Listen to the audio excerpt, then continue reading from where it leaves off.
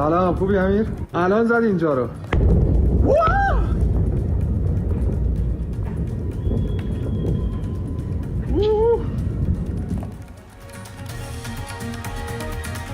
US military has claimed strike on Iranian ballistic missile facilities. The video released by United States Central Command claimed that Iran's ballistic missiles have been a dangerous threat for decades. This video has been released by the United States military.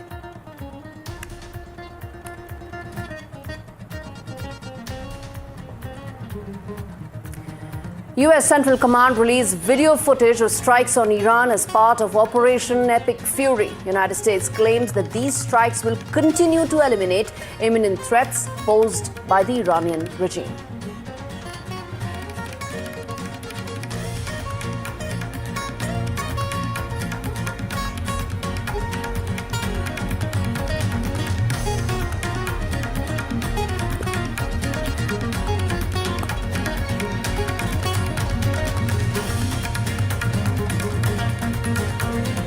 Major missile attacks also reported in Tel Aviv as Israel's Iron Dome was in action as it intercepted the incoming missiles. Sirens blazed across Tel Aviv.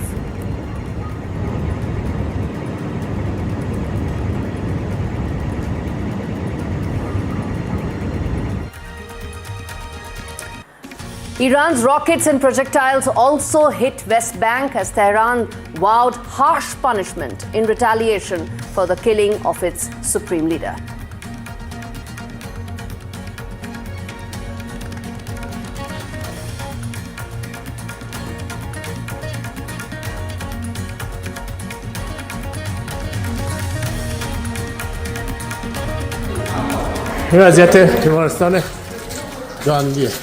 Those are videos coming in of a hospital in Tehran where damage has been inflicted by an Israeli strike. Iran alleges that those strikes have targeted civilian areas.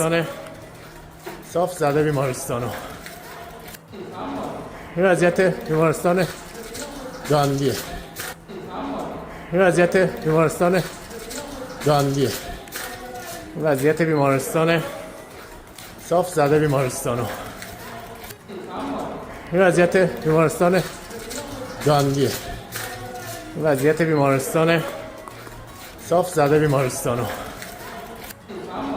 وضعیت بیمارستان گاندیه وضعیت Those are visuals coming in of the conflict spreading to other countries. Drone attacks in Bahrain. The skyline shows a plume of smoke over the capital city.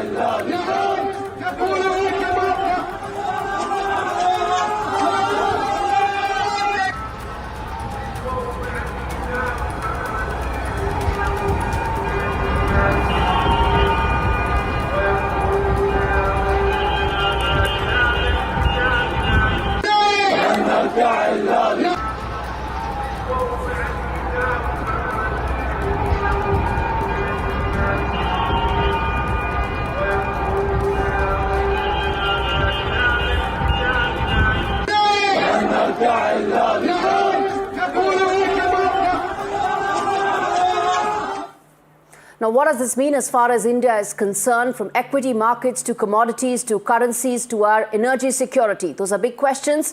All those are being addressed by this very special broadcast done by NDTV Profit. Let's cut across.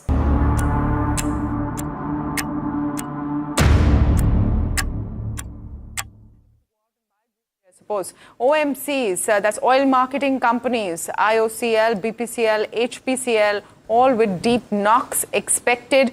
Paint companies, crude is an important component for them. Crude prices could go anywhere and have already spiked. So you're seeing Berger Paints there with the deepest cut in the pre-open session. Remember, the opening rates are yet to come in just about 4.5 minutes. Aviation stocks, Indigo, SpiceJet, seeing some pain. Hotel stocks as well. Let's look at what hotel stocks are doing. Indian Hotels, EIH, Lemon Tree Hotels among them. And a lot of others will also see some pain, isn't it? Yeah, I mean, your travel proxy firms like Yatra, Ixigo, Ease My Trip, a few of the names, TBO Tech and Thomas Cook are also in focus on the back of this. There you're seeing these kind of cuts coming in. Now, metal stocks, the play is going to be what happens to the dollar. If there is pressure there, that's when you will see. But right now, I don't think so anything's holding water. Lloyds Metal, Tata Steel, Jindal Steel, SAIL, Vedanta, all of them have been in focus as well. Your specialty chemical companies are in focus. Sun Pharma, with the exposure that they have in terms of Israel, and L&T. That's going to be another one because the order book in terms of fairly high the Middle exposure. East, Yeah, very if high. I look at Gulf Infra. exposed companies, then L&T. Sobha, L&T, one of the KRBL and L&T Foods, LT Foods also, those basmati exporters also might be seeing some pain this morning. I'm talking about LT Foods and KRBL. Yeah, there you go, 5.5% knock. LT Foods is 8.5%. Pre-open rates, these are. We'll see the opening rates in a bit. Yeah, so the numbers wise, as per that Jeffrey's note, L&T was 25% and 40% EPC order book. Nugent Software, 30% of revenues from the Middle East. From the West Asia nations. And other companies with meaningful exposure, about 5 to 10% of revenue exposure include consumer companies like Dabur and Titan and pharma companies like Ajanta Pharma, Biocon and Cipla. Interestingly, while hospitals would be considered to be the safe haven, 8 to 10% of the revenue comes from international patients, which a lot of them are GCC clients as well. Gulf, yeah, They are they come Gulf in clients from as the well. Gulf. So you're going to major see- hospital chains too. Yeah. Anything that would be a candidate to buy with the hope that things will ease up, the whole Gulf Connect will ease up sooner or later. Parag, anything that you would pick at this point? Yeah, so for example, I saw just Ajanta Pharma is down 5.5%. They have reported good numbers, the commentary is very good, and I suppose pharma will eventually, pharma to log kharidenge na. So the point is that if that falls so much, and if continues to extend its fall, I think that stock in the affected due to Middle East and West Asia problems, that looks, even Dabur I saw at 500. I think it is not very high portion of their revenues. Of course, it is one of the out of the international business, Middle East is a major one. But I think all those things, like these are required things, right? Pharma or FMCG.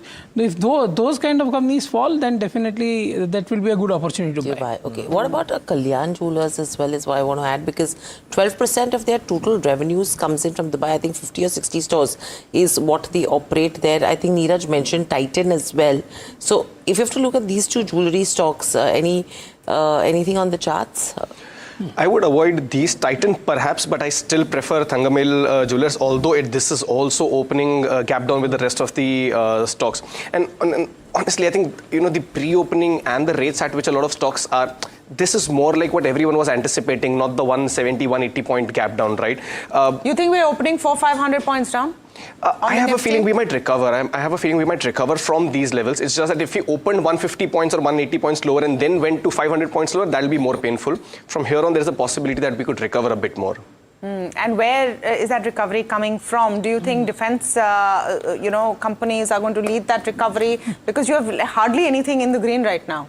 Yeah, and it could stay like that for maybe initial few minutes and then we see where it goes. I think banking could lead, that rally because HDFC, ICICI are already beaten down quite a bit. Maybe some stability there. Reliance is one candidate which was already beaten down, so some stability there.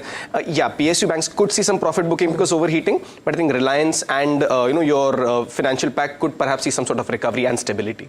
By the way, MCX is, I believe, not doing too badly.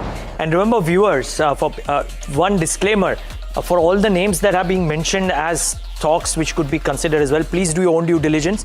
The time horizon and the risk appetite of experts suggesting those stocks may be very different from what your time horizon might be. So please keep that in mind. And also remember, 2% a gash. 2% gash is really not alarming. It's just that the last 12 months have spoilt us for not seeing too many days with such sharp cuts. But let's wait and watch. Do we recover a little bit from this 500-point opening downtick that the pre-open rate was suggesting? Let's wait and watch. This is how we are starting off this Monday morning. 1.8 or 1.5%. Now let's wait. It seems that there is a bit of a recovery from that opening tick, but let's give it some time and see how it does. I mean, don't even look at the market breadth. The advanced decline ratio has no meaning, but the Nifty is just about 1% down. It is not 2% down. Let's see though. Let the first 5 minutes settle down. Banks 0.8%. Mid caps are down 1.6%. You can see it here. And the small cap index will come up on your screen. That would also be down 2.5%. Usually, the mid cap and the small caps tend to fall a bit more during such times. The index is still about 1% lower. Let's get the heat map up on the screen. It shows you the 50 stocks on the Nifty and how they are doing. Very few winners and a lot of losers. I'll start with the winners. ONGC is up 3.5% because oil prices have gone up, and typically the likes of ONGC and Oil India, which are the upstream oil companies, tend to do well because higher oil prices benefit them. BEL, a defense name, doing okay. Pharma, Parag Thakkar was talking about it, up about 1%. So Pharma might be the defensive bet today. Hindalco, again, a metal name. Metals would probably rally, and that's why Hindalco too doing okay. Banks are not doing too badly. You have Axis, ICICI and Kotak. Three big names, less than 1% down. What is down though? Interglobe Aviation, clear impact. Middle Eastern flight revenue gone, and crude price uptick means higher costs. So therefore, Indigo corrects. Eternal corrects, interestingly, 4%. I think Middle Eastern operations as well, but other factors too. L&T, Middle Eastern exposure for sure. Adani Ports, one would presume that some of that cargo movement for the near term might be impacted, and that's why that stock is down 3.5%. And then Tata Motors, Maruti, etc. So maybe the consumer sentiment impact coming in, because discretionary and staples, most form of consumption, also seems to be down, because you also see Nestle and Asian Paints down in trade. So that's the long and short of it. Fair degree of corrective move, not quite 2%, but not 1% either, about 1.5% or thereabouts. So yes, starting off weak. Look at the India VIX. Up about, spiking up about 15% right now. So that's going to tell you about the nervousness in the market. And no point pulling up Nifty contributors because everything is on one side. This is a seesaw with nothing really to lift. But let's just quickly look at the Nifty contributors before we move to what's happening in the broader markets. And, the kind of pain there, it's these lone rangers really, which is trying to prop up the markets, everything else, and really the heavyweights there that are hurting. The flip side of what's going to happen with high crude prices playing out on RIL as well this morning. Let's look at the broader markets, the mid cap and the small cap. It's very likely you're going to see more pain there. Nearly 2% down on the Nifty mid cap 150, the small cap 2.5% down. And that's really where some of that excitement goes off. The advanced decline ratio here at the bottom is also telling you about how skewed and bearish the markets are right now. Let's pull up the sectoral heat map. I doubt you're going to see anything in the green. Okay, you have India defense in the green, and this is what we've been telling you.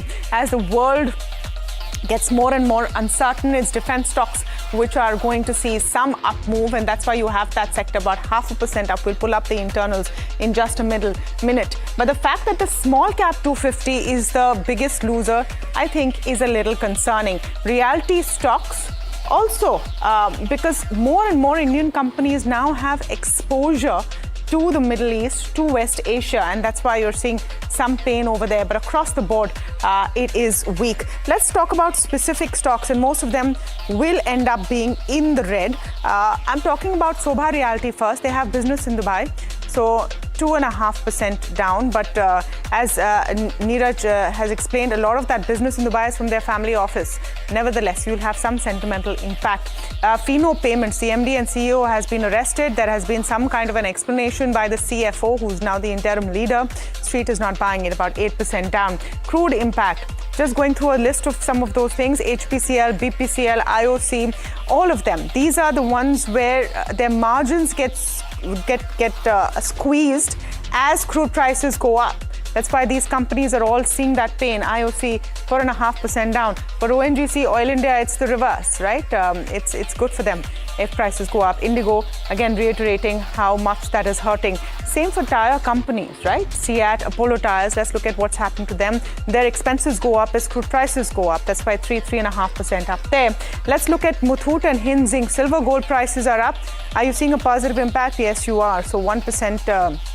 Between 1 and 2% up on both those counters. Some more companies with West Asia exposure. We spoke about Larsen & Toubro, but also LT Foods, exporters of basmati rice, Newgen, Dabur. These are companies which have fair bit of exposure in the region, and which is why you're seeing some of their stocks go down today. Kalyan Jewellers also, if we can add to that list and see what's happening there, because they also now have stores in the region. So you will see some pain in some of those counters. It's very an expected reaction, I would say, Hiral, on expected lines. Anything with West Asia exposure, crude exposure is going up. Difficult to find safe haven stocks this morning.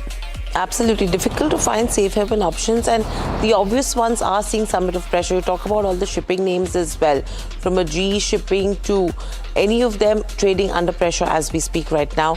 Travel proxies that we mentioned earlier, you have Yatra, Exigo, Ease My Trip, TBO Tech, RateGain, BLS International as well.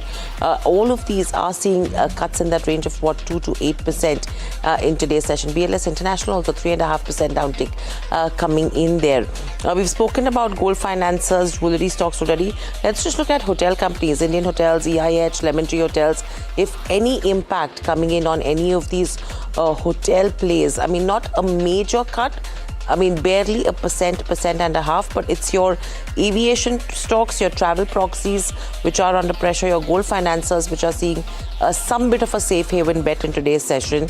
Jewelry linked names again in focus, metal stocks in focus as well. Let me come to you, Parag Bhai. In terms of, gold and silver, we've had these conversations in the past as well, but as Tamanna was mentioning, do you think any of these plays could be a safe haven bet as of now? No, it can be, and now the prices have also corrected, really, at least for stocks like Muthoot and all. The stocks prices have corrected around 15% or so. So it might continue, and with this risk premium increasing more and more due to this thing. But I think, see, in my view, this will settle down over next 3 to 4 weeks. And then you don't want to end up having something bought at a peak, and after that the situation cools off, right? So basically I would not go there in that space, metal space, at least right now. Okay, gentlemen, we will leave it at that. Thank you so much for taking the time out and being with us today and giving us your thoughts. Really appreciate your time this morning. Let's welcome in our next guest, Manpreet Gill, CIO of Africa, Middle East and Europe at Standard Chartered, who joins us right now on the show. Well, he's at the epicenter of it all, literally and figuratively. Manpreet, I hope all is well in Dubai. Good morning. Yes, no, all well at our end. But obviously, as we wake up to Monday morning, I think the focus shifting away from just the region, of course, to the market impact as well. And you've seen that's something we've been thinking about a lot as well. Yeah. So Manpreet, I read your note, right? And you clearly saying this, that watching oil prices closely, that's the first thing that came out on the note. And it's clear that that is the thing. Just the point that oil prices started off with a large flare up and then cooled off almost immediately, right? In a matter of 24 months, they lost nearly 60-65% of their peak of the last 24 to 48 hours. Is that telling you a story, or is it too early to call a story?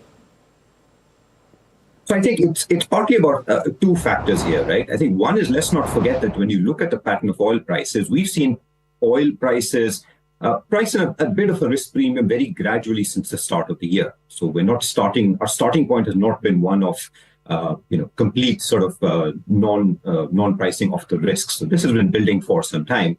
And second is, yes, at the moment, in a rapidly changing situation, I think there is obviously markets trying to achieve a balance between what the headlines sort of tell us from a geopolitical perspective and the fact that we're dealing with an oil market that is still very, very oversupplied at a global level. So obviously something we need to keep a close watch on. It's a situation that can change at short notice. But that is also why we're quite focused on thinking through different types of scenarios rather than reacting in too knee-jerk a manner. It's natural for a bit of sentiment-driven jump, but we have seen this before, in the middle of 2025 as well. So I think it's important to keep a bit of a balance and look at it with a cool head here. Manpreet, good morning. Hiral on this side. We're talking about, a temporary surge in crude. Now, whether it sustains at higher levels or not is anyone's guess. But in case this is a temporary surge that we are seeing right now, what should the equity strategy then look like if someone wants to hedge against this temporary surge? I think a temporary surge is one where I agree with you. Our preferred approach would be to put a few hedges in place. And there are a couple of different ways to do it, right? Number one is to look for asset classes that are highly correlated to oil prices. The answer will be a little bit different. Obviously, what's available, provides that sort of hedge in onshore markets will be different to global markets. Globally, for example, we've looked at U.S. energy sector as one.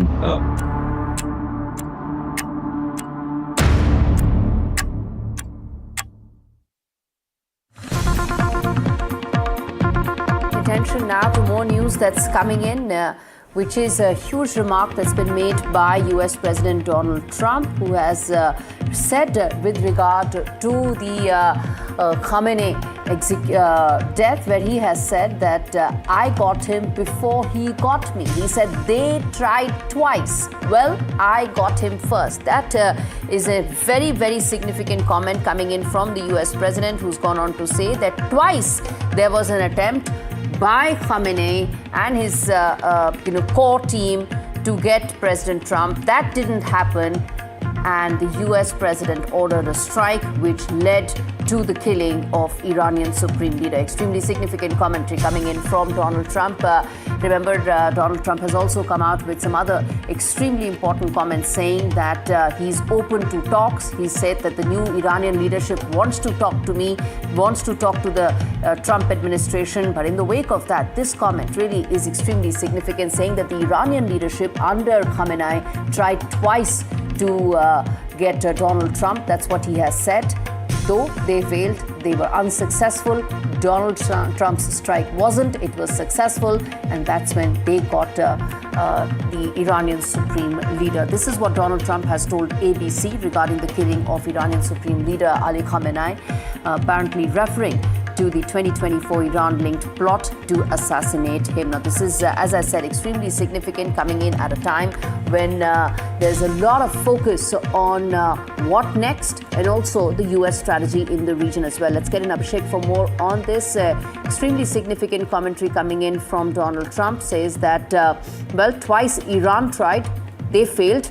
Donald Trump and his core team got it right. Yeah, I mean, a lot of interesting development happening. I mean, I can talk about Dubai. I've been, giving updates about the situation in Dubai. A lot is happening geopolitically, of course. Prime Minister Narendra Modi had a call with the president of the UAE last night, His Highness Sheikh Mohammed bin Zayed. Of course, UAE has now severed diplomatic ties with Iran in Tehran, recalled UAE's ambassador. So all of this happening in the run-up to all of this. Of course, Donald Trump now firing that salvo. Again, it remains to be seen where we go from here. Abhishek, there are two aspects to it. Abhishek Sen Gupta is with us from Dubai to essentially give a sense of how things are looking on ground in Dubai. Today is day 3 of the conflict that has sharply escalated. Commentary has only risen up from both sides. And while we keep our big focus on the massive comment that's coming from Donald Trump right now, Abhishek, I want to bring you in on exactly how the allies view this, because Iran is very clear. They are hitting out on all American allies, their bases in the region. In the wake of this commentary coming in, what's the word really from UAE, from some of the other American allies? I mean, UAE has been on call, received calls from heads of several states, not just the allies in and around the region. That includes, of course, the wider GCC leaders, includes calls from Bahrain, Qatar, Kuwait.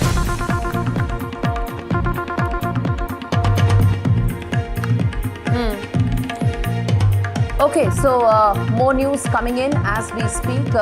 Extremely important comment coming in from American media, which has said that Iran wants to mediate. That's the claim that has been made by US media, saying that Iran wants to mediate. This comes in after a new temporary leadership has been put in place, a new interim council has been put in place, and this commentary indicates that now they are willing to come on the negotiating table. Of course, remains to be seen when that happens and what, of course, would be the terms under which those mediation talks are going to take place. So two very important aspects that we are putting out. First up, let's listen into what exactly that was said there. We come back and decode and connect the dots for you. Regarding to find some solution, regarding for this matter, that the Iranian side always reiterate to find the one, diplomatic solution in this matter. And so we have submitted our proposals. But now we are defending ourselves because the one act of aggression imposed us. And so there is no doubt that we are doing our rights of our inherent right of self-defense. Now we are defending ourselves. That's it. But they are coming to attack us in our region and using all of the military troops and facilities against the Iranian people. And so there is no any room to defense. We should defend ourselves. But we do believe that if they are genuine and decisive and determined to find one diplomatic solution, there is no doubt that the Iranian side will come. So Iranian side will come on the negotiating table. There were talks that were taking place. In fact, that's what the Iranians have been saying, that we were talking, and then, of course, this strike took place. Let's get in Vishal for more on this. Vishal Vivek joins us on the broadcast for an update as far as how things look right now. Vishal, this is extremely significant because, all along, all voices have been saying that diplomacy needs to be given a chance from here on. That's the only way de-escalation can take place. Big commentary coming in. If that leads to mediation between US and Iran, one could actually see de-escalation from here on. That's right, Gauri. And in the first sign of de-escalation, we heard from the Iranian foreign minister yesterday, while he was speaking with his Omanian counterpart, Badr al-Busaidi, who seems to be mediating during this conflict times.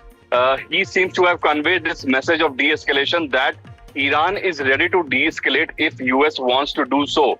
Arakshi, the foreign minister of Iran, said this to Omanian counterpart, and the Omanian counterpart spread that message to the rest of the world. And to that, US President Donald Trump even said that even they are ready to talk because his counterpart on the other side is ready to talk. So there seems to be some headway as far as the peace talks are concerned, but it's too early to comment when that would exactly happen, because these strikes on both the sides continue to happen as we speak. People are getting killed as we speak. US troops have been killed. That was yesterday, and Donald Trump himself said that more US troops could be killed in the coming days. So these tensions are just, starting to heat up. How much time before we have some people on the table talking about peace? That remains to be seen, because right now the US would want to wipe out whatever missile launches Iran has in its possession, because that is what Iran has been able to do the most damage through. Because Iran has in its arsenal thousands and thousands of ballistic missiles that it has been raining down across the Middle East, even on its allies, because it says many of its allies have US bases in their own territory. Back to you.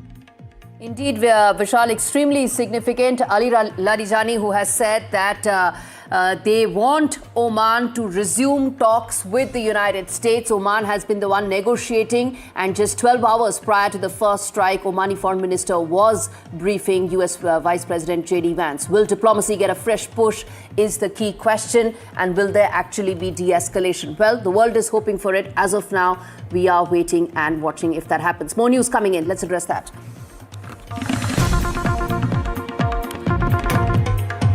Well, after 2 days of massive escalation in the conflict, global equity markets have opened, and the latest update is that UAE has shut its stock markets for the next 2 days. Regional escalation has taken place sharply. UAE has been impacted. We've all seen the last 2 days videos that have come out from Dubai, the epicenter, the epitome of luxury and prosperity in the region. being struck multiple times. Let's get in Abhishek Sen-Gupta joining us live from Dubai to give a sense of what's the mood like in the business community, what's the mood like amongst the investor community and the investor sentiment. The fact that the stock markets have been shut for 2 days, commodities, crude, currency, all have been impacted. What's the word on ground? Gauri, I'll have to disappoint you because it's a Monday morning. Yes, it's a slowish Monday morning because of the reason, but the mood is not really downbeat as you might think, or as it might seem from a distance for you. Because yes, we've been under attack, but we've also defended ourselves. You know, the Ministry of Defense yesterday, and as it has been doing for the last two days, have been coming out with numbers. Yesterday, the total toll, you could say, of the ballistic missiles and the drones, the barrage of drones and missiles that we've intercepted amounts to over 500. So 545 drones intercepted, just about 30 that fell inside the territories of UAE. There were 2 cruise missiles that were downed, and fresh 28 missiles were also successfully intercepted. So it's not that Dubai is up in flames, as you would see. Yes, there have been incidents, stray incidents. Yes, they have targeted and symbolically targeted the most important, the pieces of history, tradition, luxury, or whatever you like that Dubai stands for. Yes, they've targeted Burj Al Arab, the facade got a hit, but everything's back up and running. Talking about business continuity, a lot of passengers are currently stranded because of the closure of airspace. Both Dubai Economy and Tourism and the Abu Dhabi Tourism have actually sent out notices to hotels urging them to keep the guests at their own costs. So these are some amazing stories that need to be highlighted more, because this is what Dubai is known for, the resilience. Of course, we've never, in my 20 years, close to 20 years here, it's unprecedented. You know, we're known for trading, for luxury, for holiday, for entertainment. But this also shows our military preparedness. The reason I've been camping up in this place, high on the 39th floor of a friend's house, just to give you a sweeping view of Dubai. I mean, you might be seeing a video, a fresh video, maybe 2 days old or yesterday's. But right now, clear blue skies, little windy.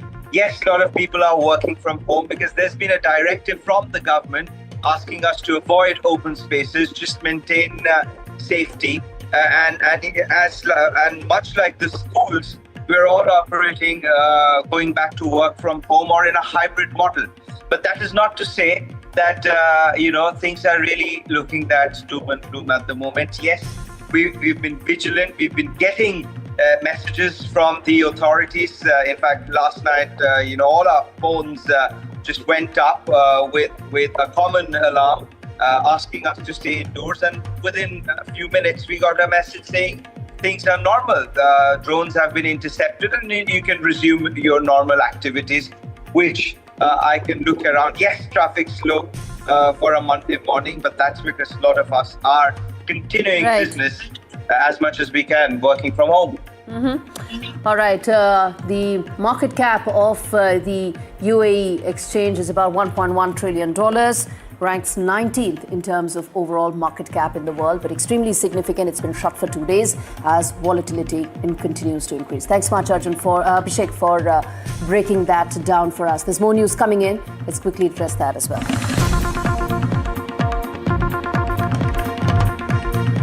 All right, Israel mounts attack on Iran. There is fresh video footage that has come in, and it's been obtained by Iran International, that shows the scale of destruction at the police station in Tehran's Abbas Abad district. It's a government building that was targeted in the recent US-Israeli strikes. That video essentially tells the scale at which it has happened. In fact, we can take that slightly bigger window to tell our viewers the extent of the damage that can be very clearly seen in that video footage that we are putting out right now.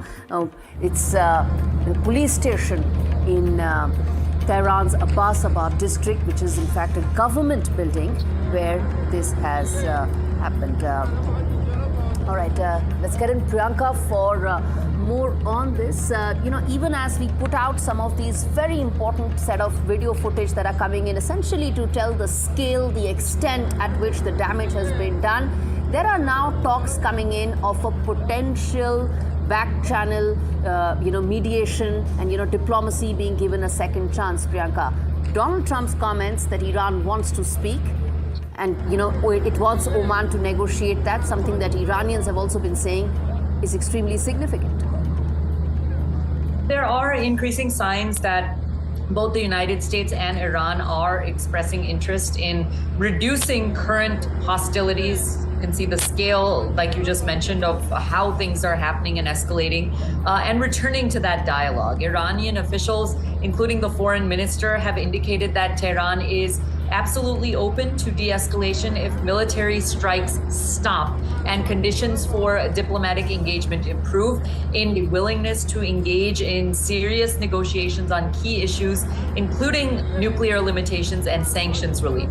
So on the U.S. side, President Donald Trump has publicly stated that he is agreeable to resuming discussions with Iran's new leadership, although he has not specified when or with whom or how those talks would take place. At the United Nations, senior officials and some global mediators have reiterated calls for immediate cessation of hostilities and an expedited return to negotiation and dialogue, emphasizing diplomacy and de-escalation as the preferred pathway forward under international law. So officials and analysts note that while these signals may reflect a window and hope for de-escalation, details such as agenda, location, and conditions for meaningful talks have not yet been finalized. Indeed, Priyanka, extremely significant. At the end of the day, the world wants diplomacy to be given a second chance. If that happens, that of course could lead to de-escalation. Thanks much, Priyanka, for breaking that down for us. There's more news coming in regarding the escalating conflict in the region. Let's address that. Israel says that it has targeted senior Hezbollah figures in Beirut. The Israeli military says it struck senior Hezbollah figures in the Beirut area and that it also hit a central person from the Lebanese armed group in southern Lebanon. Very serious and very significant, as Israel has been able to dismantle the top leadership of Iran by taking down the supreme leader. Has it been able to do the same with regard to Hezbollah? That's the key question. Vishal joins us for more updates on that. Vishal, fill us in with the information that is coming in right now. If at all, Israel has been able to take down the top leadership of Hezbollah as well, as some of the reports seem to indicate. Well, Gauri, in Israel's exact words, it was able to take out the central leadership of Hezbollah in the latest operations that we've been talking about. And these latest operations were on expected lines because, as you know, the axis of resistance, the so-called axis of resistance, of which Hezbollah is a prominent member, was, slated to attack Israel any moment because they had vowed that they will be coming to Iran's defense, and they did so. They fired rockets on the Israeli side, and Israel responded by taking out some of the leadership of Hezbollah. We know that about a year ago, there was a big operation against Hezbollah in which almost all the top leaders of Hezbollah were eliminated. Hezbollah is down on its knees, but it still has its splinter groups across Lebanon, especially in the southern suburbs of Beirut, is where most of the fighters of Hezbollah are situated, and some of the remaining leadership is also there, and that is where Israel has targeted and sent those ballistic missiles, and some airstrikes have also been conducted. So it remains to be seen how many civilians could have been killed in these strikes, as was the case the last time. But many, hardline Hezbollah members are still remaining. They will fight, and that is what Israel is acting against. These are all on expected lines. There will be some fire from the Houthi side on Yemen as well, and that will also be handled quite well by the US and Israeli side. These are some splinter groups spread across the Middle East that have come up in support of Iran in the last few decades, but they are in no match. They are no match to the power of US and Israel. So it's just a matter of time before these are also taken out. Back to you, Gauri.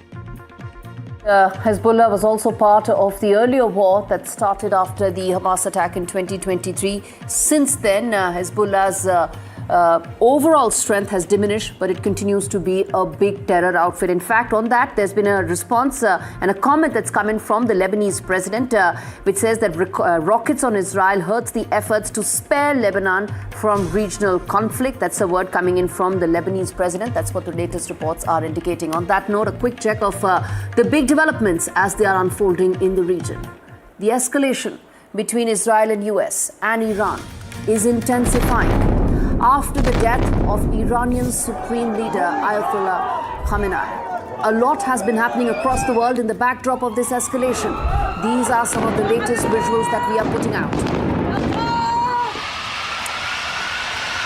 The first one that you see on your screens, those are visuals where Iran retaliated with a fresh wave of missile attacks on Israel, whereas the US military has claimed strike on Iranian ballistic missile facilities.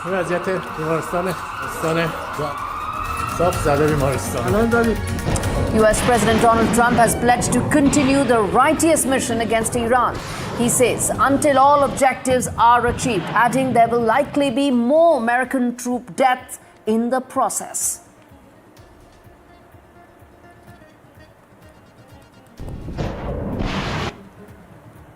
In a latest statement, Israeli Prime Minister Benjamin Netanyahu says Israeli military campaign against Iran is intensifying, following what he described as a decisive strike against the country's leadership, indicating that hostilities may continue.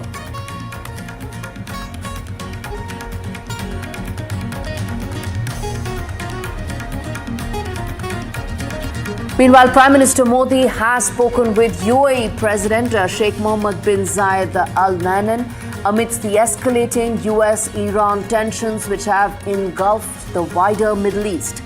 The talks focused on the evolving regional security situation, even as India voiced its position on the conflict.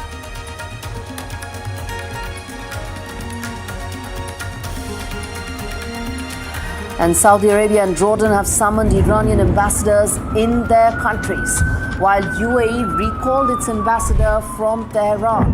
Earlier, Qatar and Kuwait had also summoned Iranian ambassadors over the continuing attacks on their territories from Iran.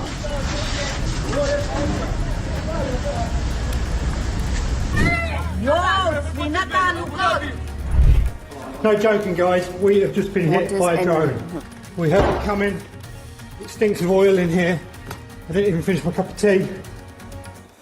Now, it's day 3 of the conflict that is continuing to escalate and intensify. There are fresh strikes that have been reported across multiple areas. More strong statements are coming in. The rhetoric is sharpening. Day after the killing of Khamenei, Iran has intensified its attack on Israel, with missile strikes being reported in Jerusalem. Multiple vehicles and civilian areas have been targeted by Iran in Jerusalem. Trump, meanwhile, has claimed that US has destroyed 9 Iranian warships, and the escalating war situation has posed a massive threat to the global oil supply route, with Strait of Hormuz being a very critical part of the global supply chain being shut by Iran. Israeli Prime Minister Netanyahu has stated Israel's strikes will only intensify, calling it a decisive campaign against what he termed a terror regime. Clearly, the hostilities are intensifying. The region continues to get engulfed. We get you all the latest sound bites that are coming in right now. Cannot allow a nation that raises terrorist armies to possess such weapons, would allow them to extort the world to their evil will. Not going to let it happen. These actions are right and they are necessary to ensure that Americans will never have to face a radical, bloodthirsty terrorist regime armed with nuclear weapons and lots of threats. I once again urge the Revolutionary Guard, the Iranian military, police, to lay down your arms and receive full immunity or face certain death. It will be certain death. This is a chance and an opportunity that will not come again, because you will have your moment, a moment where you will be demanded to take to the street in order to finish the work and to topple this regime. All right, this is where situation stands right now. There have been continuing strikes through the last 12 hours. Iran has hit out on all American allies in the region. Several air bases of the US have been attacked, including that in Kuwait and Bahrain as well. Even as Israel has continued to strike in Tehran, and it seems some reports indicate that civilian casualties have taken place because a hospital in Tehran has been struck as well. Clearly, the situation remains extremely volatile and intensifying on both sides. Does diplomacy have a chance? Well, Donald Trump has said that he's willing to talk and that the new Iranian leadership wishes to negotiate. There are reports coming in from some Iranian media outlets as well, indicating that they want Oman to once again resume the indirect negotiations with US. Remains to be seen whether that actually happens or not, even as US has said that there have been 3 casualties on their end. CNN has reported that it could be on account of the attack on its Kuwaiti airbase. Let's get in Vishal for more on this. Vishal, the situation that is coming in right now, strikes are taking place on multiple sites. From Iran, it has hit out on all major air bases and allies of America in the region. It seems that the rhetoric is only sharpening on all sides. That is correct, and it's supposed to get only worse from here, Gauri, because although we've been saying that there are some signs of de-escalation, but the attack from both the sides, they continue. People continue to be affected, daily lives continue to be affected, because we've seen some videos that are spread across social media that seem to indicate that life in Middle East has come to a standstill. Other than these bombardments across the region, people are almost, hiding in their homes. There are many videos that show that Dubai has been deserted. Although we have our reporters there that seem to say that, life is going on, but we can't really say that it is unaffected, because every now and then we see these Shahid drones across Dubai's skyline. We have some satellite maps that we've gathered that seem to show that the harbor area of Dubai has been badly affected. So Middle East across has been affected, and it remains to be seen how long this will go on, because there are mediation efforts, but both the parties, US and Iran, they have not really got on table to speak on this matter, to speak at length, so that there is some kind of agreement to stop this bloodshed, because it's been only 2 days and already more than 200 people could have been killed on both the sides. Even US troops have been killed, and US President himself said that there could be more damage to the US troops stationed in the region. So we'll have to wait as to what happens as far as mediation is concerned. All right, now that Khamenei is dead, who will succeed him is the big question that many are now asking in terms of the next transition for leadership. Will that leadership vacuum be completely filled? This report, viewers, tells you exactly what the leadership transition may look like in Iran going forward. Take a look.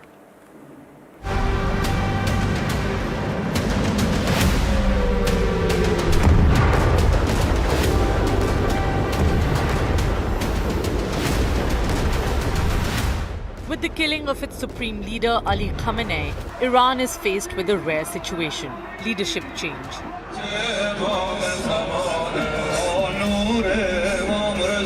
Khamenei defined Iran for decades and held the most powerful position, overseeing the military, judiciary, intelligence services, and direction of foreign policy. Under Iran's constitution, an 88-member assembly of experts, a body of senior Shia clerics, is responsible for choosing the next supreme leader. This body convenes in secret and must pick a successor as soon as possible. A temporary leadership council comprised of the president, the judiciary head, and a member chosen by the Expediency Council will carry out the duties of the supreme leader until a new one is formally chosen. This council now serves as de facto head of state until succession concludes. Several names are going around as possible Khamenei successor. On top of the list is Khamenei's son, Mojtaba Khamenei. Then there is Ayatollah Alireza Arafi, a senior cleric and respected figure in religious circles. Also in contention will be Muhammad Mehdi Mirbagheri, a hardline religious figure. Moderate cleric and grandson of revolutionary founder Ayatollah Khamenei, Hassan Khamenei, may also emerge as a consensus candidate. Leadership change in Iran is rare, only the second since 1979. How the transition unfolds will shape the country's course at this difficult moment, where both internal and external challenges are at their worst. NDTV Bureau Report.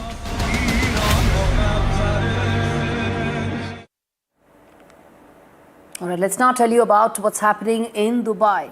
This was in fact Dubai's worst nightmare when some of its neighbors were also attacked and it got stuck in the crossfire between Iran and Israel. Iranian strikes are being reported across the UAE, marking a sharp escalation in tensions in the region. In Dubai itself, a drone struck a residential apartment building. There were visuals that showed visible structural damage. In Abu Dhabi, a drone reportedly struck the Israeli embassy.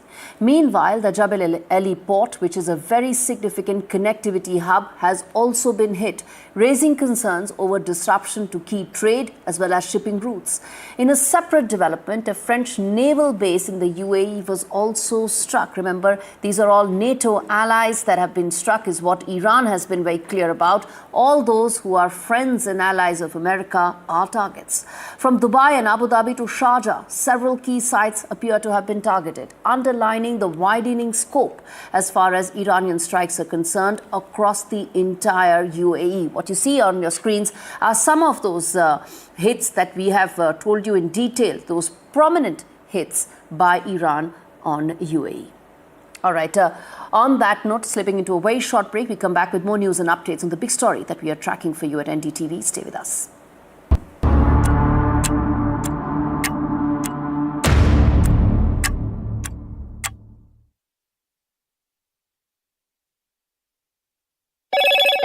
Hello, Moto. Motorola, India's leading AI smartphone brand. Motorola Signature, India's #1 camera phone. Grab Motorola Signature today.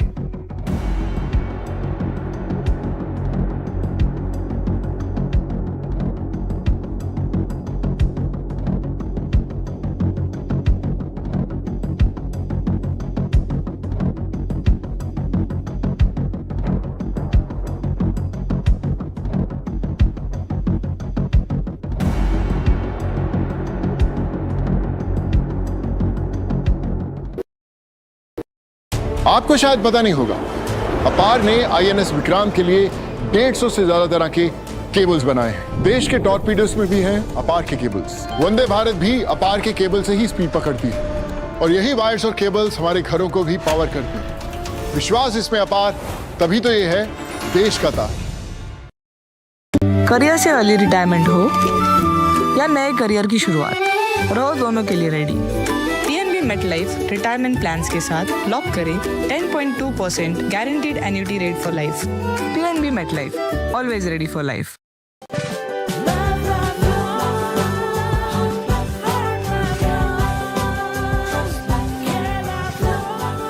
True love is lifelong, isn't it?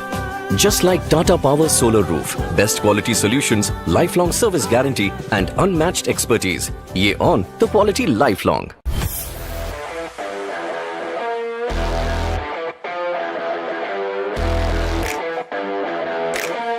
First India tour in your city.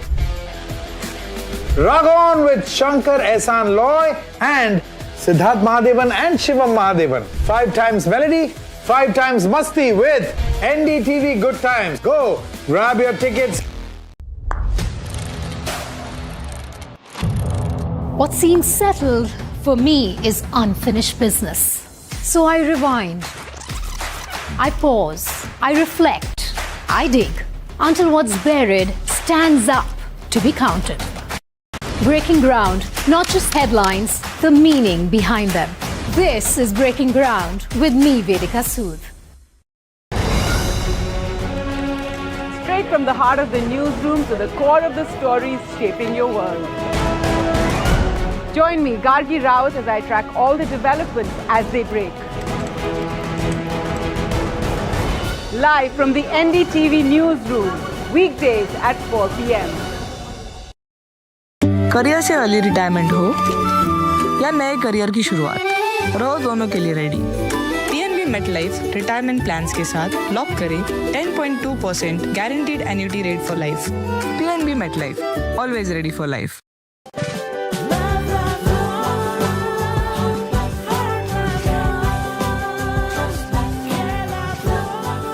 True love is lifelong, isn't it? Just like Tata Power Solar Roof, best quality solutions, lifelong service guarantee and unmatched expertise. Ye on the quality lifelong. 7 American bases in the entire Middle East as part of the 6th wave of attacks.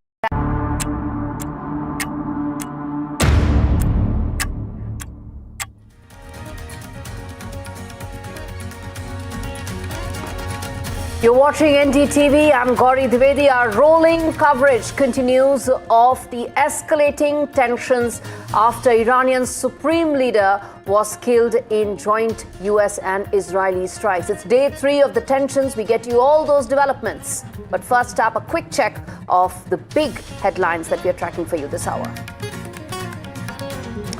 The Iran-Israel war escalates, enters day 3. Jerusalem hit by multiple missiles. Dramatic videos emerge showing missile attack in the Israeli city.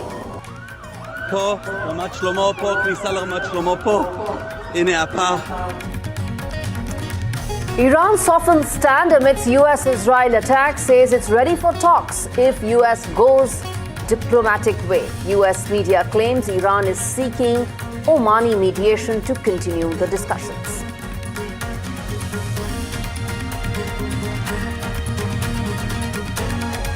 Donald Trump's big assassination claim, says Khamenei tried to kill him twice, asserts he was the one who managed to get Khamenei before he got Trump.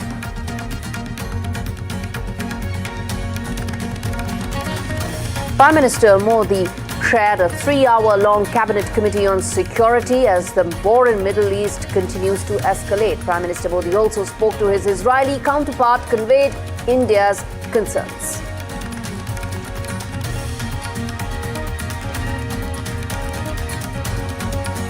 Continued tensions in the Middle East. Sensex and Nifty tank over oil price surge. Global crude benchmarks climb sharply as Brent futures rises to multi-month highs. And Afghanistan strikes key military bases in Pakistan, including Noor Khan Air Base, the same air base that was earlier targeted during Operation Sindoor.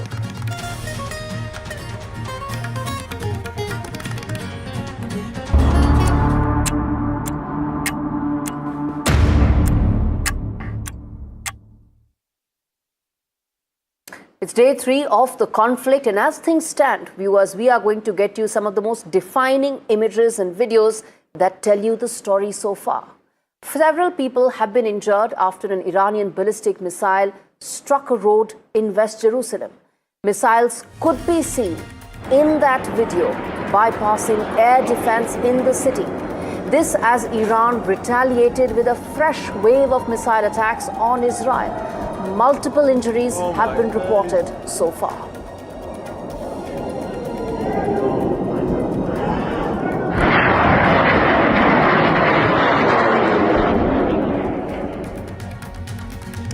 Direct ballistic missile strike in Jerusalem. Those are videos coming in of the medical teams seen in the video scanning the area for any wounded individuals, even as reports seem to indicate multiple people have been injured.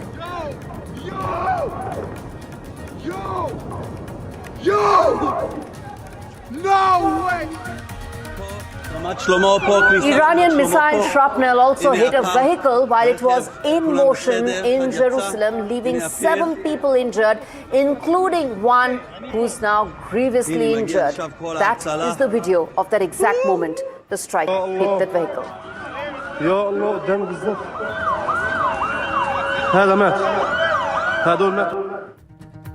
For the first time ever, Israel used the Iron Beam to intercept rockets fired by Hezbollah. As Hezbollah joined the war with Iran, launched rockets and drones from Lebanon.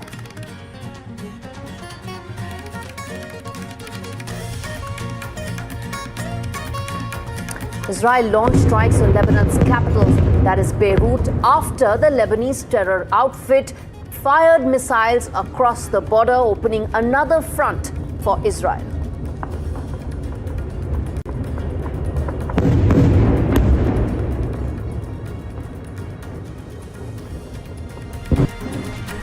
IDF targets Beirut after Hezbollah launched strikes on Israeli base.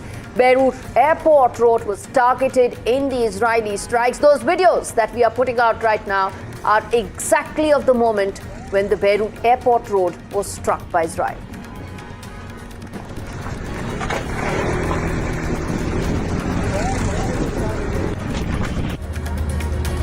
Police station in Tehran's Abbas Abad district, a government building, was targeted in the recent US-Israel strikes. Those are videos that have been released that show the scale of the destruction.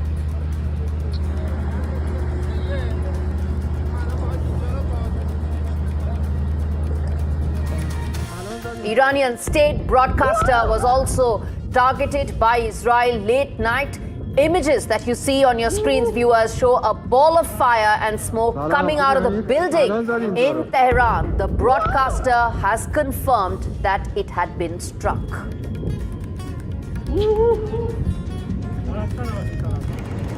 Major missile attacks have also been reported in Tel Aviv.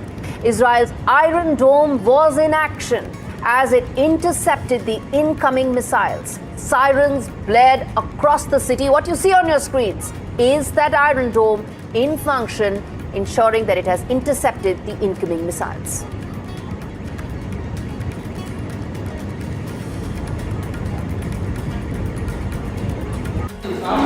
That's the video footage coming out of Tehran showing the damage at a hospital. Iran has alleged that the US-Israel strikes have deliberately targeted civilian areas, including hospitals and schools.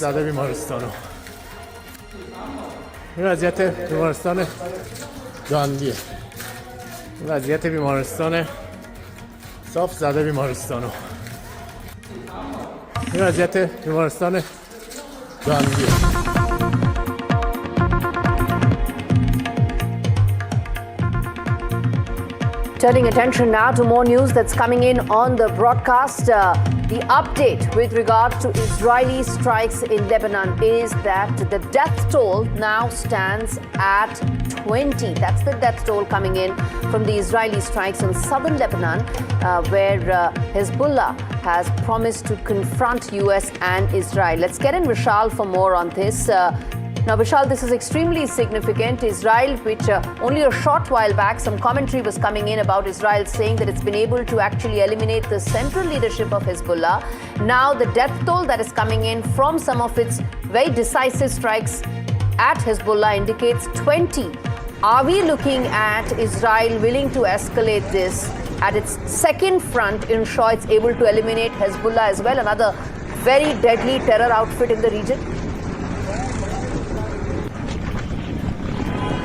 Well, Gauri, as far as Israel's military prowess is concerned, it will be able to do that because we've seen in the recent past, especially in the last 1 or 2 years, that it was able to confront its adversaries on 3 fronts.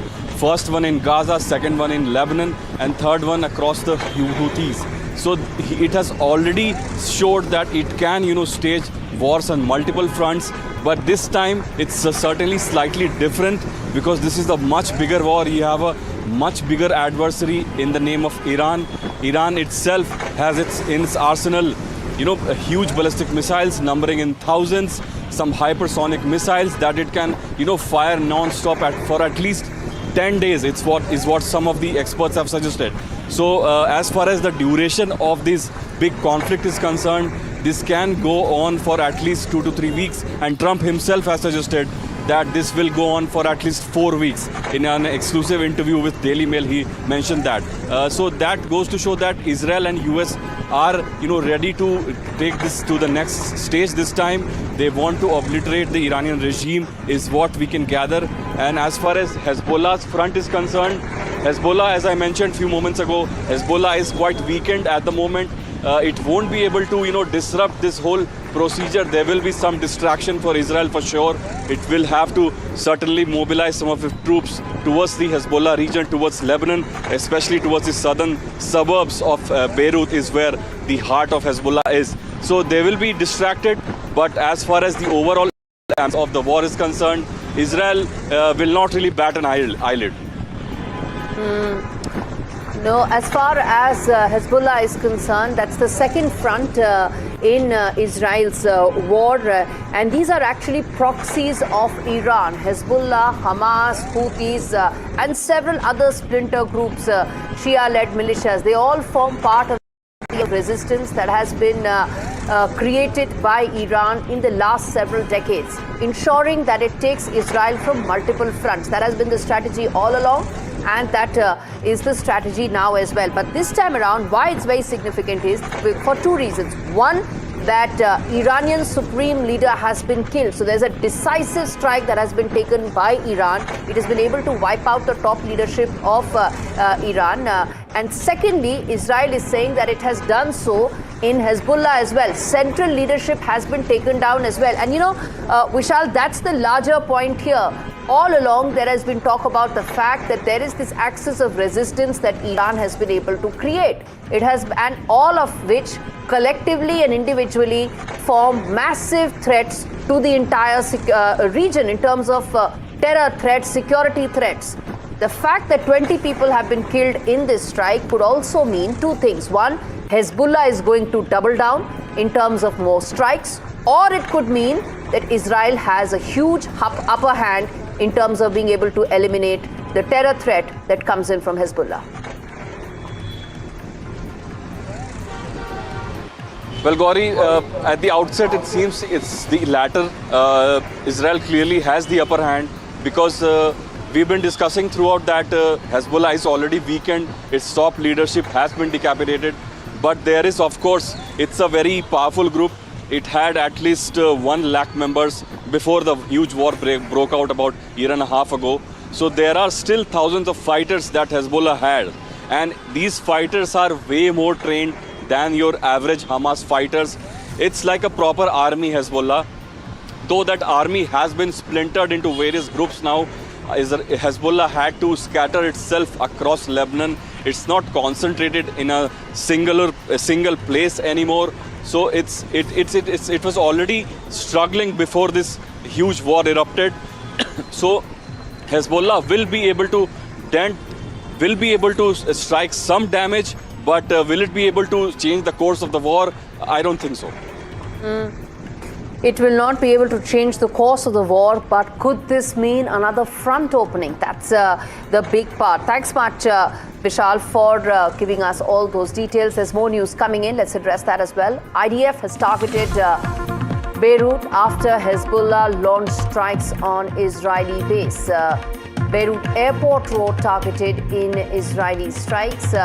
Even as there is now a U-turn that has come in from Iran, which has said that it will not negotiate with the US. That's the latest update that's coming in. Ali Larijani, in fact, has put out saying that we will not negotiate with the United States. That's the exact comment that has come in from top Iranian official who has said no negotiations with the US. So there's been conflicting commentary that has been coming in about whether or not Iran wants to negotiate, whether it wants to come on the negotiating table. Donald Trump said that Iran wants to now talk and we are happy to negotiate with them as well. But there is now a clear, decisive comment that's coming in from the top Iranian official and top Iranian establishment saying no negotiations whatsoever with the United States. Very significant. I'm going to try and connect with my colleague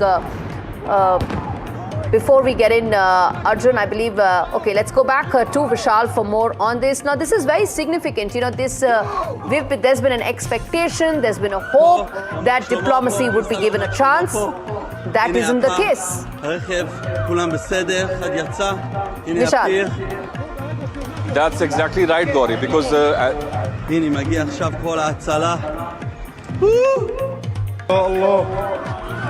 يا الله قدام بالظبط هذا مات هذول ماتوا بالسيارة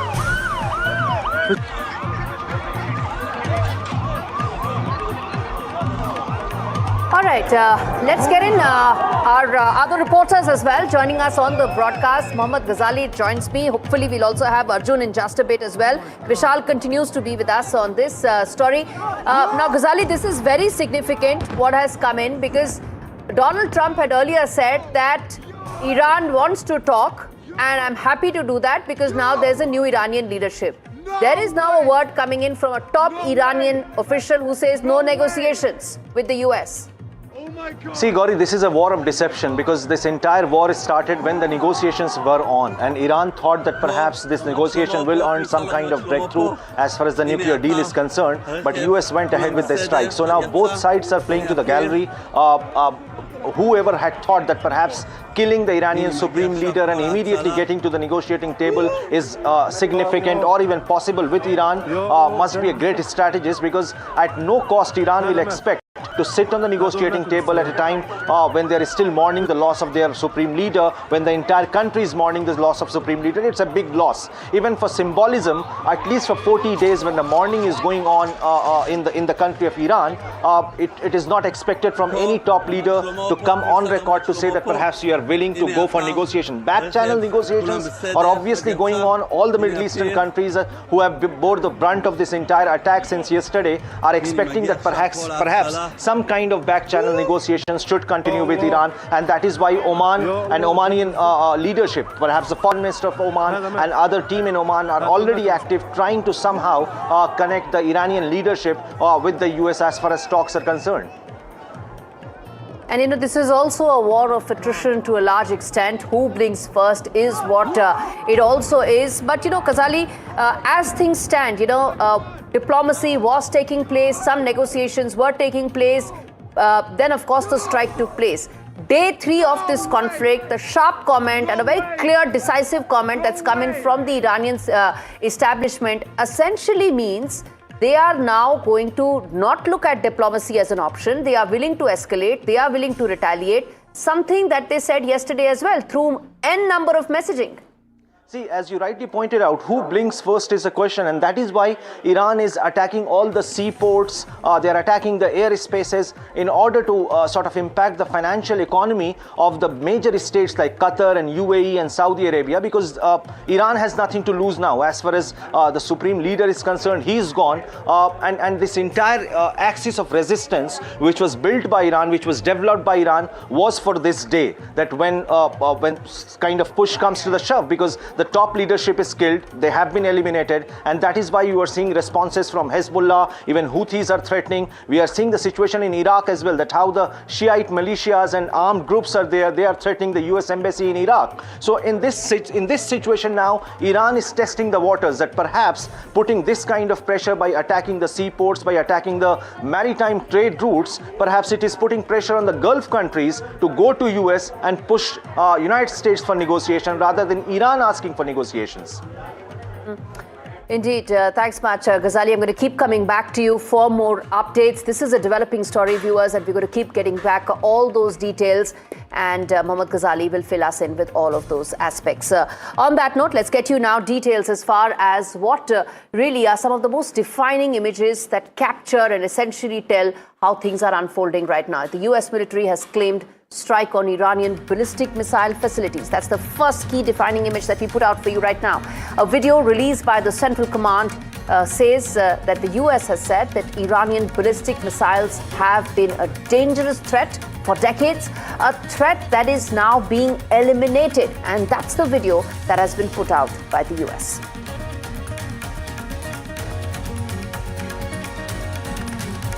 US Central Command released a video footage of the strikes on Iran as part of Operation Epic Fury. US claims that these strikes will continue to eliminate imminent threats posed by the Iranian regime.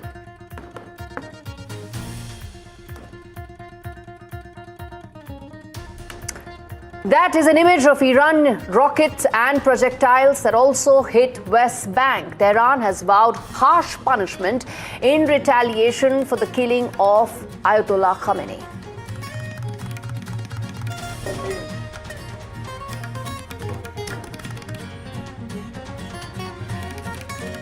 The conflict also spread to other Gulf nations. Drone attacks continue to be reported in Bahrain. The skyline shows a plume of smoke over the capital city. The drone strikes and the aftermath is what you see in those videos.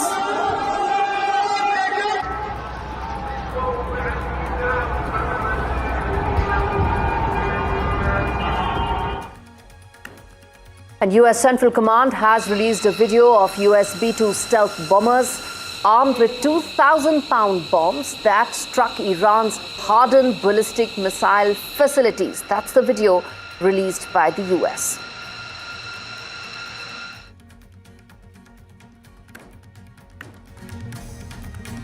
Another key defining image that shows how the entire escalation has taken place is a US military base in Erbil in Iraqi Kurdistan that has also been attacked by Iran. The theater of the Middle East war continues to expand. As we've been saying, it's no more just a single country taking on another, but the entire region that's on the edge.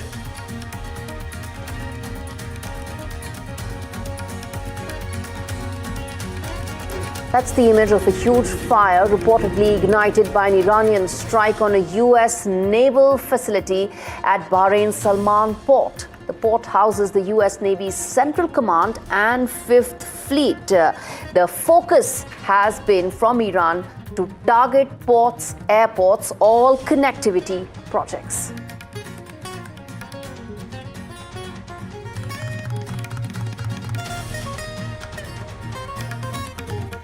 New video shows Iranian Shahid 136 drone flying over the Dubai skyline. Iran has been launching drone attacks on Dubai through the night, and that video shows the Iranian drone inside the Dubai skyline.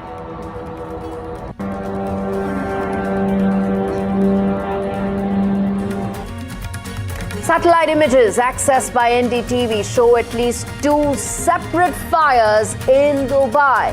Iran has been using drone strikes to hit critical ports and buildings in Dubai. The epitome of luxury and prosperity in the entire Middle East struck multiple times in the last 3 days.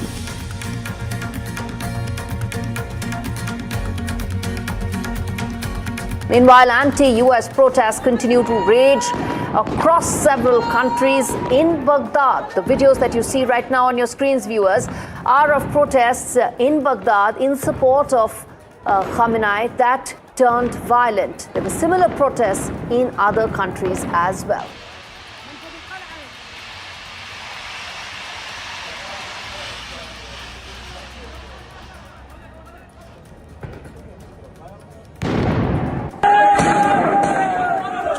That's the latest video that we have of the protests in Karachi that turned violent. That shows US personnel opening fire on protesters who tried to storm the consulate after Khamenei's killing. The casualty figure, the death toll, has actually risen sharply. Close to 10 people are reportedly dead, even as the figure for grievously injured has climbed up. What is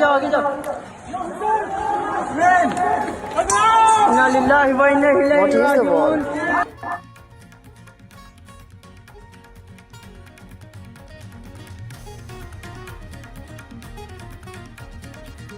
All right, now let's tell you exactly where all the strikes have taken place in Iran. We've got those covered to tell you where all the specific areas where strikes have taken place. That is Tabriz, Sahad, Kermanshah, Khomein, Minab. Minab is where the school was actually hit earlier, where Iran said that the casualty figure, the death toll of young school kids is upwards of 100, and then in Konak as well. Those are the areas where you can see the multiple strikes taking place, all of which essentially aimed to focus on big cities, hubs, also target areas which with significant infrastructure, government, military infrastructure. All of them have been targeted, and it's across the board that you can see where the strikes have taken place. The situation continues to remain volatile, and some of these are very large cities with very large government infrastructure as well. In the last 3 days, several other cities have also been struck, including Isfahan,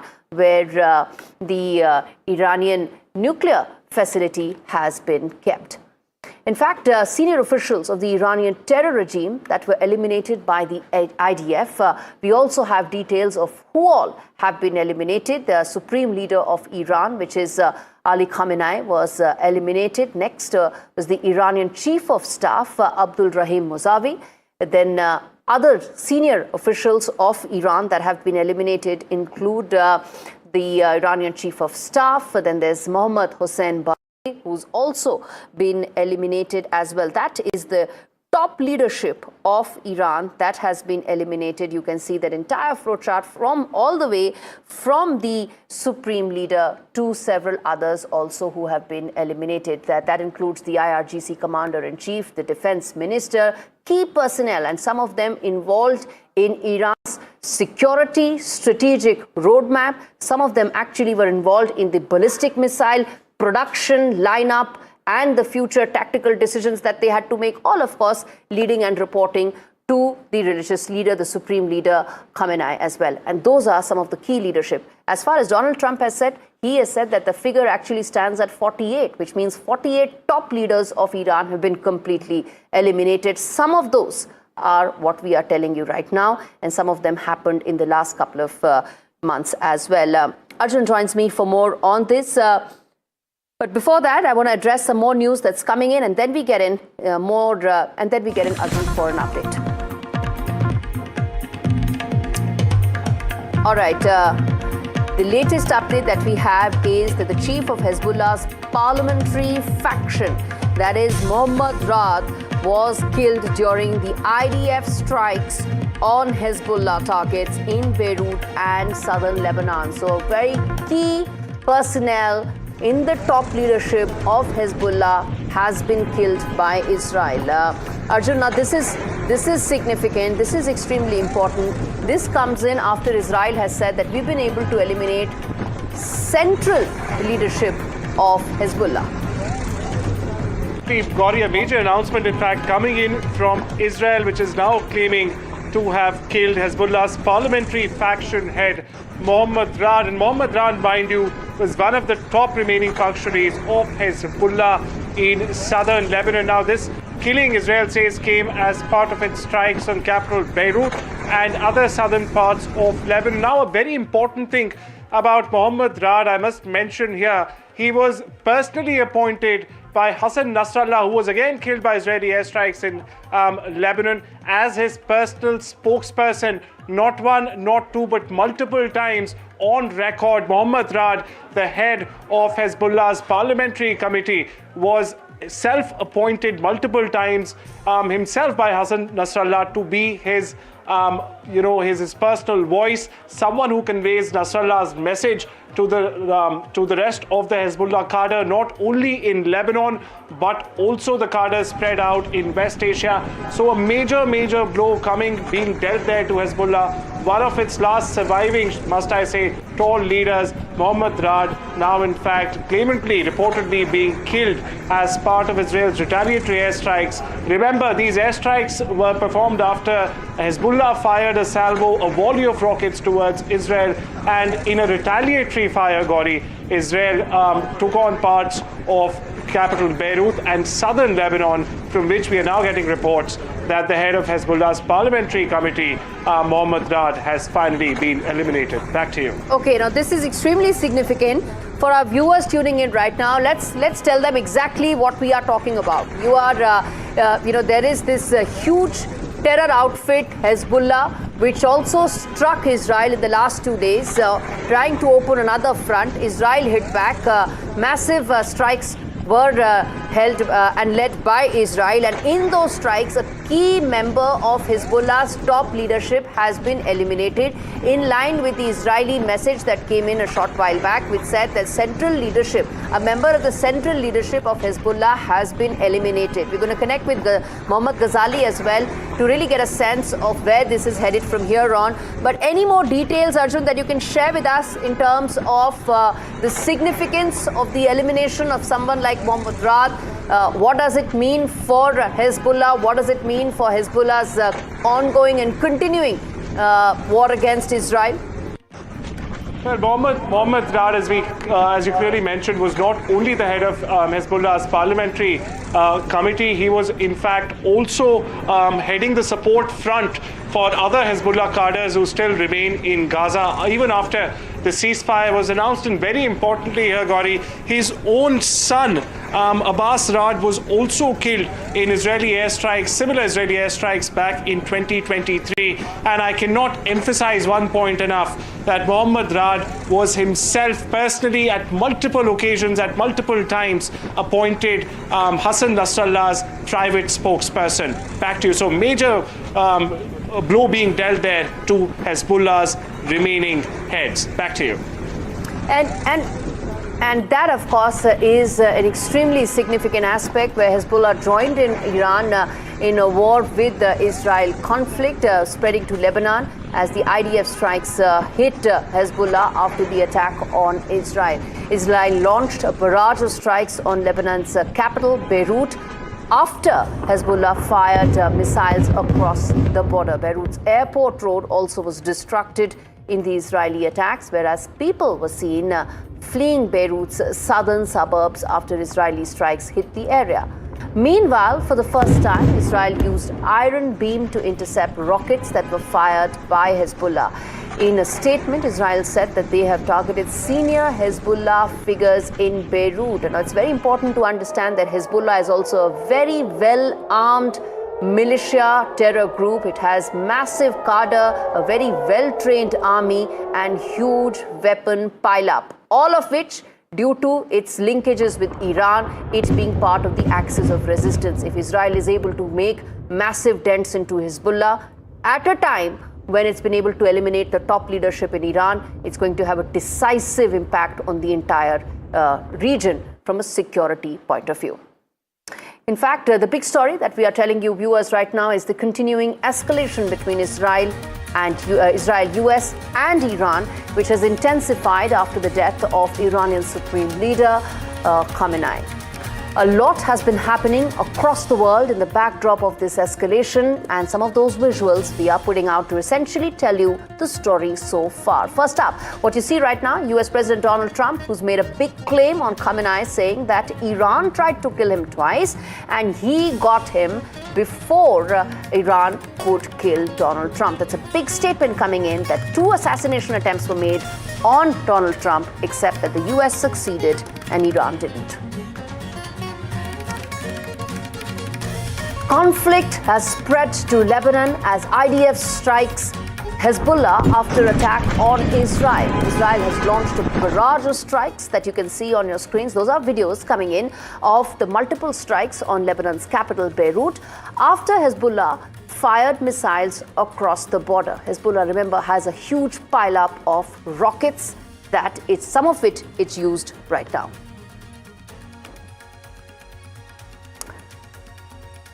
Iran's retaliation with a fresh wave of missile attacks on Israel is what we are putting out right now.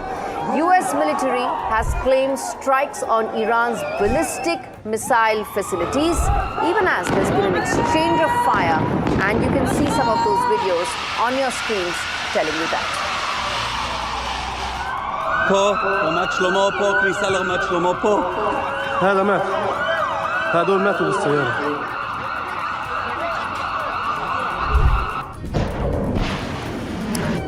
All right, United States President Donald Trump has pledged to continue what he calls the righteous mission against Iran until all objectives are achieved, adding that there will likely be more US troop deaths in the process. He went on to say it's 3 deaths too many, but there is possibility of it going more, and that is extremely important for its larger impact back home in US politics.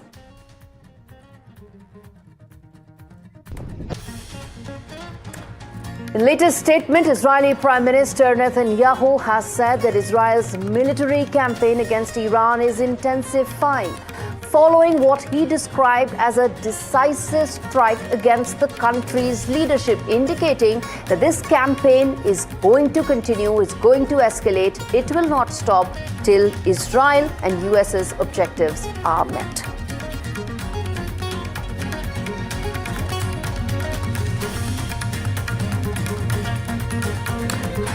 And back home in India, Prime Minister Modi spoke with UAE President Sheikh Mohammed bin Zayed Al Nahyan amidst the escalating US-Iran tensions. Prime Minister Modi conveyed India's position, discussed the evolving regional security situation, even as India and UAE have a very warm, deep, strategic partnership in the region.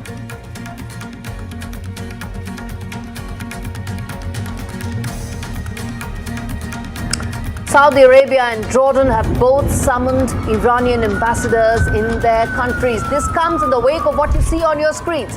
Video after video of drone strikes on their countries.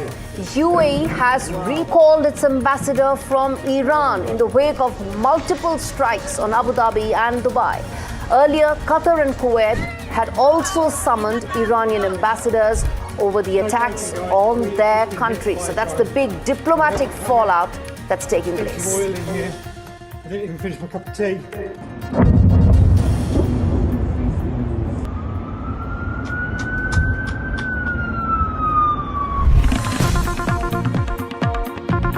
More news coming in, and what you see on your screens is a fresh video that's coming of an inferno at the docks. This is a massive blaze that has broken out at a maritime facility near Key Panama port following Iranian attack.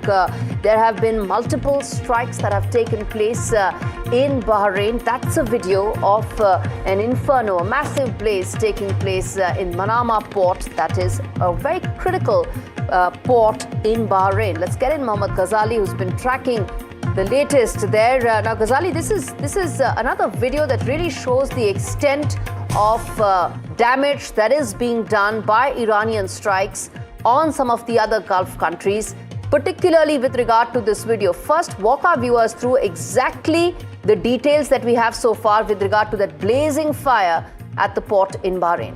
See, this particular port in Bahrain, the Manama port, has come under attack from the Iranians. Particularly why this is significant, as part of the retaliation from Iran. Iran is particularly targeting this port because it actually houses the maritime facility for the US Navy's 5th Fleet. Bahrain happens to be one of the closest ally of the United States in the Middle East. And another particular reason why Iran is targeting Bahrain is because there is a large Shiite population in Bahrain which has always been against the establishment. Since yesterday, there has been massive protest which is going on in Bahrain by the Shiite community after the killing of Ayatollah Khamenei, and that is why Bahrain is under attack from Iran for multiple reasons. One, because it is a very close ally of US, and why ports are getting attacked, because in the previous bulletin we just explained that how Iran has been targeting the entire maritime trade route, not just the Strait of Hormuz, which is under control of Iran, but its proxies are also blocking Gulf of Aden. As far as Houthis are concerned, they have threatened that they will block Gulf of Aden like what they did after Hamas attack into Israel back in 2023. And now this particular region in the West Asia, where Iran is also targeting all those ports which could be the possible route of IMEC corridor, a corridor which has been conceptualized by India, Israel, United States and other European countries, which has not been operational yet. But Dubai's Jebel Ali port, UAE's Jebel Ali port, and Bahrain's Manama port, these are some of the key ports which are essential for US fleet to move in that particular region. So that is why these ports have come under attack. Now, Iran's strategy over here is that they are not going to target civilian areas or establishments as much as they are targeting these maritime facilities, these ports and airspaces. And as you rightly pointed out, this is going to be a war of attrition. Every day, almost from now onwards, till we have negotiations or till both the parties, US, Oman and Iran, come back to the negotiating table.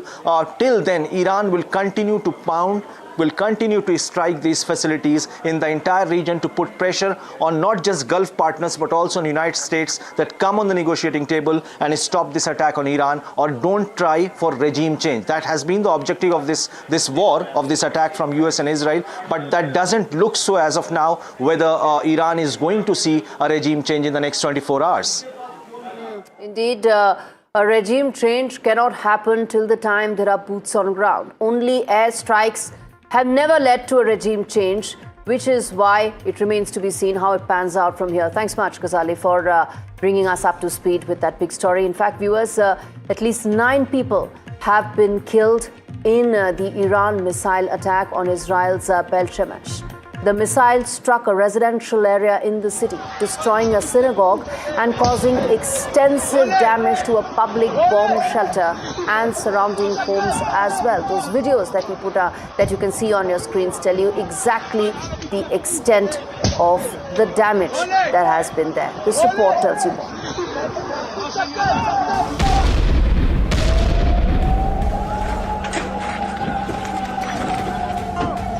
The toll of conflict in Israel. An Iranian missile dodged the country's famed Iron Dome and landed in the central Israeli city of Beit Shemesh. Israelis have been living between their homes and bomb shelters since Saturday morning when the US and Israel launched their deadly attack on Iran, killing Supreme Leader Ayatollah Khamenei and wiping almost all of its top leadership.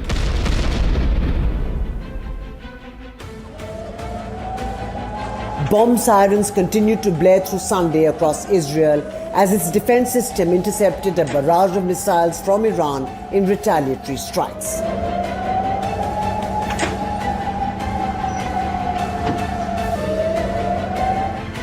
As Iran intensified its attack on Sunday after confirmation of Khamenei's death.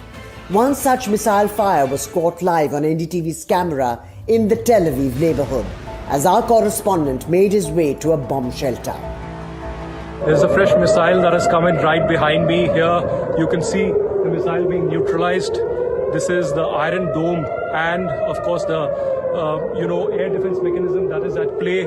There is siren going all across, but on NDTV you can see live these missiles being neutralized.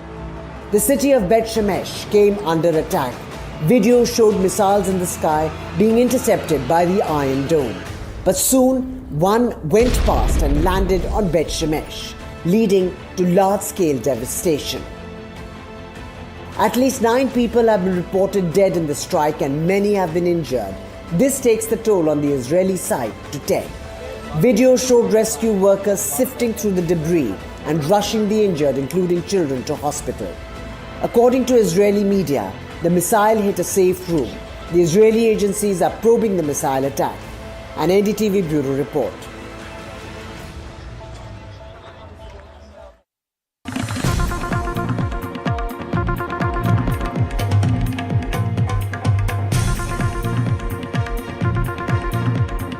More news coming in.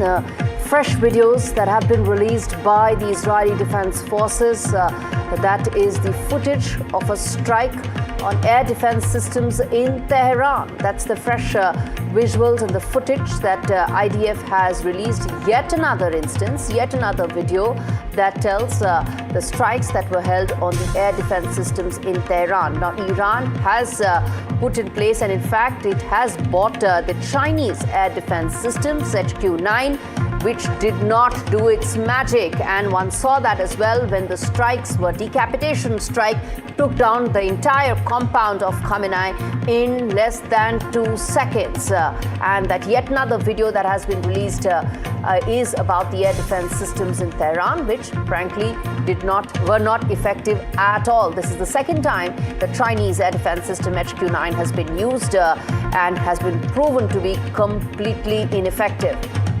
Let's get in Arjun for more on this. Arjun, first of all, share with us the details exactly that IDF has put out in that video, and then we tell our viewers the significance of it as well. Well, the video that the IDF has just put out mentions multiple explosions taking place across IRGC site on Sunday evening. Now, these are missile facilities that the Israeli armed forces have struck in capital Tehran. These missile facilities, we're getting to learn, were in the southern part of capital Tehran, where air defense systems have also, in fact, been struck by Israel. Now, this is the latest video, Gauri, in a string of videos that have been released by Israeli forces, not only hitting Tehran, but we just saw also hitting Lebanon, among other sectors that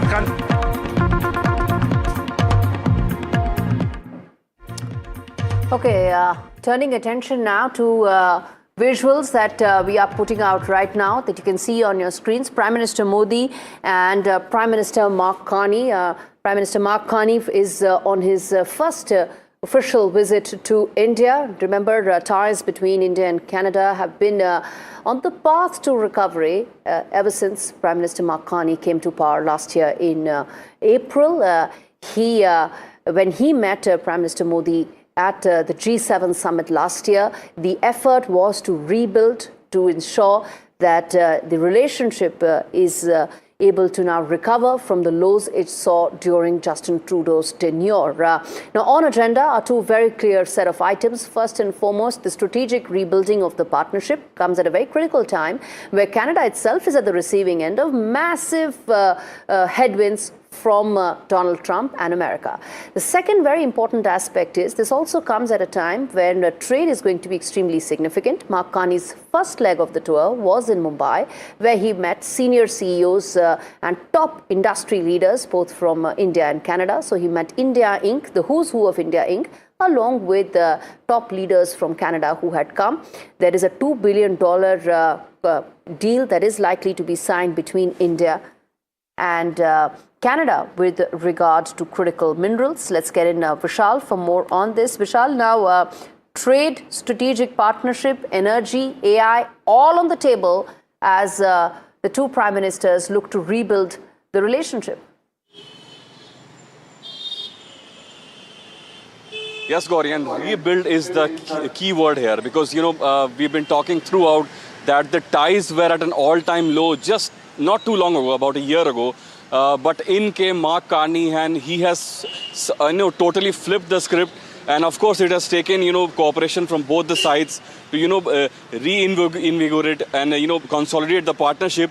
And that is showing we'll have some big agreements that will be announced in a few hours from now. We'll have some memorandums of understanding that will be signed.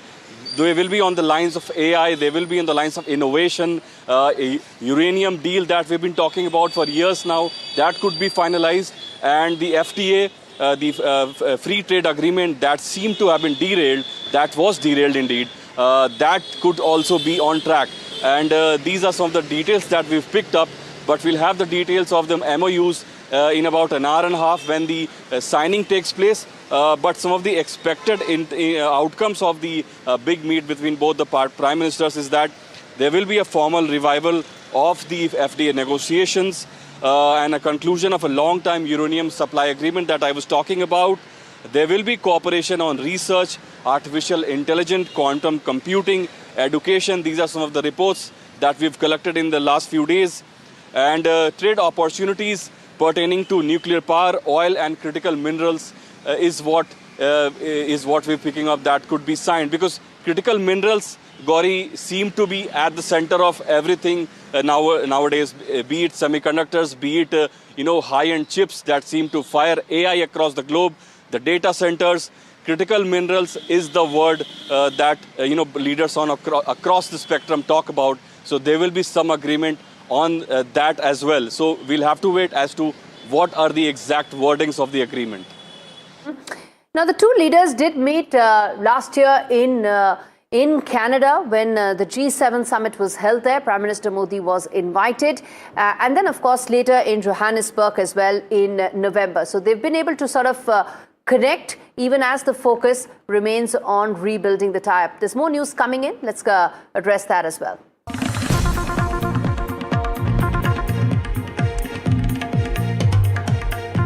Several missiles have been intercepted over Tel Aviv. That's the latest update that we are picking up right now, that early in the morning, more missiles have been intercepted over Tel Aviv, which means Iran has fired fresh strikes on Tel Aviv. And sirens that you can hear in these videos have been blazing across Tel Aviv. Those are fresh visuals that we are getting for you viewers that show that the strikes and the missiles that were fired by Iran have been intercepted over both Tel Aviv as well as Jerusalem. We're going to connect with my colleague Aditya Rajkal in just a bit. He's in fact in Israel, and he's the only Indian journalist who's there covering this war firsthand for NDTV network. And what you see on your screens are those latest visuals that is coming in. It's day 3 of the conflict. Fresh missiles being fired by Iran, even as the commentary coming in from the Iranian top leadership is very clear. No negotiations. We do not want to negotiate. We have no intentions of negotiations whatsoever. More missiles that you can see over Jerusalem's skyline being intercepted by Israel's Iron Dome. But what you hear right now, viewers, if you're tuning in, are those sirens that are blazing, where citizens are told, go under a bomb shelter, hide under a bomb shelter. They are given those messages on their phones as well, that immediately rush to the nearest bomb shelter that you have. One may think that, it's part of the course, but that's what it is like to actually be in the middle of a war zone. This is what being in the middle of a war zone really is all about. Aditya joins us more on this. Aditya, I can hear the sirens that are blazing, fresh missiles that have been fired. Fill us in. What's really happening on ground?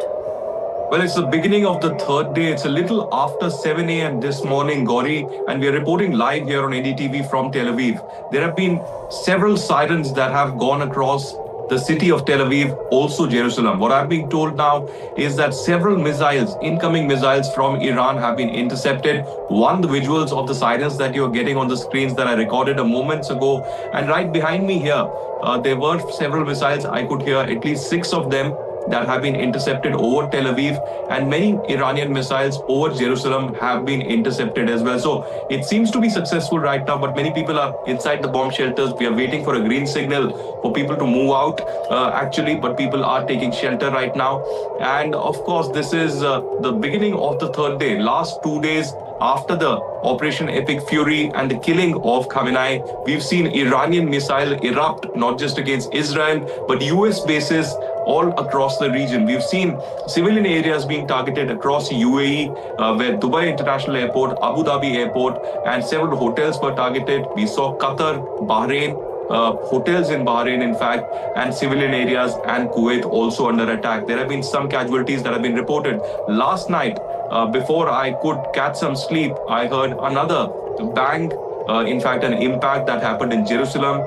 In fact, in that attack, a moving car came under attack in Jerusalem, and 7 people were injured and they were rushed to the hospital. So as of now, the death toll here in Israel seems to be mounting. Yesterday, more than 9 people were killed in Beit Shemesh, and more than 25 were injured. So as of now, more than 10 people have been killed here, more than 50 injured in Israel in 3 separate incidents. But early morning today, here on NDTV, I can confirm that massive first sirens of incoming Iranian intrusions and missiles coming in. It seems to be a long day.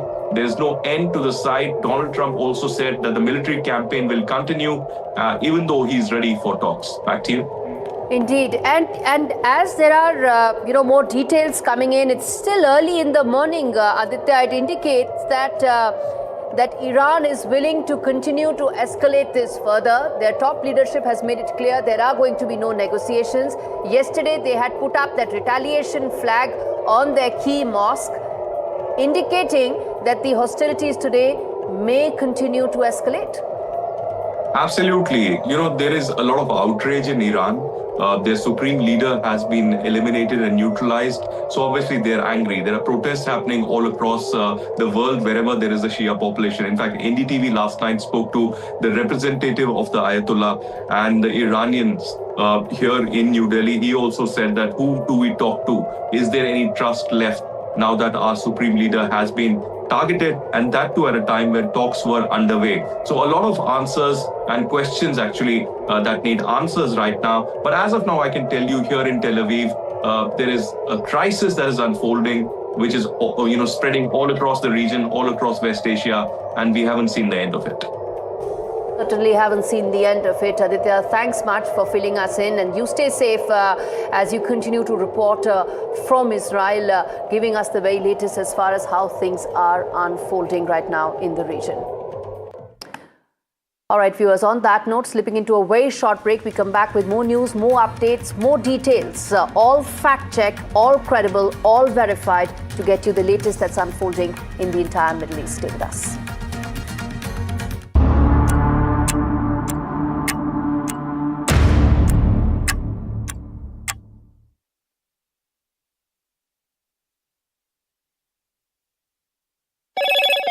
Hello, Moto. Motorola, India's leading AI smartphone brand. Motorola Signature, India's #1 camera phone. Grab Motorola Signature today.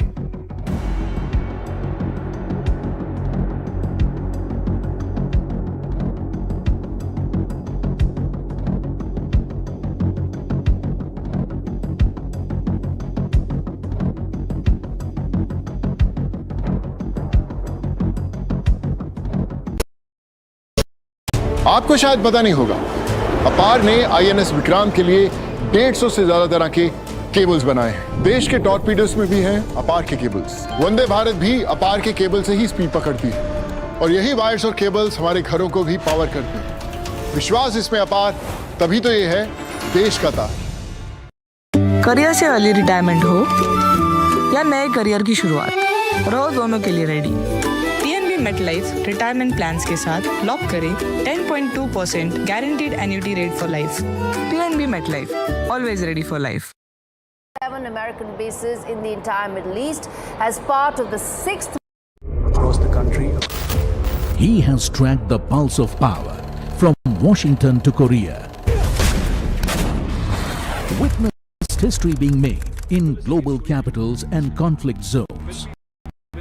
Brought clarity to complex issues of national security and international affairs. Aditya Raj Kaul, covering international affairs like no one else, only on NDTV network.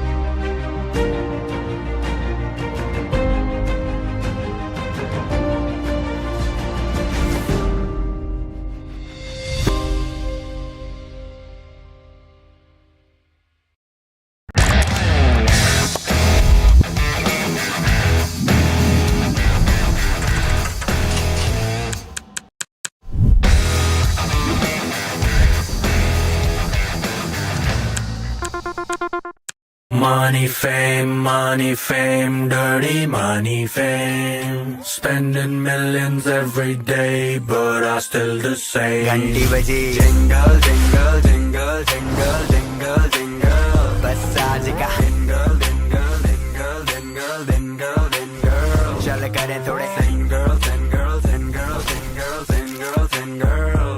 क्योंकि तू है single, single, single, single, single, single. Baby, I'm your Santa. Career से early retirement हो या नए career की शुरुआत, रहो दोनों के लिए ready. PNB MetLife retirement plans के साथ लॉक करें 10.2% guaranteed annuity rate for life. PNB MetLife, always ready for life. From 1983 to now, I have seen cricket evolve, but the mindset to win never changed. I tell you that what win matches and what doesn't.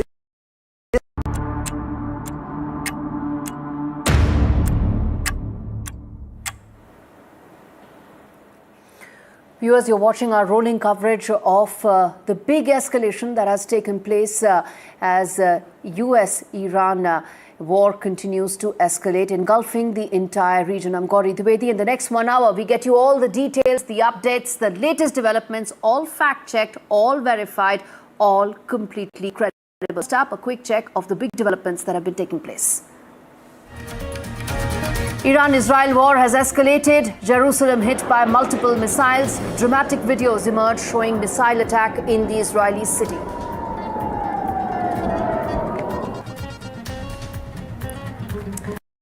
Key Hezbollah leader killed in strikes in Lebanon.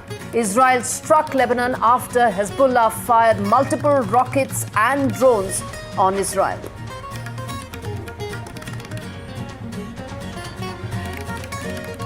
Donald Trump's big assassination claim says Khamenei tried to kill him twice, asserts he got Khamenei before he managed to assassinate Donald Trump.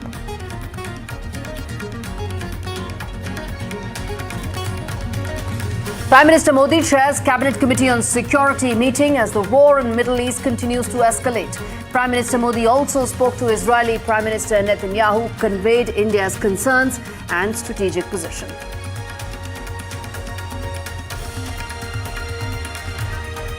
Sensex Nifty tank over oil price surge amidst the Iran-US conflict. Global crude benchmarks climb sharply as Brent futures now rise to multi-month highs. Canadian Prime Minister Mark Carney meets Prime Minister Modi in Delhi. It's a historic reset for the India-Canada relationship.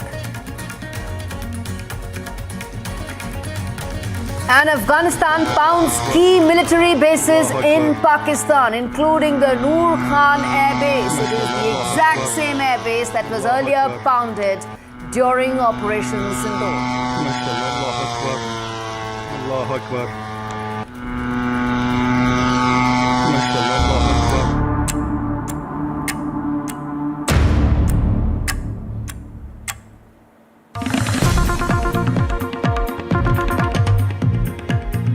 More details, more updates coming in, viewers, this time from Kuwait. What you see on your screens are those fresh visuals that have been released, which shows a fighter jet, a US fighter jet, crashing in Kuwait. It is likely to be an F-15 jet that has crashed there. This is the Iranian state media that has shared that dramatic footage. It's a US warplane that has been downed in Kuwait. Now, Kuwait also holds and houses significant US, and not just US, NATO and coalition troops in that region, which have been impacted in the last 2 days by Iranian strikes in Kuwait. And that is a video that has been released. We are still waiting for details in terms of when exactly this took place, whether or not there were any casualties whatsoever. Pilot bails from the downed fighter jet is what you can see there. But any more details regarding it, we are going to wait and watch out for.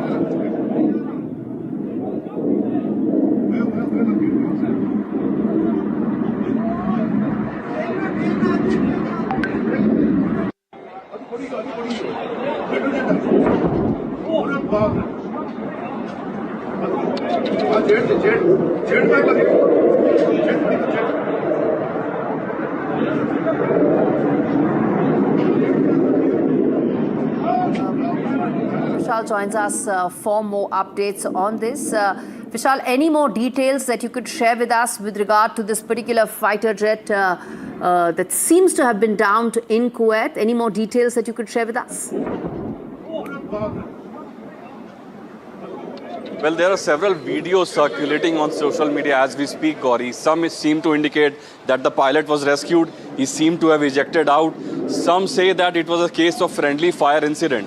So friendly fire occurs when, your allies mistakenly fire at you and you get injured, or the aircraft gets crashed. So that's what seems to have happened this time around. But there's no confirmation on this information. We are still gathering details.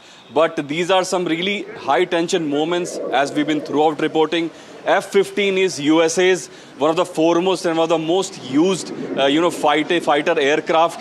it has used it across, US has used it across the globe to a larger extent, and it was using it across Middle East. Now it has deployed, US has deployed at least 100 fighter aircraft across Middle East. That goes to show the level that which US has gone to defend its interest in the region. But that comes with a cost. These incidents, as Trump himself said, US troops are in direct danger each and every moment. So these incidents will keep propping up every now and then, and the pilots, the troops, they will keep getting injured. And the pilot seems to have saved himself, seems to have ejected, is what some of the videos suggest. We'll have details as we go along. But this seems to be a case of friendly fire, is what we've gathered as I just spoke. But the details are scant at the moment, so we'll have to wait for confirmation on a lot of these informations. So there are sketchy details right now. There is no effort to try and second guess what really happened there, because it's important to be completely, we put out very verified and credible data. But this is important, viewers, because CNN, the US media outlet, had earlier reported that the 3 US troops who had actually died were in a suspected drone strike in Kuwait itself. Again, no attempt to second guess what really happened here. But Vishal, this is important to tell our viewers that Iran has said that they actually hit a US naval base in Kuwait. So there has been multiple strikes that have taken place in on American facilities in Kuwait itself. So they have seen those multiple strikes from Iran. That's exactly right, Gauri. And it's Kuwait, it's Bahrain, it's Erbil, it's the Iraqi Kurdistan region, the autonomous region that Iraq has. These are some of the biggest bases that the US has in the region. To be exact in numbers, there are 27 big US bases in the region, from Syria to the coasts of Bahrain and also Oman. And some bases, some secret bases could also be there. These are some of the biggest bases that we've been talking about. So Iranian intelligence would be working around the clock to gather some more details on the bases that US has in the region. So they will be, the top targets, because Iran, forever, for whatever it has in its arsenal, it's not really powerful enough to strike the US territory. It will try to strike the US visual that we are putting out, Vishal, this specific visual right now, you mentioned there could have been more than one possibility here. There are sketchy details, but for our viewers tuning in right now, just help them and just describe exactly what could have possibly happened.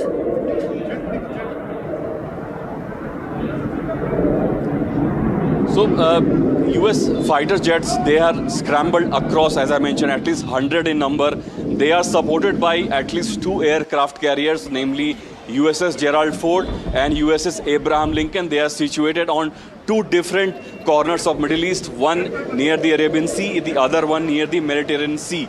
So these aircraft gain a lot of support from these aircraft carriers. There could have been some, interference in the, communication between the aircraft and the aircraft carrier that could have resulted in the friendly fire. These are some, scenarios that I'm talking about. Of course, we will have to confirm these details. These are some really sensitive moments, as you rightly mentioned. But F-15 is one of the most successful aircraft that US has. It has been deployed in Iraq War. It was deployed in Gulf War. So the fact that they are still being used is not a surprise. But how this crash happened, that will have to be investigated. Many reports are still claiming that it's a case of friendly fire, and these are online, these are social media reports. These have not been confirmed by CENTCOM, which is the highest authority in the region that can speak on this matter. So we'll have to wait for confirmation. But F-15 is what has crashed, and this is a US aircraft. And this has actually been put out by an Iranian media outlet as well, with no details whatsoever. Let's get in Aditya as well for an update there. Aditya, on one hand, there are sirens blazing across Tel Aviv, across several cities in Israel, even as other parts of the region are also seeing heightened activity, increased and escalation in the tensions. Well, that's right. Since early morning, we've seen sirens here in Israel, but also across several other countries, there have been, hectic activities taking shape because Iranian attack drones and rockets and missiles have been acting and engulfing several other countries in the region. In Kuwait, this particular video that is on your screens right now is of an American F-15 jet that was part of the entire Epic Fury operation by the US and Israeli forces. We do not have clarity as to when this happened, if at all this has happened, but this is a video that has been put out by the Iranian state media. So a bit of caution for our viewers that we are still trying to verify this video and get details about what has really happened. But what we can describe from the pictures that is on the screen right now, there seems to be a kind of a projectile that has hit this particular F-15 and there is some fire, and then the aircraft rotates. The pilot of this aircraft ejects safely. There is a parachute that is coming down as well, and then the aircraft crashes after multiple rotations in the air. So clearly this is, if it is true, it is a huge development taking shape. This could be marking first major casualty of an aircraft in this entire operation ever since it began more than 48 hours ago. So clearly at this moment, this particular video coming out from Kuwait, but put out by the Iranian state media, we are awaiting some details from the American side or the Israeli side. There have been some casualties in the last 2 days of the American soldiers also that has been reported. It's not just the US bases that has been attacked in the Middle East. French naval base in Abu Dhabi, UAE also came under attack. In fact, last night the Dubai International Airport again came under the drone attack, and there were multiple drones towards the Dubai city as well that were thwarted by the air defense mechanism of UAE. Already Saudi Arabia has been very upset, as has been UAE. Their top leadership has spoken. Last night, Prime Minister Narendra Modi also spoke to the top leader from UAE and expressed condolences over the kind of attack and the casualties that took place. Prime Minister Narendra Modi also spoke to Benjamin Netanyahu, expressing concern about the latest development and also about the Indians who are stranded, which also includes a delegation of journalists who have been here, who were reporting on Prime Minister Narendra Modi's visit. So clearly, developments happening thick and fast, not just in Iran and Israel, but the wider region in West Asia and across the Middle East, even as we are waiting for a press conference of Peter Hegseth, who is the Secretary of the Department of War under Trump administration. In a few hours from now, he'll be holding the first press conference because remember, he's the main man down who is actually monitoring and looking and giving orders for the Operation Epic Fury. So perhaps along with the top general of the US armed forces, he will be coming out for the first time, laying out what the plan was and what plan will be in future, because the operation and the military offensive of US and Israel only continues in Iran. And today, later today, we could expect fresh bombings from the American side in Tehran and all other areas across Iran. All right, Aditya, Vishal, stay with us because I want to tell our viewers exactly what this visual really is all about, and let's put that out in greater detail for our viewers to better understand what exactly are we really showing here, and then we come to the significance of it. First and foremost, you can see that is an F-15 Strike Eagle that you can see in the air. This is in Kuwait, where it has caught fire mid-air, and then there's a very important aspect I want to say where you will see that the pilot safely ejects and then the aircraft crashes. So that's very important. This says in midair in Kuwait, that's an F-15 right there, F-15E Strike Eagle. It has caught fire there.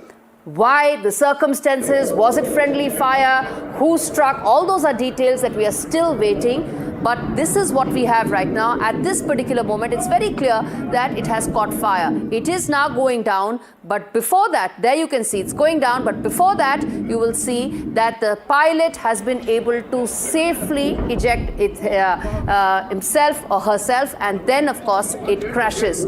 The circumstances in which this happened what really is the situation right now, are all developments that are unfolding right now. But this is what the situation is right now. In Kuwait, it has been one of the areas which has been impacted. There have been multiple strikes that have taken place on Kuwaiti assets that are owned by US, run by US, and this needs to be seen in that context as well.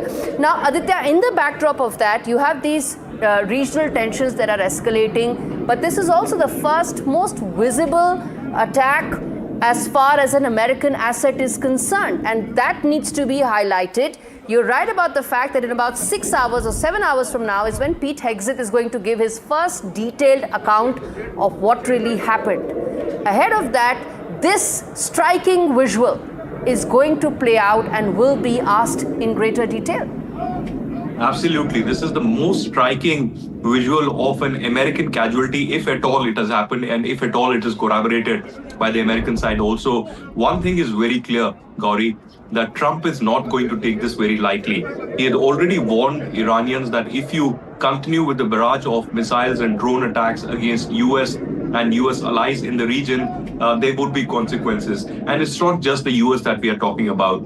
The UK has also jumped in and said that we will be part of this war. Our aircrafts are already mid-air, and certainly we will be joining this. There's a joint statement that has come in from several countries in the Middle East, along with US and UK. There's Bahrain, Jordan, and others who are speaking out against this. They are showing a united stand and united strength against Iran in this particular case. But this particular visual that is coming across on NDTV, released by the Iranian media, is very, very significant. It is very, very critical and serious if at all this development has happened. It's also a provocation and it's an escalation by the Iranian side, because it's the first major American asset that could have been targeted by the Iranians. Yesterday, there was speculation from the Iranian media that 4 ballistic missiles were, thrown towards the USS Abraham Lincoln. Of course, there were no reports of that from the American side. There was no corroboration. But on the other hand, there was a statement that came in from US President Donald Trump saying that 9 Iranian vessels and ships were destroyed and sunk in the waters, and that marked a huge development. We already know that Iran almost does not have a navy. It cannot be compared with any of the top navies in the world, and certainly that is the weakest spot that Iran has at this stage. The only one thing that Iran does have is a very strong stockpile of missiles that could be very, very deadly. That includes the Fateh 2 as well. That could be possibly used in this entire retaliation action that Iran is seeing. Now, there are 2 things that we need to, amply state here for the viewers. One thing, that there have been some words coming in that Iranian new governing council is ready for talks. Trump has said that if they are ready, he would be ready to hold talks, but the military offensive will continue until there are some very fixed, assurances on the nuclear enrichment and nuclear sites that come in from the Iranian side. So we'll have to wait and watch how things unfold. Yesterday, I also spoke to the spokesperson of the Israeli Foreign Ministry. He also was amply clear that the operation will continue. Israel will continue to target Iran until there is a change in the regime. So it does seem that the main objective of US and Israel operation isn't some kind of a small message anymore. It is not at all a preemptive strike that we were earlier speaking about on Saturday morning. There's a larger consequence here. They want a regime change. They want some kind of a democracy restoration to take place. But who will be the substitute down on ground? These are some very grave questions that we are asking here because it's a volatile situation. Many killings have happened. There's a humanitarian crisis that could be developing in Iran as well. But these visuals, very, very serious, a huge provocation from Iran, if at all it is true. The next few hours will be very crucial to discuss this particular F-15 and how America reacts to it. Indeed, and the larger question about whether there is political stomach to undertake any regime change if it comes at the cost of American lives, and that's a very significant question that will be put forth to Donald Trump and Pete Hegseth. But speaking specifically about this visual, there's a detailed ejection sequence that is there for everybody to see, and then of course the aircraft spiraling downward. pilot coming out and ejecting safely. But these visuals, they tell the fact that, as these strikes escalate, we've entered day 3 of this conflict. As they escalate, as they spread out, as American bases and even NATO bases, UK base has in Cyprus being one, French naval base being another, as all of them become fair game, so to say, how much longer can this go on is the point. Do you expect a response that will come in from the Trump administration specifically for these very dramatic and telling visuals? Well, that is one question that everybody in the world seems to be asking, Gauri, isn't it? People are waiting for this to end because this is not just about Iran and Israel and US. It is about the wider West Asia and Middle East. It's also about the global community, which is traveling right now. And Doha, Dubai, and Abu Dhabi are 3 epicenters which are big in connectivity. There are thousands of flights that actually land in Doha, Abu Dhabi, and Dubai. They are major, traveling points for the travelers from East and the West. So there is a crisis unfolding because all these places are shut right now. The airspaces are shut, airports are shut. There are thousands of passengers that are stranded. So will it end anytime soon? Doesn't seem like. There was a question asked by Daily Mail to Donald Trump yesterday, exactly this, that how long do you think that this is going to continue? And Donald Trump was very sharp and he said that this operation, it does seem, will continue for the next 4 weeks. So are we waiting here for the next 4 weeks? Because I haven't packed my clothes. I was here for Prime Minister Narendra Modi's visit and I have just clothes for 4 days out here that I'll have to manage perhaps for the next 4 weeks. But at this particular moment, very dramatic developments taking shape across the Middle East. And nobody in the world does, absolutely, Aditya. And before I come back to you, I want to show our viewers exactly what I was saying, 30 seconds back about that detailed ejection sequence as well. What you see, viewers, on one end of your screen is where the 2 pilots safely ejecting. That you can see the 2 of them safely ejecting as the aircraft, the F-15, went down. So it caught fire mid-air, and then that is the other sequence where you can see the 2 of them safely being ejected. That is when the F-15E Strike Eagle caught fire. Circumstances of it, was it a friendly fire incident? Was it any particular mechanical failure? Was it something else? All those are details that we are going to wait for. But those dramatic visuals that we are putting out show on one end the F-15 catching fire, and on the other end, most importantly, the 2 pilots inside safely able to eject from there. All right, yes, Aditya, I want to go back to you as these visuals continue to come in, those dramatic visuals that continue to come in. Many are now, of course, asking that where does this go? A US warplane being downed in whatever circumstances in the middle of a Middle East war that is escalating, and sharp rhetoric coming in from Donald Trump's administration means that this is likely to lead to more consequences.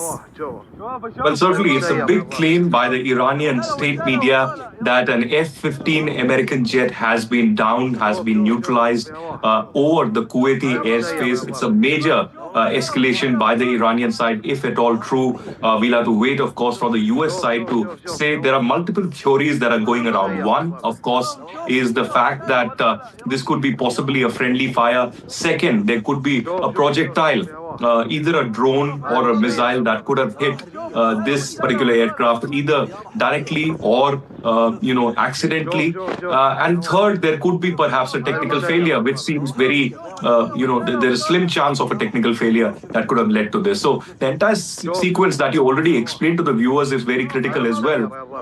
The aircraft is flying in the Kuwaiti airspace, and suddenly we see it rotating after there's a, kind of a fire on the aircraft.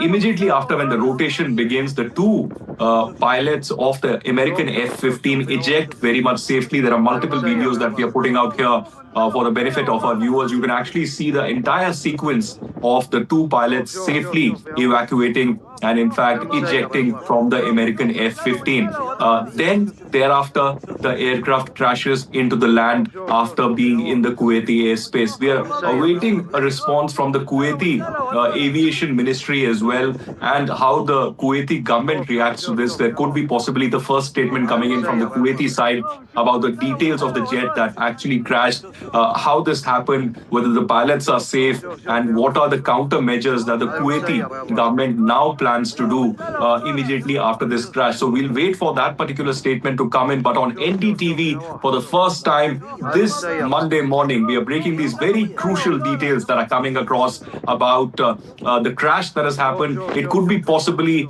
the first major asset of the American Air Force that has been downed and neutralized at a time when there is thick activity, fast-paced activity taking shape across West Asia and Middle East. Several countries embroiled and engulfed in this entire sequence that we are talking about. A lot of violence, a lot of killings, a lot of destruction that has been reported over the last 48 to 50 hours. And now, in these visuals, it's very clear that an American F-15 seems to be down. How will Trump and Peter Hegseth actually react to this is anybody's guess. There would be fury. It's an Operation Fury, and now the fury might actually increase towards Tehran. There could be possibly anger diverted towards strategic assets that Iranians have across Tehran and other cities, and also other senior commanders of the IRGC, the Basij forces, and the paramilitary and the police forces in Iran. So very dramatic visuals coming on the screens from the Kuwaiti airspace, even as we track developments in Israel,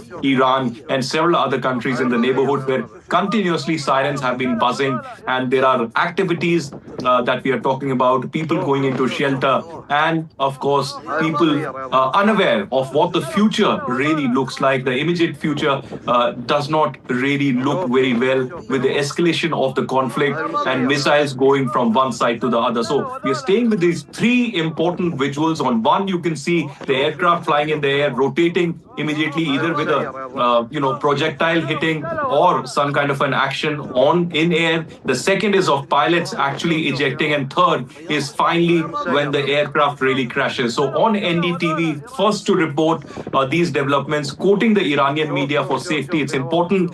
We are here verifying facts, not putting out any kind of disinformation. We are factual that the American side has not reacted to it. The Kuwaiti government has not put out a statement yet. We'll wait for the official word, but these are very, very concerning and dramatic visuals coming on the screen from Kuwait, even as I report from Israel in Tel Aviv, where sirens were buzzing moments ago, and there was incoming Iranian fire towards Israel. There have been 3 to 4 events in Israel as well over the last 2 days, where there have been many casualties. But here in Kuwait, this does not look good. This is not the kind of message that Americans or the Israelis were looking for. This is a dramatic escalation, if at all it is true. And now, certainly, Gauri, we'll have to wait for answers that will initially come from the Kuwaiti government, and perhaps a reaction from US and Israel. And further, there could be a dramatic increase in the American and Israeli airstrikes against Iran. Indeed. And, two important things that we must put out and tell that, these dramatic visuals that are coming in right now of the aircraft catching fire, the pilots ejecting safely, and the aircraft, finally, the F-15 being, downing right there, you can see. All these three visuals come in at a time. Two important things are happening. The US Congress will be briefed by the Trump administration. So they need to be told exactly what is happening. Ahead of that, these dramatic visuals of the best-in-class warplane in the world being downed like this will lead to some question marks, and accountability will be sought from the US Congress, from Donald Trump's administration. And the second thing is, it comes just 6 hours before the US Defense Secretary, Defense Minister Pete Hegseth will tell in detail exactly the military operation that US has conducted and plans to do so. And I think, Aditya, that's extremely important. The context in which these visuals are coming in, the timing of them, and of course, the questions that will be asked of Pete Hegseth and Donald Trump's administration. Absolutely, Gauri. You're putting it, appropriately what we expect over the next few hours. Very significant questions that will be put by the U.S. Congress to the Trump administration on what has happened. But staying with these visuals from Kuwait that have really come in, and we are putting out three significant aspects of the visuals that we have received from the Iranian media. It's important to put out this action sequence, this dramatic chase that has happened really with the American F-15 aircraft likely downed by the Iranian missile or a drone in that Kuwaiti airspace. There are two important developments that have happened on the sidelines just in the last couple of hours. One, there are fresh reports now coming in of a blast, in fact, multiple blasts from the capital of UAE, Abu Dhabi. We'll have to wait for more details where these blasts have taken place in Abu Dhabi, what is the reaction of the government, and whether there's been some destruction or fire, because there have been several such reports in the last 2 days, and we have verified that. We have put out visuals as well. The second important detail, Gauri, that we are breaking here on NDTV since morning is the action, a fresh action by the Israeli Defense Forces, the IDF, against Hezbollah in Lebanon. Now, there were some projectiles that were coming in from the Lebanon side, from Hezbollah early this morning, and the Israeli Air Force and the Israeli Defense Forces have acted against it and hit Hezbollah centers in Beirut and several other areas. There are casualties that have been reported there. Initial reports say more than 20 people have been killed in these airstrikes by the Israeli Air Force and the Defense Forces in Lebanon. This is after Hezbollah tried to join the war in support of Iran from the northern side of the border of the Israelis. We've seen in the last 2.5 years, ever since Israel-Hamas conflict, Hezbollah was embroiled in this as well, supporting Hamas for the first time. Iran, Hamas, Hezbollah, and the Houthis coming together against Israel. But then the top leadership of Hezbollah, Hamas, was wiped out, and now the top leadership of Iran has been wiped out. All these 3 to 4 groups had a significant role to play in the 7th October terror attacks that happened in southern Israel, not very far from where I'm standing, where 1,200 people have been killed. Now, staying again with these visuals early morning in India, I'm reporting from Israel for NDTV over the last few days, even as there are several developments that are taking shape across West Asia that are very concerning, potentially have huge geopolitical and economic consequences, because this is not looking good for connectivity, for oil as well,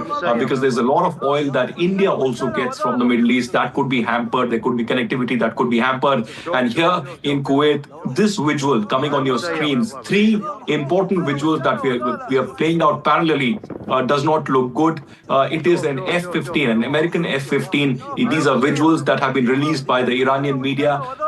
F-15 from the American side being down, being neutralized, in fact, either through an Iranian projectile or some kind of a missile or drone that seems to have hit this. And in the Kuwaiti airspace, this action, dramatic action taking place in which this aircraft is coming down. The pilots seem to have ejected very, very safely in this, but who knows what has happened and what exactly is the sequence really. Only the Kuwaitis or the American experts could really define this moment really, because this could be a defining moment on the next chapter of what US and Israel really does in Iran. So very significant developments taking shape. Back to you, Gauri. Indeed, very significant developments taking place, dramatic visuals that we are pointing out right now. All 3 visuals that you see on your screens, viewers, the exact moment when the F-15 caught fire. It became a ball of fire, and as that fireball then fell into the sky, crashing on the ground. Not before the 2 pilots were able to safely eject. That is the footage that we are showing. It has, even as the exact cause of the crash is still not officially known. It seems that it may have occurred due to a friendly fire, but there isn't an official confirmation to that extent as to why an American F-15 fighter jet was shot down in Kuwait. The circumstances, even as the dramatic footage, raises many questions. And this comes at a time when there have been several blasts that have been heard in Doha itself, whether it is in Kuwait, whether it is in Qatar, whether it is in Bahrain. These blasts have been reported across the across the entire region. And as far as this particular aircraft is concerned, the F-15 Eagle is a twin-engine, all-weather tactical fighter jet. And Aditya, best in class. Essentially, this is the best of American weaponry on display that is being downed there. Well, absolutely. This is the best as it can get, because this hasn't seen any major crashes. There have been some crashes that have been reported in the past, but there have been some very, very wild technical glitches in that, or some kind of a misfortune. But in this particular case, it does seem like that some projectile might have hit this particular aircraft in Kuwait. So that is very concerning, because there's a ball of smoke, a ball of fire that can be witnessed in these visuals. Immediately after that, the aircraft takes circles and rounds in the air, and moments later, there are two pilots that eject safely from the aircraft. So these are visuals that are very concerning and very, very critical to what happens next in the Middle East and in Iran particularly, because if this is true, if these visuals are correct over the Kuwaiti airspace, America is certainly not going to take it lightly. There are going to be consequences that are immediate. American president and the American Department of War will not wait for the next opportunity. They will hit hard, because they are looking at an opportunity to change the paradigm in Iran completely. They want to change the regime. They want to restore some kind of democracy, and they want a civilian leader to take control, not the Iranian regime. They also want to enter talks at some stage in which the nuclear sites and nuclear enrichment could be stopped entirely, completely, and that assurance needs to be there. But I think we have come very far from that assurance stage, and now there seems to be some action that the Americans and Israelis want in Iran. That could take time. It could not happen in the next few days, and potentially the Americans and Israelis are prepared for that. But staying with these visuals that are very, very significant at this particular stage, today is the third day of the Operation Epic Fury launched by the American side against Iran. Iran has also retaliated majorly against at least 5 to 6 countries. In fact, that's a very important point there, Aditya, that you are making. Let me put that out right there for our viewers tuning in. The latest that's unfolding, with fresh strikes taking place in the region. Day 3, the latest strikes that are unfolding is our big focus right now. Breaking inputs coming in on just that. The strikes that are taking place, and as Israel continues to pound Iran. Which particular areas that have been targeted is what we are going to connect Aditya with and asking on just that. But before that, those are visuals coming in right now of fresh strikes.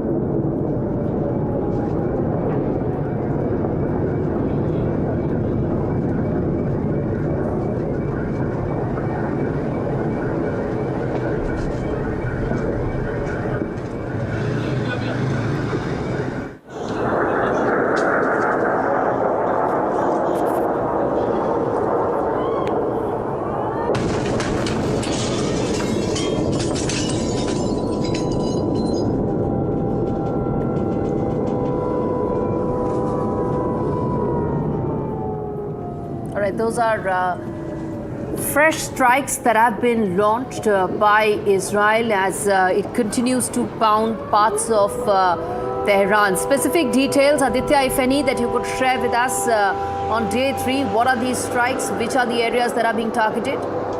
Well, these are fresh strikes that we are reporting on. This is eastern Tehran. There seems to be some strategic locations of the Iranian government and perhaps the forces as well that have been targeted. This is the day 3 that we are talking about. Israeli forces are now striking the IDF and the Israeli Air Force specific areas in eastern Tehran. This is the capital city of Iran that has come under attack over the last 2 days as well. This is where Khamenei was also eliminated. This is where 40 commanders of the IRGC and the Basij forces was also targeted. It almost seems like the top of the military establishment and of course the supreme leader have been completely wiped out. It's a significant blow and a significant loss to the Iranian side. And this time around, we are now looking at a situation of escalation over the next few days. But these are fresh Israeli strikes, even as Israeli strikes continue in Lebanon as well. So in parts of Lebanon, it is Israel is launching fresh strikes. In parts of Tehran, it is coming out with fresh strikes, even as the word coming in from Iran is very clear that they are not going to negotiate. They don't want to have any discussions whatsoever. It's extremely significant, the fact that there is no room right now for diplomacy, and you could see these military ops continuing.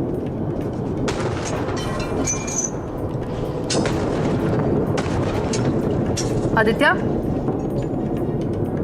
Okay, we'll connect with Aditya in just a bit, but those are fresh visuals that you are seeing right now. The latest visuals and footage that we are getting on Israel continuing to pound parts of eastern Tehran, specific areas that have been targeted based on specific intel. Those are details that we keep getting for you.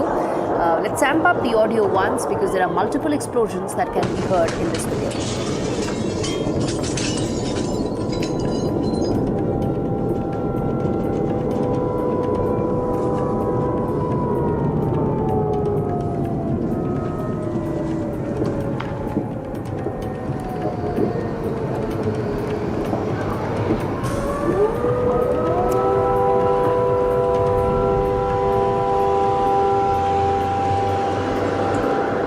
Okay, so as you can see, viewers tuning in right now, day 3 of the West Asia crisis that continues to escalate. Room for diplomacy shrinking, with rhetoric on both sides increasing. In the backdrop of that, what you see are fresh visuals coming to light of Israel continuing to pound parts of Tehran. This time it's eastern Tehran, where strikes are being focused on. Arjun joins me for more on this. Arjun, Samar Mahendran giving us a sense of where exactly these strikes are taking place. Israel is striking both Iran as well as Lebanon as well. Over to you, Arjun. Fill us in with whatever details that you have right now. Well, the latest barrage or salvo, should I say, of Israeli strikes is targeting eastern and central Tehran as we get to this broadcast. This also includes the famed Nilofer Square, where we are hearing of initial reports of people getting injured. Now, essentially, with these strikes, Israel has hit a lot of government buildings and military infrastructure, especially in capital Tehran. Now, I'll just take you through some government buildings and infrastructure that has, in fact, been hit by Israel, which includes the Ministry of Intelligence, the Ministry of Defense, Ayatollah Ali Khamenei's compound, including his office where it was. Israel is also claiming, in fact, to have hit the IRGC headquarters in central Tehran. When the latest strikes, Iran has targeted eastern Tehran and also the central district of Tehran, including the famed Nilofer Square. Furthermore, damage has also been reported in the Narmak neighborhood and the Saharan district, which has also, we are getting to learn, led to massive power outage in the region. And it's not only Iran.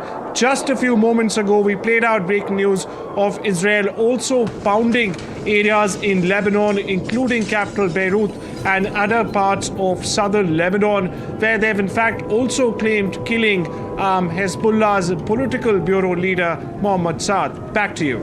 All right, Arjun, thanks much for filling us in with the latest that's unfolding right now.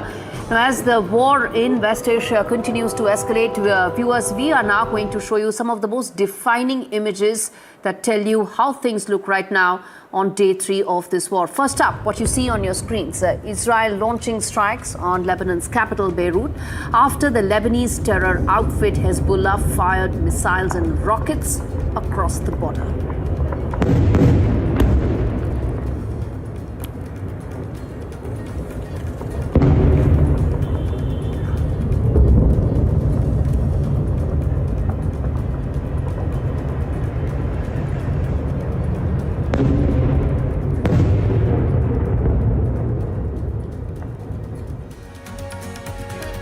The Israeli Defense Forces have targeted Beirut after Hezbollah launched strikes, rockets on Israeli base.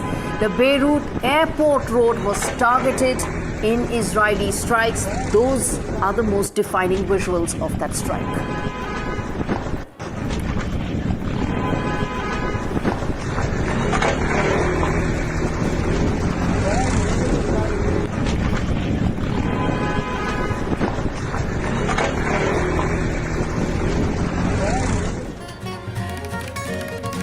Footage released by the Israeli Defense Forces of an Israeli strike on the air defense systems in Tehran. Israel has intensified attacks on Iran following the recent escalation. That is a 10-second video footage released by IDF.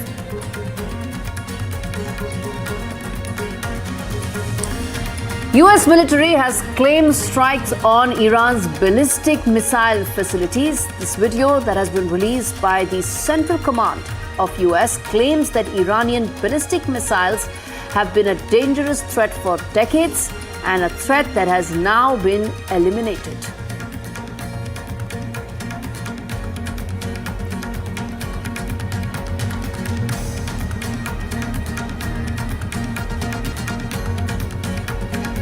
Another video footage released by US Central Command.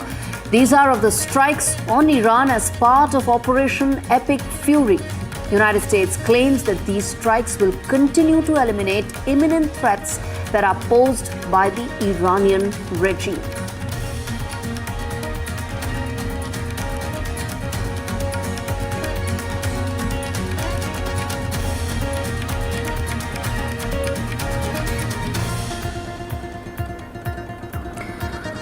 Those are visuals of an inferno at the docks, the massive blaze that broke out at the maritime facility near the Manama port following an attack by Iran. And this is at Manama port in Bahrain. Что мы находимся в Бахрейне, неподалеку по американской базе. Там горит все.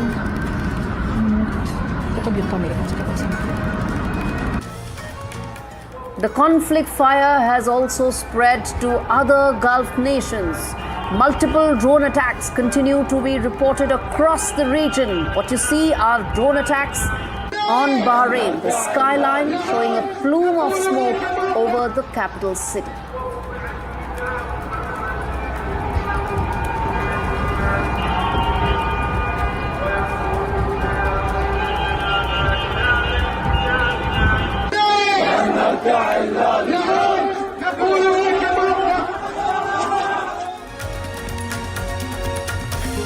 That's a huge fire reported ignited by an Iranian strike on a US naval facility at Bahrain's Salman port.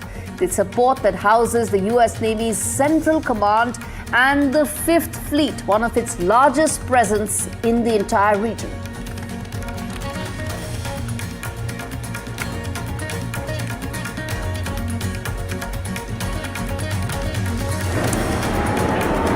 Those are visuals where several people have been injured after an Iranian ballistic missile struck a road in West Jerusalem. Missiles could be seen bypassing the air defense in the city. This as Iran retaliated with a fresh wave of missile attacks on Israel. Multiple injuries have been reported.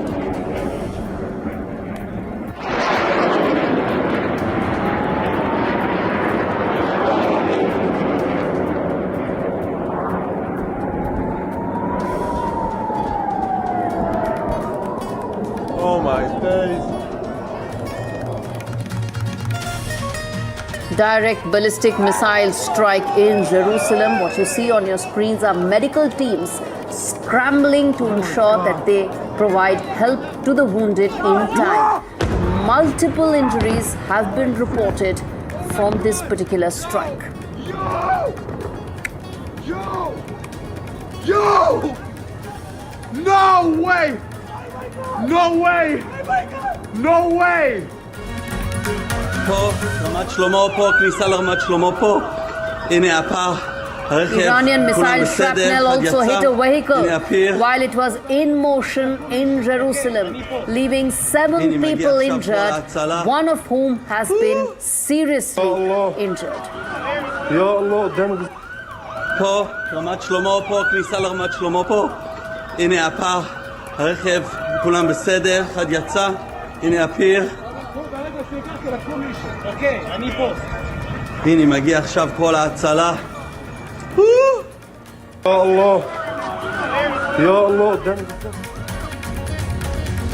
Police Station 104 in Tehran's Abbasabad district. It's a government building targeted in recent US-Israeli strikes. What you see on your screens is the scale of destruction after it was hit.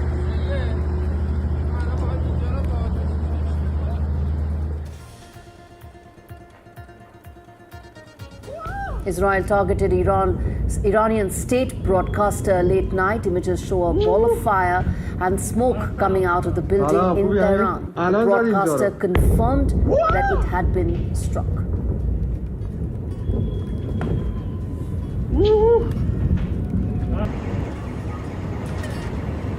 Images of major missile attacks that were also reported in Tel Aviv. Israel's Iron Dome can be seen in action as it intercepted incoming missiles.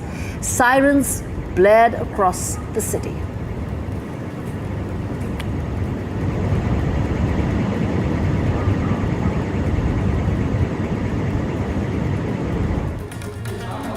وضعیت بیمارستان جانگیر وضعیت بیمارستان That's a video coming out of Tehran showing the damage at a hospital where Iran has alleged that US and Israel strikes have targeted civilian areas.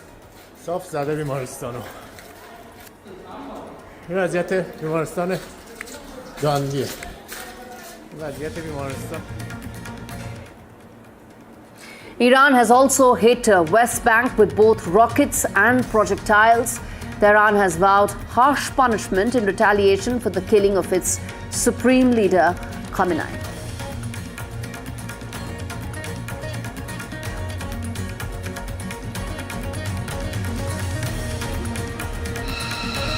US Central Command has released a video of US B-2 stealth bombers armed with 2,000-pound bombs that struck Iran's hardened ballistic missile facilities.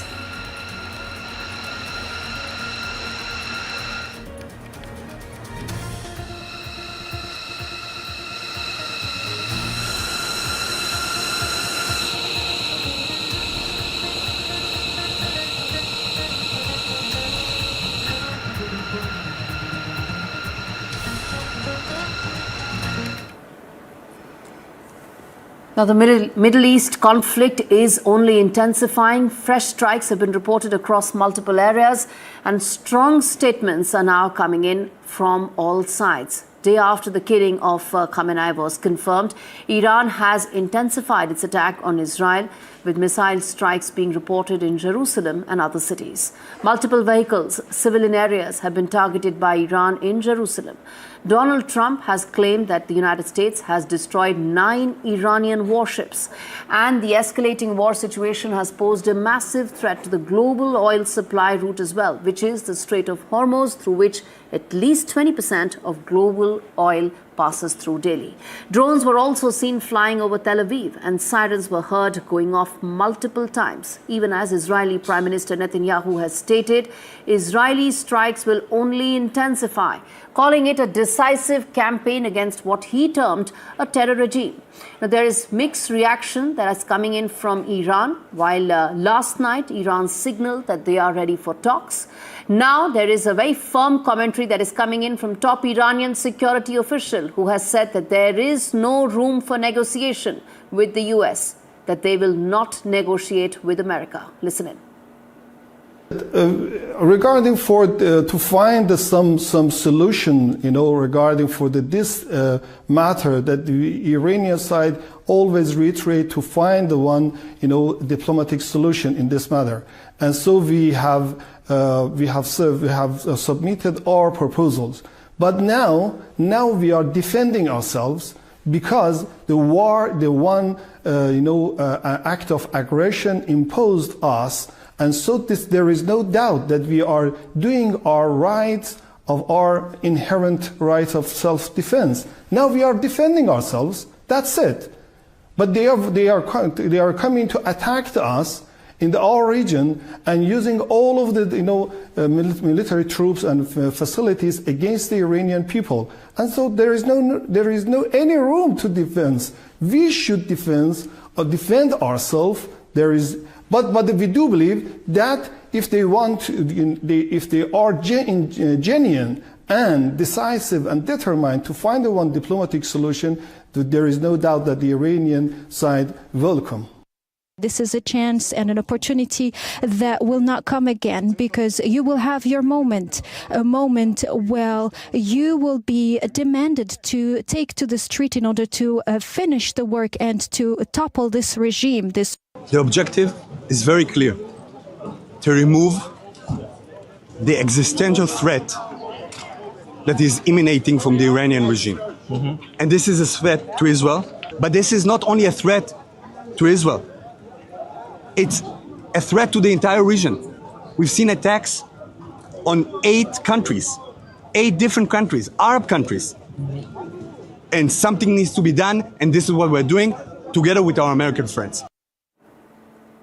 All right, now that Iran's supreme leader is dead, there is an interim transitional authority that has been put in place. Who will really succeed as the next supreme leader of Iran? This report tells you more.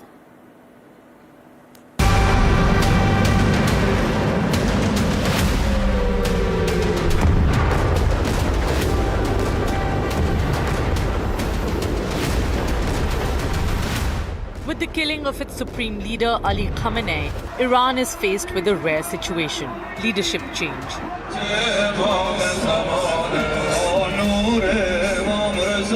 Khamenei defined Iran for decades and held the most powerful position, overseeing the military, judiciary, intelligence services, and direction of foreign policy. Under Iran's constitution, an 88-member assembly of experts, a body of senior Shia clerics, is responsible for choosing the next supreme leader. This body convenes in secret and must pick a successor as soon as possible. A temporary leadership council comprised of the president, the judiciary head, and a member chosen by the Expediency Council will carry out the duties of the supreme leader until a new one is formally chosen. This council now serves as de facto head of state until succession concludes.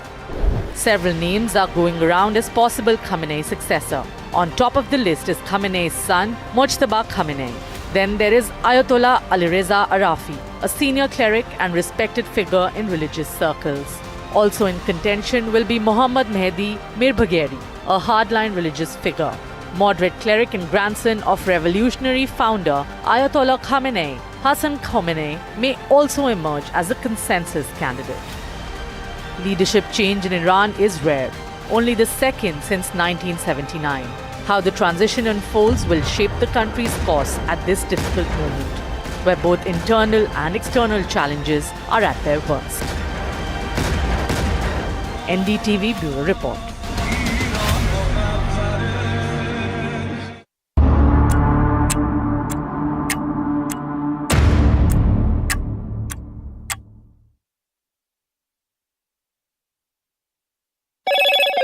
Hello, Moto. Motorola, India's leading AI smartphone brand. Motorola Signature, India's #1 camera phone. Grab Motorola Signature today.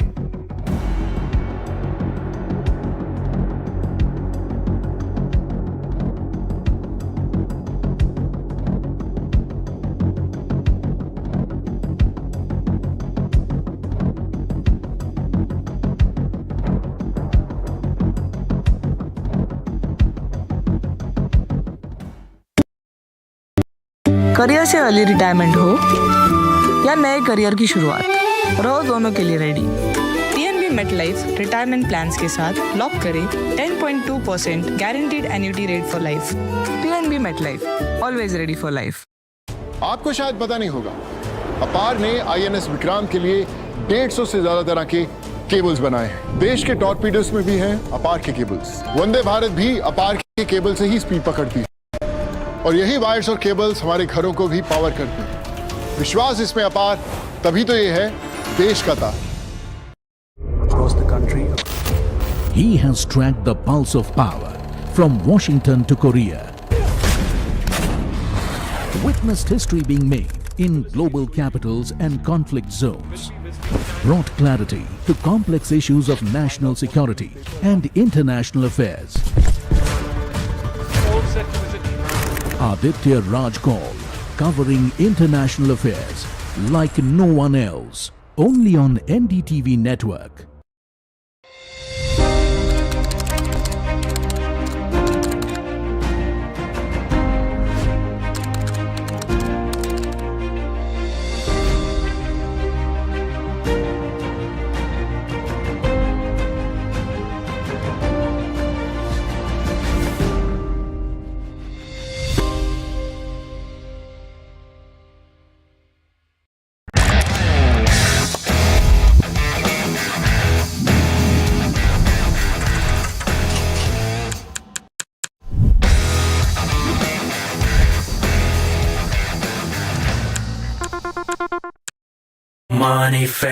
Money, fame, dirty money, fame. Spending millions every day, but I still the same. घंटी बजी, jingle, jingle, jingle, jingle, jingle, jingle. बस आज का jingle, jingle, jingle, jingle, jingle, jingle. चल करें थोड़े single, single, single, single, single, single.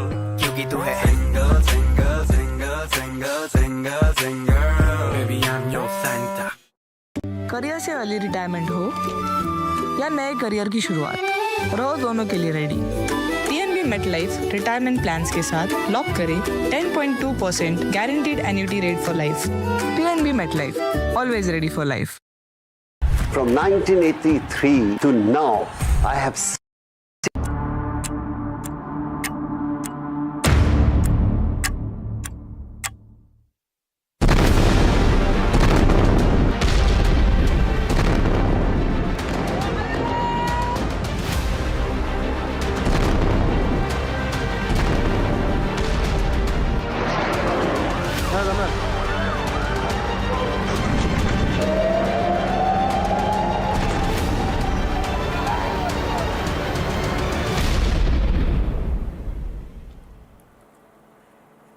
Good afternoon. We begin with fast-moving developments in the Middle East, where tensions between Israel, Iran and the US have spiraled into a wider regional conflict. At stake, Iran's survival strategy, Israel's deterrence doctrine, Lebanon's fragile stability, and the possibility of the redrawing of the Middle East at this point. A quick check on the headlines, and then we'll take you through our rolling coverage. F-15 fighter jet crashes in Kuwait, aircraft engulfed in flames, pilot ejects from aircraft, dramatic footage shared by Iranian media.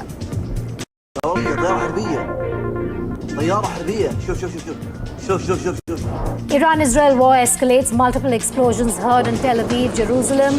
This after Israel pounded Iran after strikes on Jerusalem.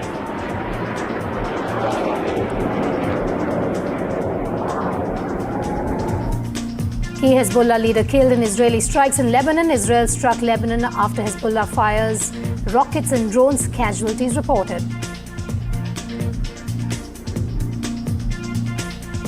US President Donald Trump's big assassination claim, says Khamenei tried to kill him twice, asserts he got him before Khamenei got Trump.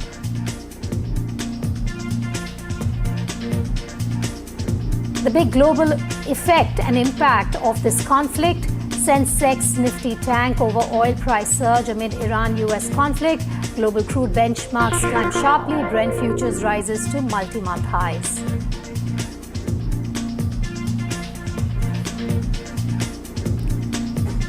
Canadian Prime Minister Carney meets Prime Minister Modi in the national capital. Carney's historic trip to reset ties with India shortly. Press statements from the two leaders. Afghanistan strikes key military bases in Pakistan, including Noor Khan Air Base. The same base was earlier targeted during Op Sindoor.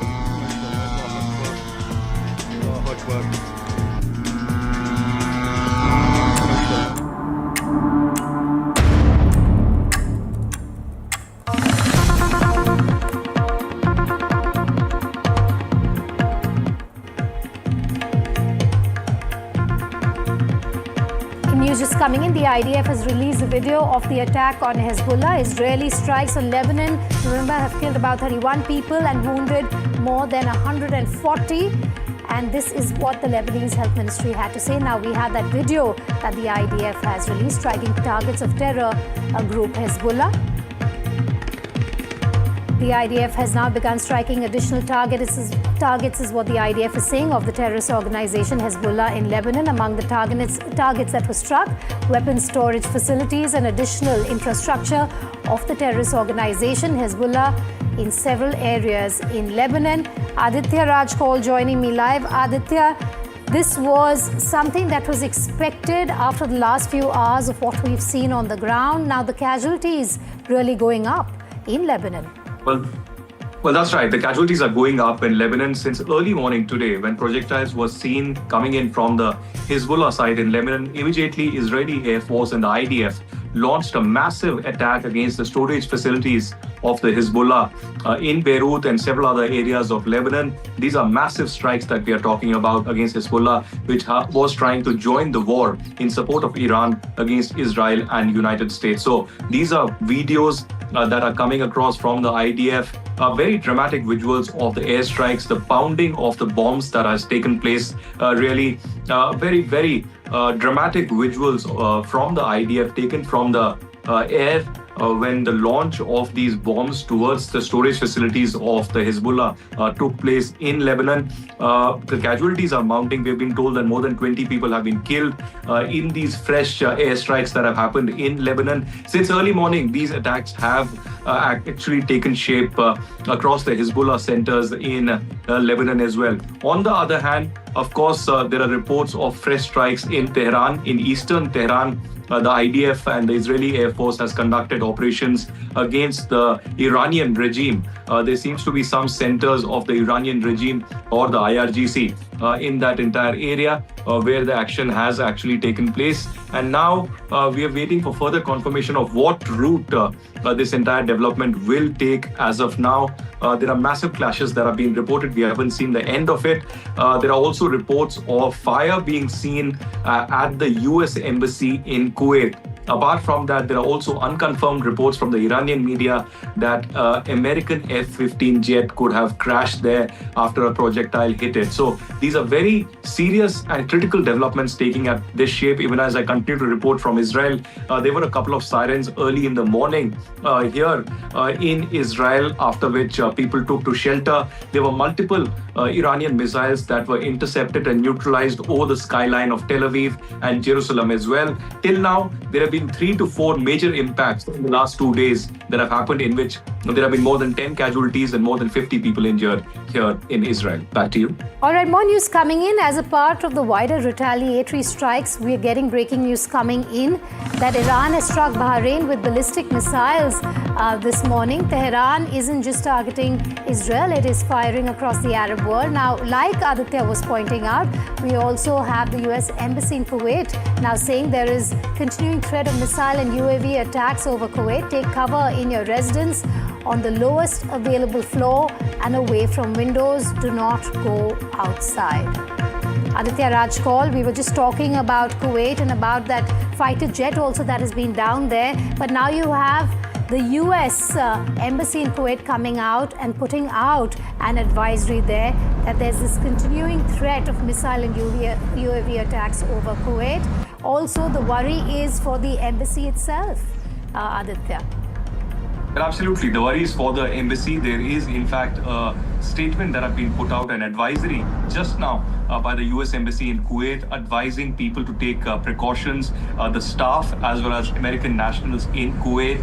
It's a detailed advisory that's been issued just moments ago when news erupted that there's been fire at the US Embassy in Kuwait, smoke seen in that entire area, and also an F-15 likely that seems to have crashed over the Kuwaiti airspace. Now there are reports coming in of a drone attack and ballistic missile attack against Bahrain. Now remember, over the last 2 days as well, there have been attacks against Bahrain where hotels as well as other critical infrastructure has been attacked by the Iranian side. The same situation has been witnessed in UAE as well, where both Dubai and Abu Dhabi have come under attack, including the Dubai International Airport. The Burj Al Khalifa had a drone attack nearby. And apart from that, the Burj Al Arab Hotel, where the lights went off completely and there was minor damage that was reported. In Palm Jumeirah as well, there were reports of fire and missile actually, projectiles actually, acting in that manner. So as of now, this is the day 3, Vedika, that we are talking about of Iranian retaliation and also fresh strikes from American and the Israeli side. The visuals on the screen are coming from multiple locations. In Kuwait, one, smoke coming out from the US Embassy in Kuwait, and secondly, of the jet, the American F-15 that has been likely shot down, has been downed by the Iranian missile or a drone. So as of now, we don't have a confirmation from the American side, but this is a very, very dramatic situation that is taking shape. Very dramatic visuals on the screen. If at all an F-15 has been targeted, it's a huge escalation by the Iranian side. One, that Trump will not look at lightly, and there could be worst case scenario, major strikes by the American side on the Tehran Iranian regime. Let's just take a step back, Aditya. When we look at these conflicts widening at this time, there is no side that's blinking first. In fact, there have been aggressive stands that continue to be taken by all stakeholders. Well, absolutely. Very aggressive stance that have been taken, especially because when the talks were underway in Geneva, the attacks came in just moments after that. And that's why the side from Oman, the Oman foreign minister, came out with his first statement, showing his complete dismay on the way things have really unfolded over the last 2 days. The Oman foreign minister was mediating the talks over the last few weeks, and he expected that the talks would resume in Vienna, Austria, where the technical details had to be finalized next week before an agreement could have been reached between the American side and the Iranian side. But the American and the Israeli side has been maintaining that they gave ample time to the Iranian side to come on the dialogue table and have an agreement, but there were no assurances that were coming in, and that's why now there is aggressive posturing from both sides. On one hand, Iran is saying that their supreme leader has been killed. There are more than 40 top commanders of the IRGC who have been eliminated, and that's why Iran will continue to retaliate. On one hand, you have also the American and the Israeli side, which says that they will completely disarm Iran of the nuclear capability and not rest until the Iranian regime is completely eradicated. So very critical threats that are coming from both sides. Now there's a new governing council that has been set up by the Iranian regime, which will take control of the governance measures there in Iran. But will they be able to bring situation under control? Will they be able to control the IRGC and the people as well, and also the protests that we have witnessed over the last many weeks, which led to many casualties as well? So very important developments taking across West Asia. But Aditya, when we look at these visuals, you've had Iran saying that these are retaliatory strikes targeting US bases perhaps, but the collateral damage is for all to see, be it Iran, be it Israel. Well, absolutely. There is a lot of collateral damage, especially the civilian population and public infrastructure that has come under attack continuously, particularly not in Israel, because there have been 3 places that have been targeted. But I think the worst case has been with the UAE, with Dubai and Abu Dhabi facing the worst brunt. And apart from that, we've had also 2 casualties, one Pakistani national and one Nepalese national who have been killed in Dubai and Abu Dhabi in these Iranian missile attacks. There have been several other people who have been injured and shifted to the hospital. Very dramatic and very disturbing visuals that have coming in from the Dubai International Airport that has been targeted multiple times, and other important hotels and places in UAE as well. But this morning, on the 3rd day, fresh attacks in Israel that have been neutralized, but also in Bahrain and Kuwait as well.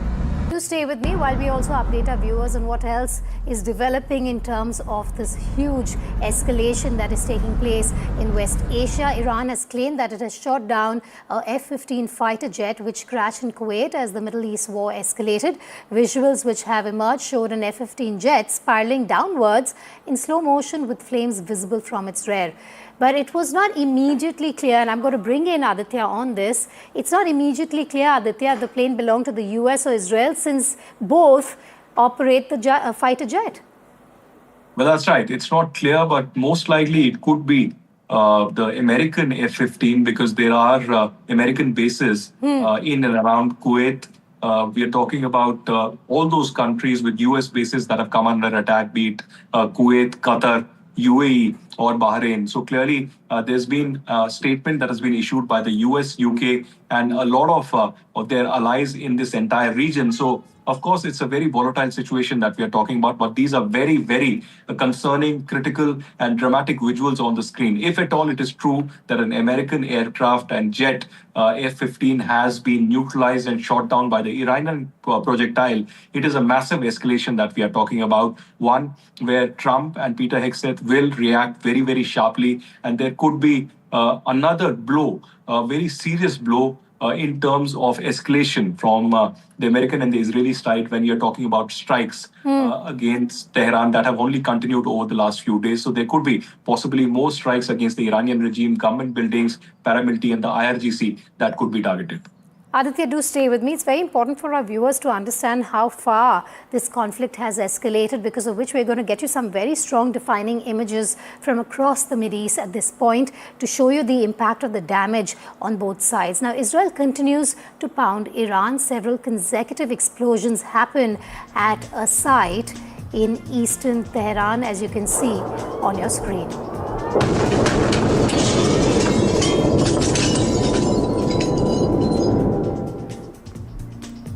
Israel launched strikes on Lebanon's capital, Beirut, after the Lebanese militant group Hezbollah fired missiles across the border. We do know that the casualty figure is going up as we speak.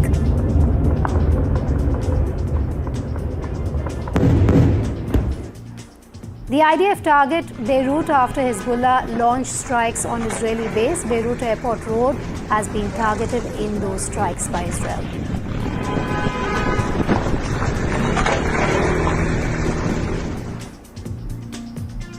The IDF has released footage of an Israeli strike on air defense systems in Tehran. Israel has intensified attacks on Iran following the recent escalation.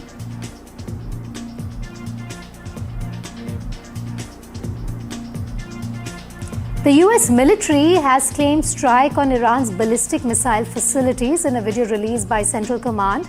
US claimed Iran's ballistic missiles have been a dangerous threat for decades, a threat that is now being eliminated.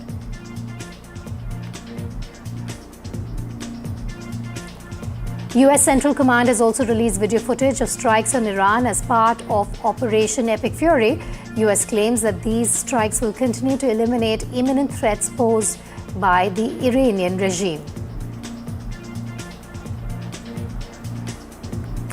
Also, inferno at the docks. Massive blaze breaks out at maritime facility near Akim Manama port following Iranian attack.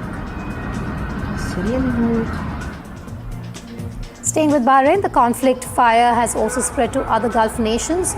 Drone attacks continue to be reported in Bahrain. The skyline shows a plume of smoke over the capital city.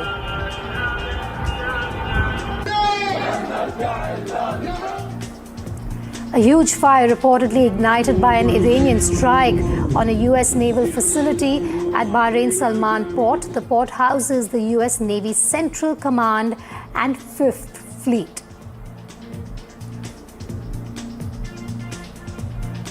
Several people have been injured after an Iranian ballistic missile struck a road in West Jerusalem. Missiles could be seen bypassing air defenses in the city. This as Iran retaliated with a fresh wave of missile attacks on Israel. Multiple injuries have been reported. A direct ballistic missile strike in Jerusalem. Medical teams are seen in this video scanning the area for wounded. Multiple injuries reported. Oh my God.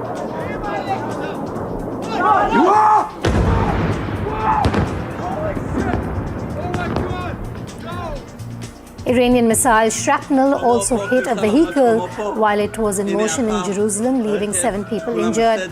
One of them is serious.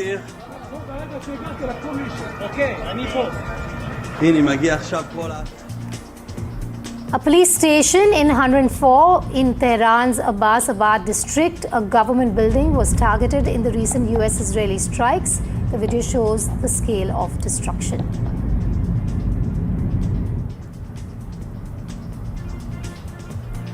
Israel also targeted the Iran state broadcaster late night. Images show a ball of fire and smoke coming out of the building in Tehran. The broadcaster confirmed it had been struck.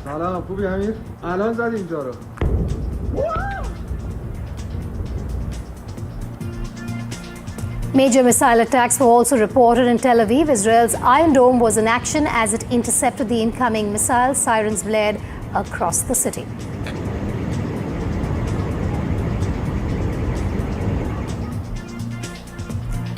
Video coming from Tehran shows the damage to a hospital. Iran alleges that US-Israel strikes have targeted civilian areas.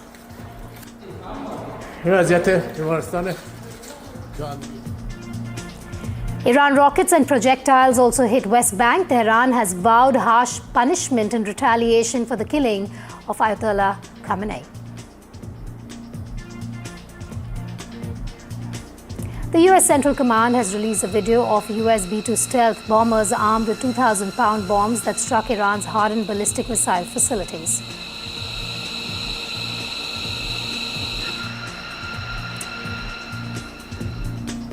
A US military base in Erbil in Iraqi Kurdistan has reportedly been attacked by Iran. The theater of the Middle East war continues to expand.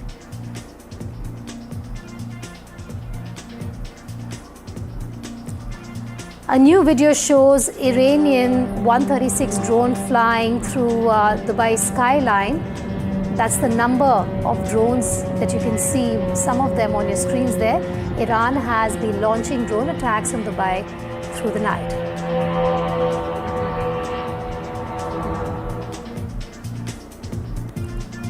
Satellite images accessed by NDTV show at least 2 separate fires in Dubai. Iran has been using drone strikes to hit key ports and buildings in Dubai.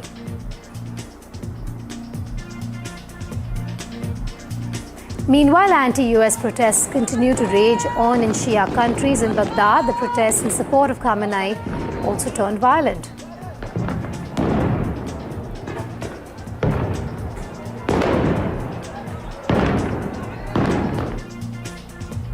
A new video from Karachi, Pakistan shows US personnel opening fire on protesters who try to storm the consulate. After Khamenei's killing, at least 9 people have been killed.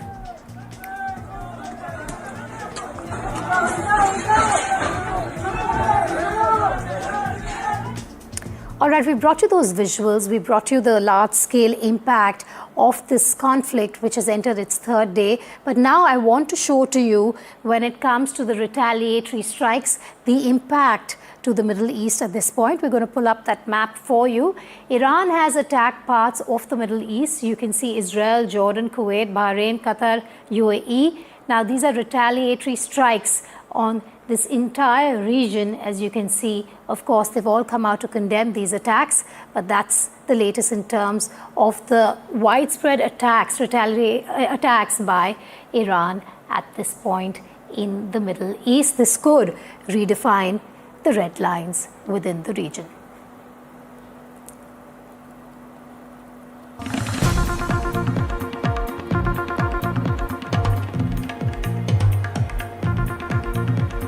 All right, now Iran has released footage of its drone arsenal and launches towards US-Israeli targets in the region. This is coming in from Press TV. The images and the video that you see on your screens, this is part of its arsenal that it is using to target both the United States of America, their bases in the Middle East region, as well as targets within Israel. Ghazali is joining me live. Ghazali, we can see that propaganda video that Iran has put out claiming that this is the ammo, this is the arsenal being used against both the United States of America as well as Israel. See, misinformation, counter-information, this will float from both sides, and Press TV has been releasing such footage. First we got that footage of F-15 getting shot down, then reports emerged that perhaps it's a friendly fire which led to that incident in Kuwait, and now this arsenal video from Iranian side, perhaps to boost the morale of the of its own people over there, that despite the top leader getting eliminated, and despite US reports confirming or suggesting that they have limited arsenal which can go for a few days, Iran also wants to send out a message that it is there for a long haul, and this is what we are picking up, because Iran's strategy right now is to keep targeting the maritime trade routes, the financial centers, and that is why every now and then we are hearing the reports or sounds of explosions from different countries in Middle East, and it is all those either ports, airspace, or the financial centers in UAE, Kuwait, and Qatar. So Iran is trying to perhaps put more pressure on the Middle Eastern partners or neighborhood to force US to come to the negotiating table rather than showing that Iran wants to initiate the negotiation. But Ghazali, the point here also is that this is not Venezuela when it comes to US President Donald Trump, something that perhaps a lot of experts have also weighed in on. This is Iran, it's in survival mode, and it's vowed that it's not only going to be retaliating to those strikes, but it will be eliminating the enemy, and this should continue to be a worry. Forget the propaganda video for now, but that is the bottom line as we speak. These tensions are spiraling, the conflict is spiraling, and Iran is in no mood to give in.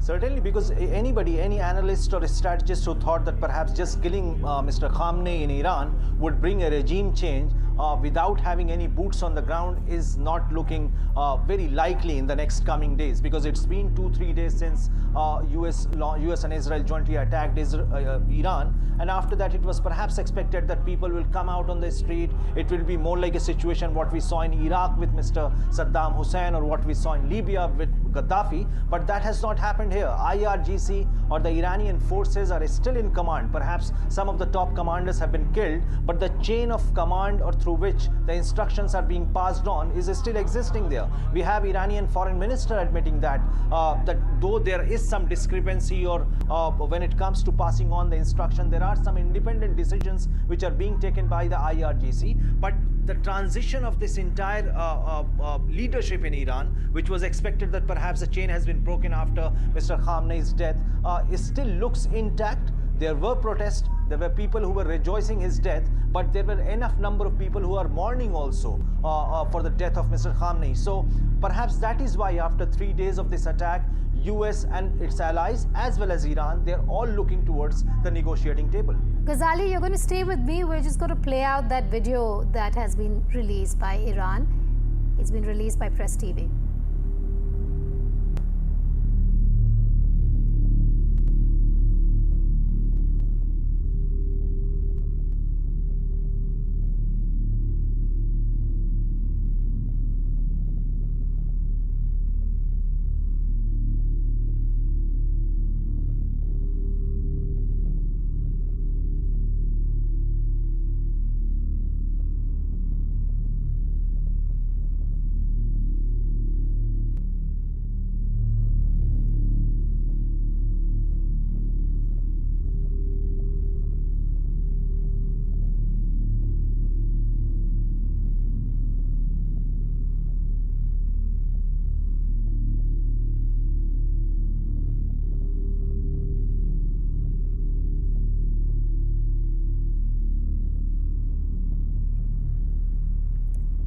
Ghazali, while we put out that propaganda video as well by Iran, what is to be noted here is while they claim that their targets are essentially US bases in and around the region, the civilian casualties also mounting at this point.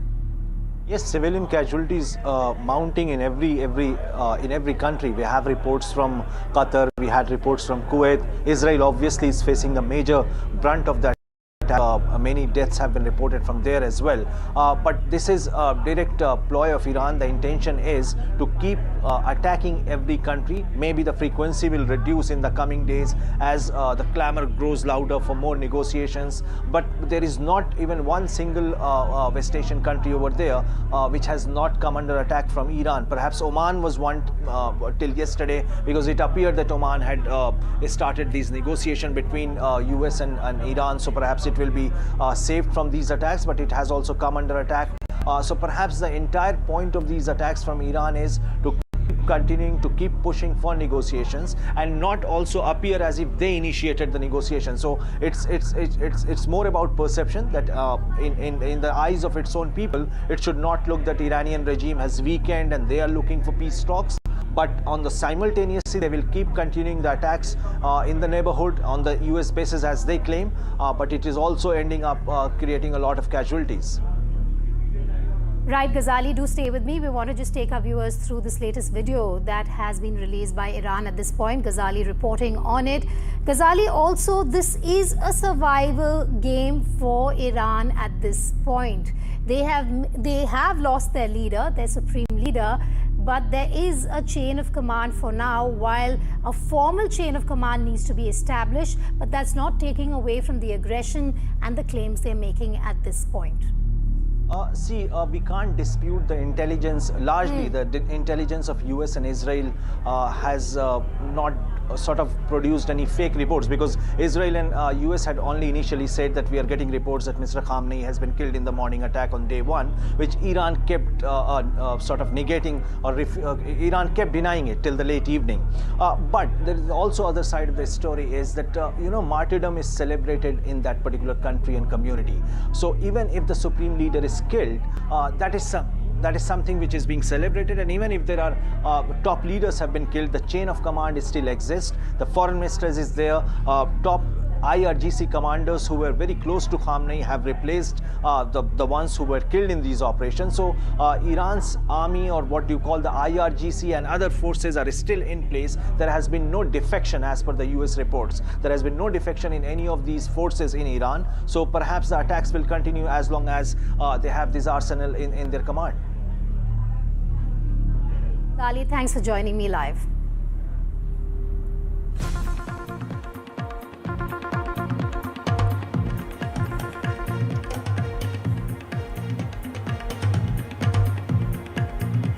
All right, there's been a big warning to Hezbollah by Israel. Israel's big warning to Hezbollah at a time when the strikes can be seen also taking place against Hezbollah in the region.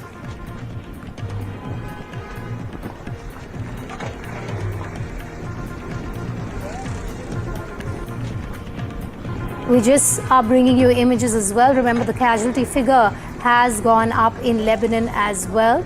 This remains an intense conflict that continues to spread over the region, and now we have a warning coming in from Israel.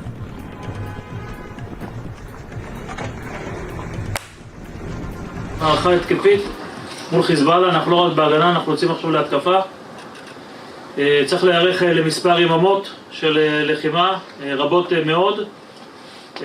צריך היערכות הגנתית חזקה, והיערכות התקפית מתמשכת עכשיו בגלים כל הזמן, וכמובן כל הזמן ניצול הזדמנויות. אנחנו פתחנו במערכה התקפית מול חיזבאללה, אנחנו לא רק בהגנה, אנחנו יוצאים עכשיו להתקפה. צריך להיערך למספר יממות של לחימה, רבות מאוד. צריך היערכות הגנתית חזקה, והיערכות התקפית מתמשכת עכשיו בגלים כל הזמן, וכמובן כל הזמן ניצול הזדמנויות.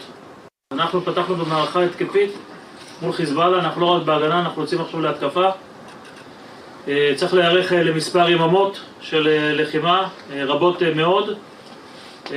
צריך היערכות הגנתית חזקה, והיערכות התקפית מתמשכת עכשיו בגלים כל הזמן, וכמובן כל הזמן ניצול הזדמנויות. אנחנו פתחנו במערכה התקפית מול חיזבאללה, אנחנו לא רק בהגנה, אנחנו יוצאים עכשיו להתקפה. צריך להיערך למספר יממות של לחימה, רבות מאוד.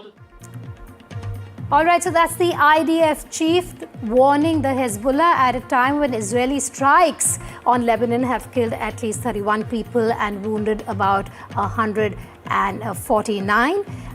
The Lebanese Health Ministry has come out with those figures as Israel's military threatened to intensify its attacks following the Hezbollah rocket fire. You have that big warning coming out to Israel as expected from the IDF chief, who has said be prepared for many days of fighting. Well, that doesn't only hold for Israel and Lebanon, it holds for the entire region, given that no stakeholder is blinking first. We've entered the third day of this conflict that is widening by the hour. Also, the Lebanon ministry in its statement has said that Israeli enemy raids on Beirut's southern suburbs in southern Lebanon have resulted in an initial count in the killing of 31 citizens and wounding of 149 citizens as well. The Israeli military had launched strikes on Lebanon, including the capital Beirut, to target militants, is what Lebanon has said on Monday after Tehran-backed Hezbollah fired rockets at Israel in response to the killing of the Iranian supreme leader. Ghazali back with us. Ghazali, that warning coming from the IDF chief. Yeah, so IDF has been warning the residents of Beirut that maybe there will be more incoming strikes if Hezbollah continues to strike Israel. So Israel finally getting back to the same 2023 war mode where it was facing attack from Houthis, was facing attack from Iraqi militias, or what Israel often calls the seven front war. So on this front, till yesterday it was just Iran which was attacking 7 countries in Middle East. Now Israel will have to counter a similar kind of say hostility from its closest neighbor by Hezbollah in Lebanon. From Lebanese side, the attacks started happening early morning. Israel also reacted, and retaliatory strikes were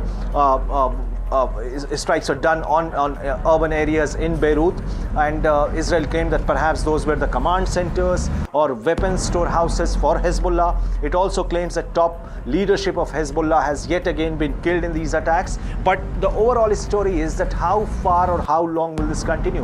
Whether Hezbollah will continue to keep striking Israel in the northern area, on the northern border of Israel, or will it not escalate the situation? Because last time when Hezbollah escalated the situation, it ended up seeing loss of leadership with Hassan Nasrallah, the secretary of Hezbollah, the biggest leader, one of the biggest faces of Hezbollah, who was killed in a major strike by Israel in Lebanon. So right now the situation is very fluid. Everybody is looking at United States whether they will go for negotiations or not. Trump is also giving very conflicting statements. There is no timeline of the war. Perhaps the objective of this entire war was to have regime change. That hasn't happened. They expected perhaps people to get onto the streets for general uprising and overthrow the entire Iranian regime. That has not happened. The religious leadership is still intact. Their parliament is still intact. People close to Mr. Khamenei are still alive. There are more people who are mourning than people who were rejoicing his death. So amid all this fact, and Iran continues to attack most of those Middle Eastern countries, amid this, Hezbollah has also joined in. And that's the worry at this point, viewers. The proxy war also that has started at this point, which in itself is a parallel war against the stakeholders here, and could be extremely worrying for the US as well as Israel. Now, Hezbollah has joined in Iran in the war with Israel. Conflict is spreading to Lebanon as IDF strikes Hezbollah after an attack on Israel. Israel launched a barrage of strikes in Lebanon's capital, Beirut, after the Hezbollah fired missiles across the border. The IDF has also hit weapons storage facilities and additional infrastructure of the terrorist organization Hezbollah in several areas in Lebanon. Meanwhile, the head of Hezbollah's parliamentary faction, Mohammad Raad, has been killed during IDF strikes, and Israeli air attacks on Lebanon have killed at least 31 people, wounding close to 150. Beirut's airport road also has been destroyed in the Israeli attacks. People have been seen fleeing Beirut's southern suburbs. Massive pile of cars there that you can see back to back in the area after Israeli strikes hit the area. In a statement, Israel has said that they have targeted senior Hezbollah figures in Beirut. You just heard from the IDF chief as well. Now, US President Donald Trump made a big comment on the killing of Iran's supreme leader, asserting that he moved first to neutralize what he described as an imminent threat to his own life. He claimed, and I'm going to quote him here, "I got him before he got me. They tried twice. Well, I got him first." Unquote, apparently referring to a 2024 Iran-linked plot that US authorities had earlier said was aimed at assassinating the United States of America president. Trump further asserted that the war with Iran can go on for next 4 weeks, as Iran is a big country.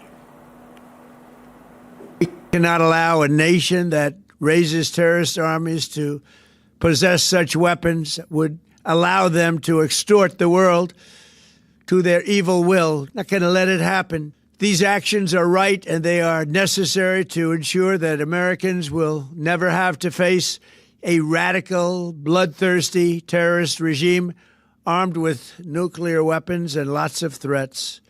I once again urge the Revolutionary Guard, the Iranian military, and police to lay down your arms and receive full immunity or face certain death. It will be certain death.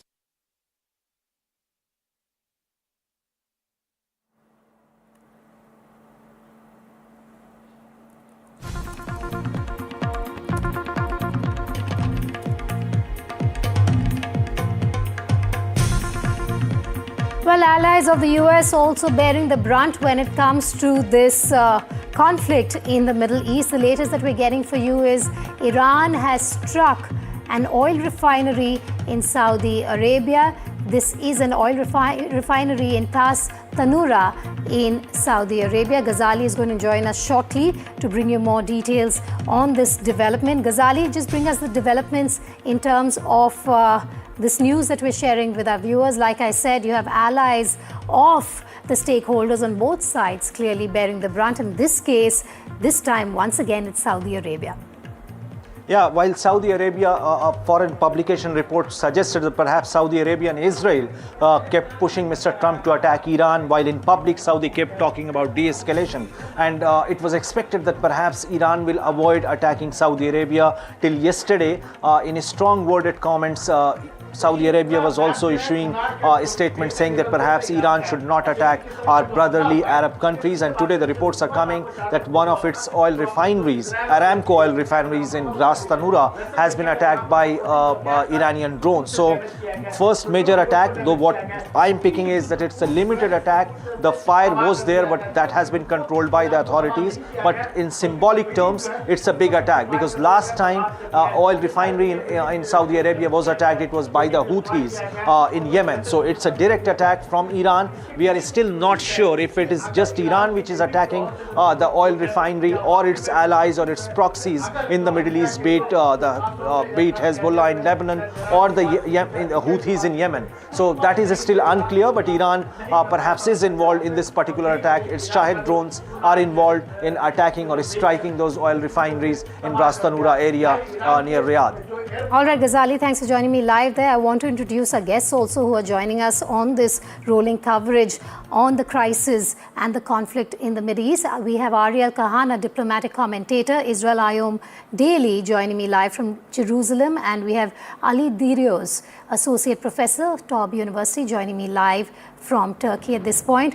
I'm going to start with you, Ariel. I want to understand from you what is going on around you before we get into obviously the details and the brass tacks of this entire issue that we are discussing, and our rolling coverage continues on this. You are in Jerusalem. I want to understand from you what you've seen around you since the early hours of this morning. Good morning, Vedika from Jerusalem. Yes, we just an hour ago, we were going to the shelters because another Iranian missile was shot at our neighborhood, at our area. We have to take cover to be safe, and thanks to God, my family and myself and my neighbors are all okay. No one was injured in the last attack by Iran. But this attack comes after a quiet night, which means the Iranians are shooting way less than what they used to do in the first days or in the previous operation we had against them. It brings me to tell you that Iran is way, way weaker than what it used to be a year ago, a half year ago, including the proxies, Hezbollah or Hamas, are way, way weaker. Actually, Hamas is not shooting at all in this round. Hezbollah was shooting last night, as you described before. Hezbollah tonight joins the war, but again, they are way, way weaker. And regarding Iran itself, their skies are open for our airplanes to attack. We had in the first round, the Israeli had 200 aircrafts attacking Iran. Of course, we have the United States with us. So it's not only Israel in this front, it's the United States. Maybe Arab countries will now join because Iran is attacking everyone in the neighborhood, actually. So I feel we are in a much better place, not only for Israel, but actually for the entire world. Iran is a danger. I mean, this regime is a danger to the entire world. Just guess if they would have a nuclear weapon, what would happen to the world? To stay with me, Ali, thank you for joining me here on Breaking Ground. The worry for Israel and the US should also be the proxies in this conflict.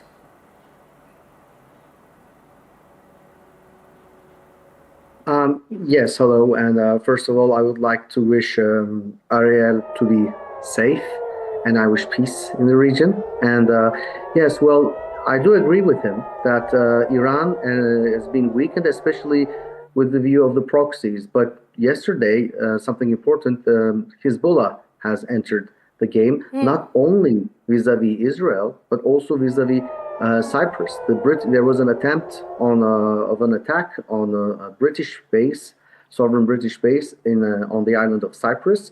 And Cyprus, which is, as many of you may or may not know, some of the viewers, is an issue between Turkey and the Greek Security Administration and Greece and the EU. But it is also an EU member state. So EU territory, from the perspective of the European Union, has been now subject to one of the proxies attacks. And that has been a warning sign, especially for Turkey is concerned, of the possibilities of this conflict expanding broader into the region. We've already had 7 countries in the Middle East, plus Lebanon yesterday, that have been involved. Also, of course, Israel has been attacked.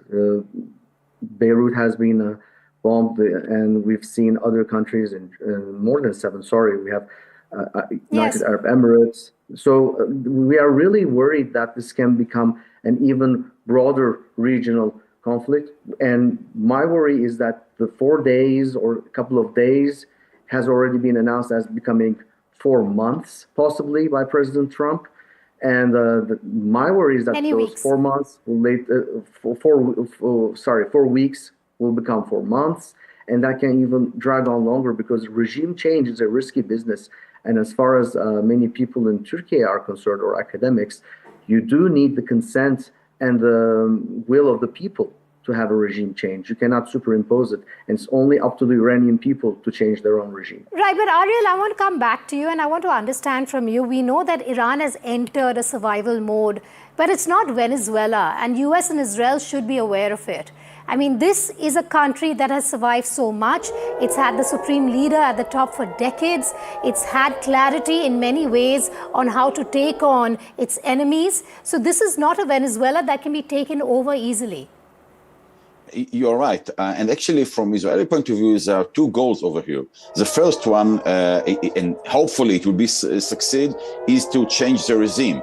But as my colleague just said, it's not easy, and no one can guarantee that it will be possible to change the regime, to topple this extreme Shia regime in Iran. But there is another goal, and that is to eliminate their military capabilities, because we see what they do now. They attack, again, everyone in the Middle East, okay, including Cyprus, as you just mentioned. By the way, there is a new update I just got from my paper, which Turkey closed the borders with Iran, probably because of the risk to Turkey itself. So we have now the entire region burning because of Iran. Just imagine what would happen if we would wait 1 year, 2 years, 3 years, and let them have much more missiles, much more drones, and even nuclear weapon. That's what we had here on the table. And that's why, in my opinion, President Trump and Prime Minister Netanyahu's decision to go and to be the first to attack Iran was so important, because it's for the sake of the Middle East, it's for the sake of the world, actually, for the free world. And hopefully, and again, that's another goal, hopefully it will bring also freedoms and democracy to Iran one day, hopefully. Do stay with me, gentlemen, because I want our viewers to also understand that the American B-2 Spirit stealth bombers were at the center of the strikes in Iran. US Central Command has confirmed that Iran's ballistic missile infrastructure was by B-2 bombers in a long-range mission. Now, the bombers reportedly departed from Whiteman Air Force Base in Missouri, flying nearly 37 hours to reach their targets. Officials say multiple guided munitions, including bunker-penetrating variants like the GBU-31 fitted with BLU-109 warheads, were used to strike what CENTCOM described as hardened ballistic missile facilities.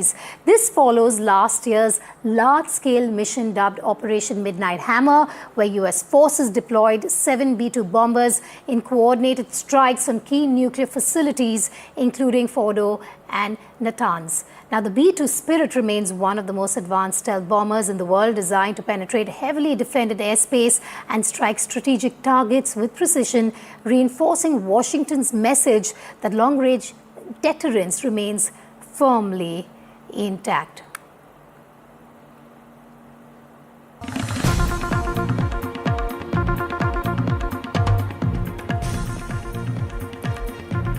Okay, this is something that we were expecting. What you see on your screens is the shock from the West Asia war. We're being told that the Sensex has plummeted about 1,100 points. We were expecting this after this weekend of conflict, and that's what we have for you. Gauri will be joining us shortly, but the impact will be intense for the coming days, given now that you have the US President Donald Trump also coming out and stating that this conflict could go on for a while because of what is on in the Middle East. No side blinking first. This is the third day of the conflict on the ground, and the Sensex now plummeting, the markets coming down with 1,100 points. This is, of course, going to remain to be a worry. We are going to bring you all the details from the markets as well, but you have the impact being widespread at this point, with the stock markets tanking 1,100 points. This is as the conflict intensifies. You also have the worry of crude prices being hit and being impacted at this point, but crude prices are surging. Gauri, the impact could be long drawn, given what the President of the United States has also said earlier today, that this could be a protracted conflict.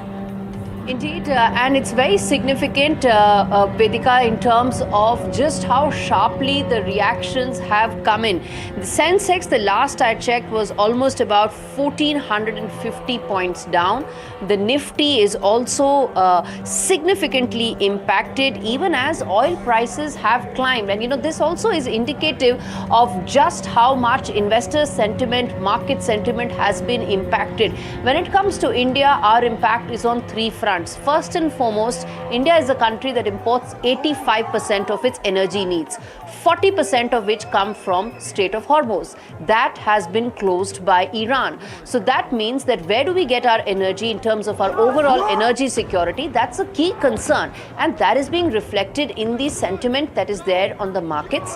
The second important aspect that one needs to point out is, because we import and we pay in dollars, the moment the currency gets impacted, we end up paying more.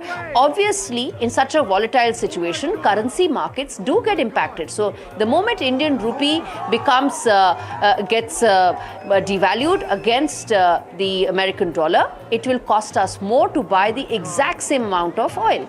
And that is again something that is being reflected in the tentativeness and negativity in the markets. And the third important point I want to point out is that global supply lines are at risk right now. What Houthis, Hezbollah and Hamas, apart from several other terror outfits in the region, have capability of is to strike shipping lines in the entire Red Sea, all of which they are not just capable of, but have indicated their intent to do so, which is why there is now a huge amount of concern globally and is being reflected in India as well. Gauri, thanks for joining us live. That this continues to remain a worry, not only for India, Gauri, at this point, but across the world, given the region that we're talking about, the conflict that continues and will continue with the aggression that we're seeing on both ends of this conflict. Moving on now, in Dubai, drones were seen flying over residential areas for a second day in a row. Footage has emerged which showed an Iranian drone flying over Dubai. Satellite images also showed a plume of smoke over Dubai. What is significant is that the UAE has now shut stock markets for 2 days. Both Abu Dhabi Securities Exchange and Dubai financial markets have been closed. The move is aimed at containing the financial fallout of this conflict. The UAE has also summoned Iranian ambassador, calling strikes by Iran as terrorist assaults. UAE has demanded an urgent end to hostilities, adding that they responded to right to respond. From Dubai and Abu Dhabi to Sharjah, several key sites appear to have been targeted, underlining the widening scope of Iranian strikes across the UAE. Now, NDTV Profit's managing editor, Tamanna Inamdar, also spoke to Samir Arora, founder and fund manager for Helios Capital, who is based out of Dubai, on what the situation is on the ground there. Samir, thank you so much for speaking with us, and we'll talk about a variety of things. I noticed the blinds are shut behind you, but I assume that the view is fine and everything is safe and sound. No. I didn't want to close the blinds. Actually, behind is Burj Tower, but the light is so strong Otherwise, I don't want this very boring background that I have. So you should just open it. You should just. I don't mind opening it. Yeah, if open you it. Give want us. to see.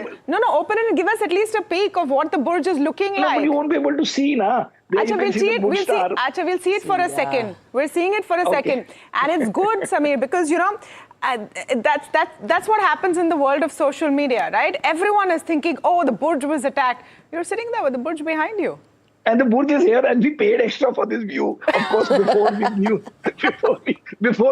that this is happening. I hope your current hotel stays comped, because I believe the Dubai government has done that for everyone, which I thought was a fantastic gesture. No. It's been done by Abu Dhabi only, not by Dubai. Okay, you don't need it, Samir. It's okay. You can enjoy the view of the Burj and pay for it. We'll continue with all the updates and rolling coverage on the story here on NDTV in Breaking Ground, which is the conflict in West Asia. And moments from now, slip into a short break.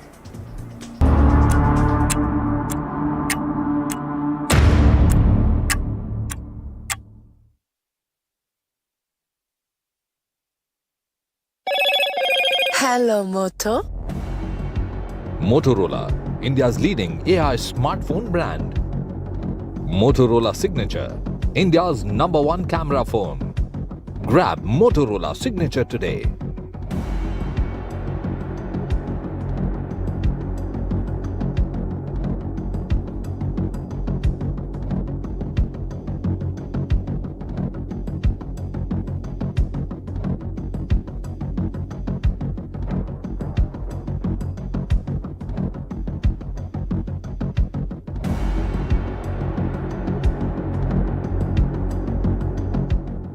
माही कोई cool bank suggest करो ना जो socially conscious फिर तो SBI coolest है। Really? SBI ने आपको शायद पता नहीं होगा, अपार ने INS विक्रांत के लिए 150 से ज्यादा तरह के केबल्स बनाए हैं। देश के टॉर्पीडोस में भी हैं अपार के केबल्स। वंदे भारत भी अपार के केबल से ही स्पीड पकड़ती है और यही वायर्स और केबल्स हमारे घरों को भी पावर करते हैं।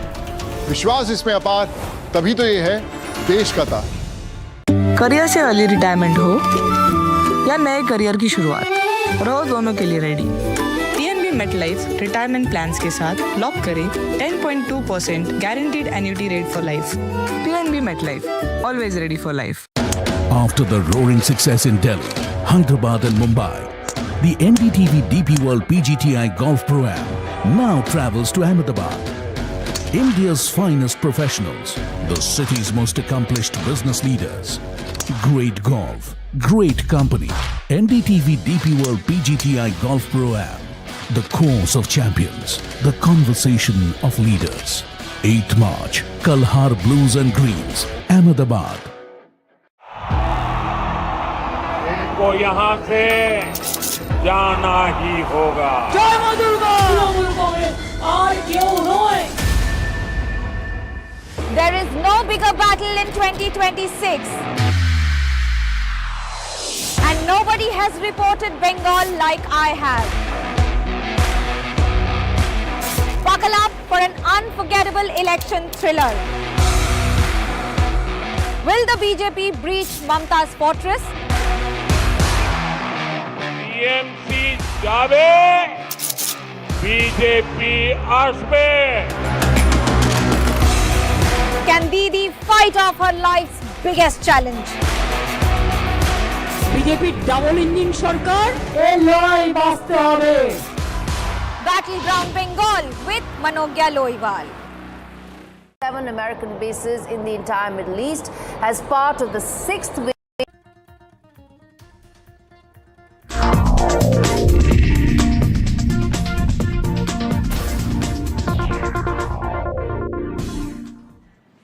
G7 बैठक में उन्होंने मेरा और मेरी डेलीगेशन का गर्मजोशी से स्वागत किया था।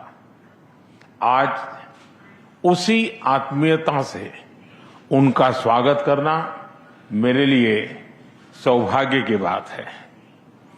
दुनिया में बहुत कम लोग हैं जिनके सीवी में 2 देशों की सेंट्रल बैंकिंग लीडरशिप लिखी हो। हमारी पहली बैठक से ही हमारे संबंधों में एक नई ऊर्जा, परस्पर विश्वास और सकारात्मकता आई है। सहयोग के हर क्षेत्र में बढ़ते मोमेंटम का श्रेय मैं अपने मित्र प्रधानमंत्री कार्नी को देता हूं। फ्रेंड्स, भारत और कनाडा लोकतांत्रिक मूल्यों में अटूट विश्वास रखते हैं। हम डाइवर्सिटी को सेलिब्रेट करते हैं। मानवता की भलाई हमारा साझा विजन है। यही विजन हमें हर क्षेत्र में आगे बढ़ने की प्रेरणा देता है।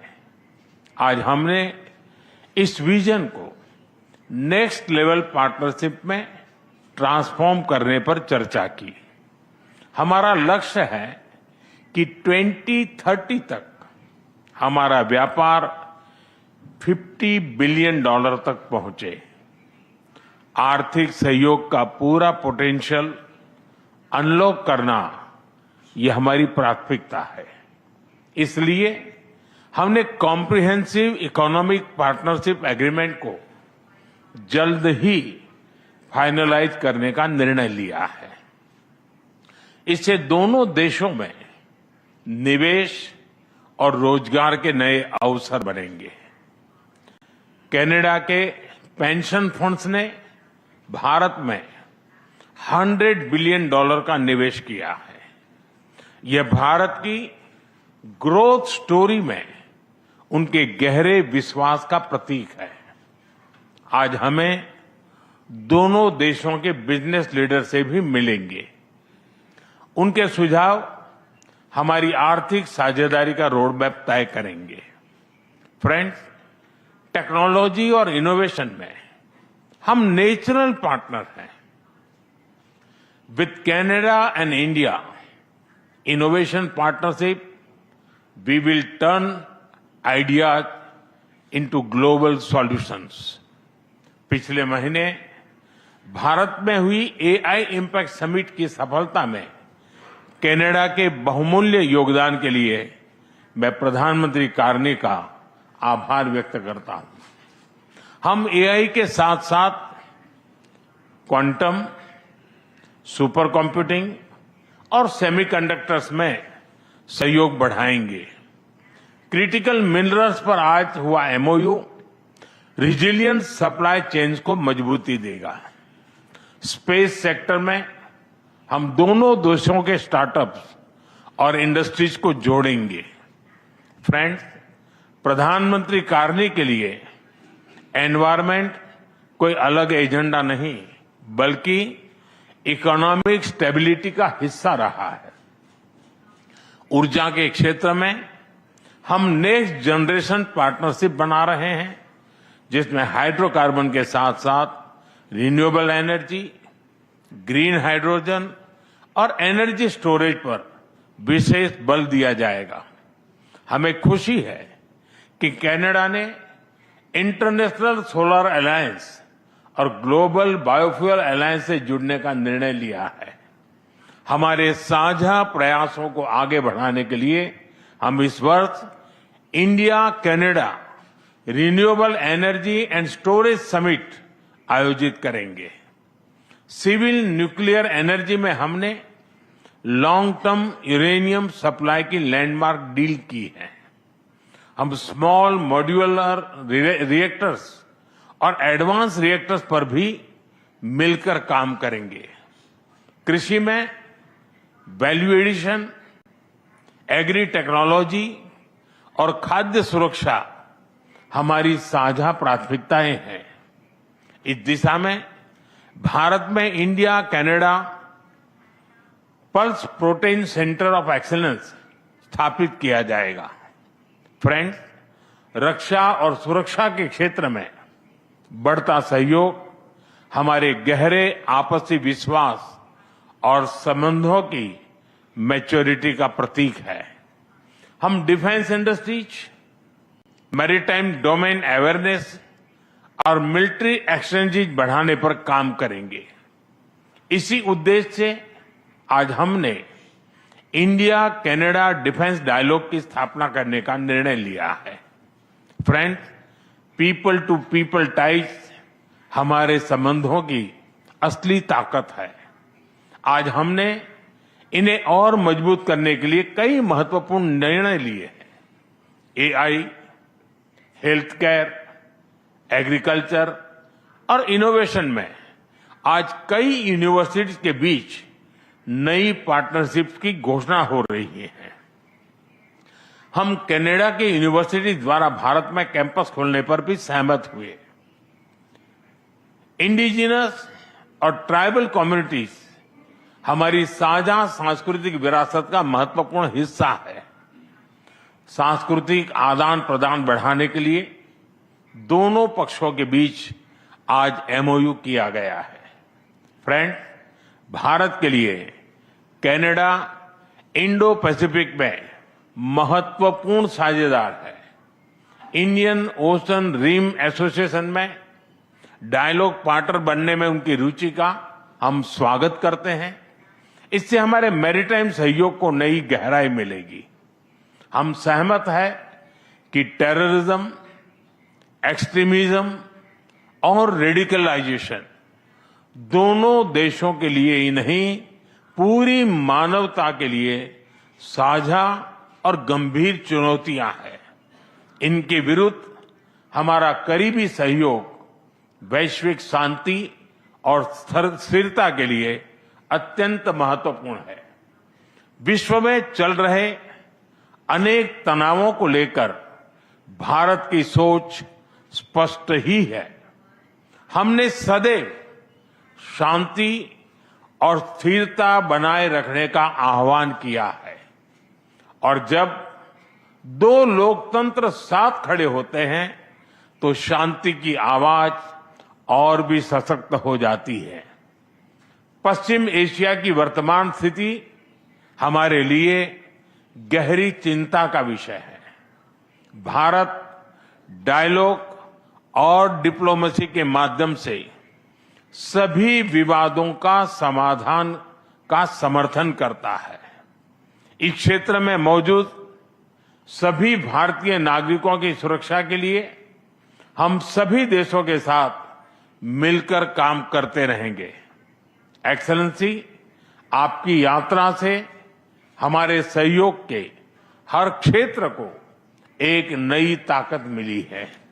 भारत के प्रति आपकी गहरी प्रतिबद्धता और दूरदर्शिता के लिए मैं एक बार फिर आपका हार्दिक अभिनंदन करता हूं।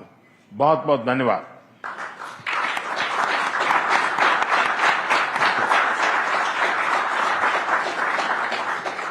Thank you, sir.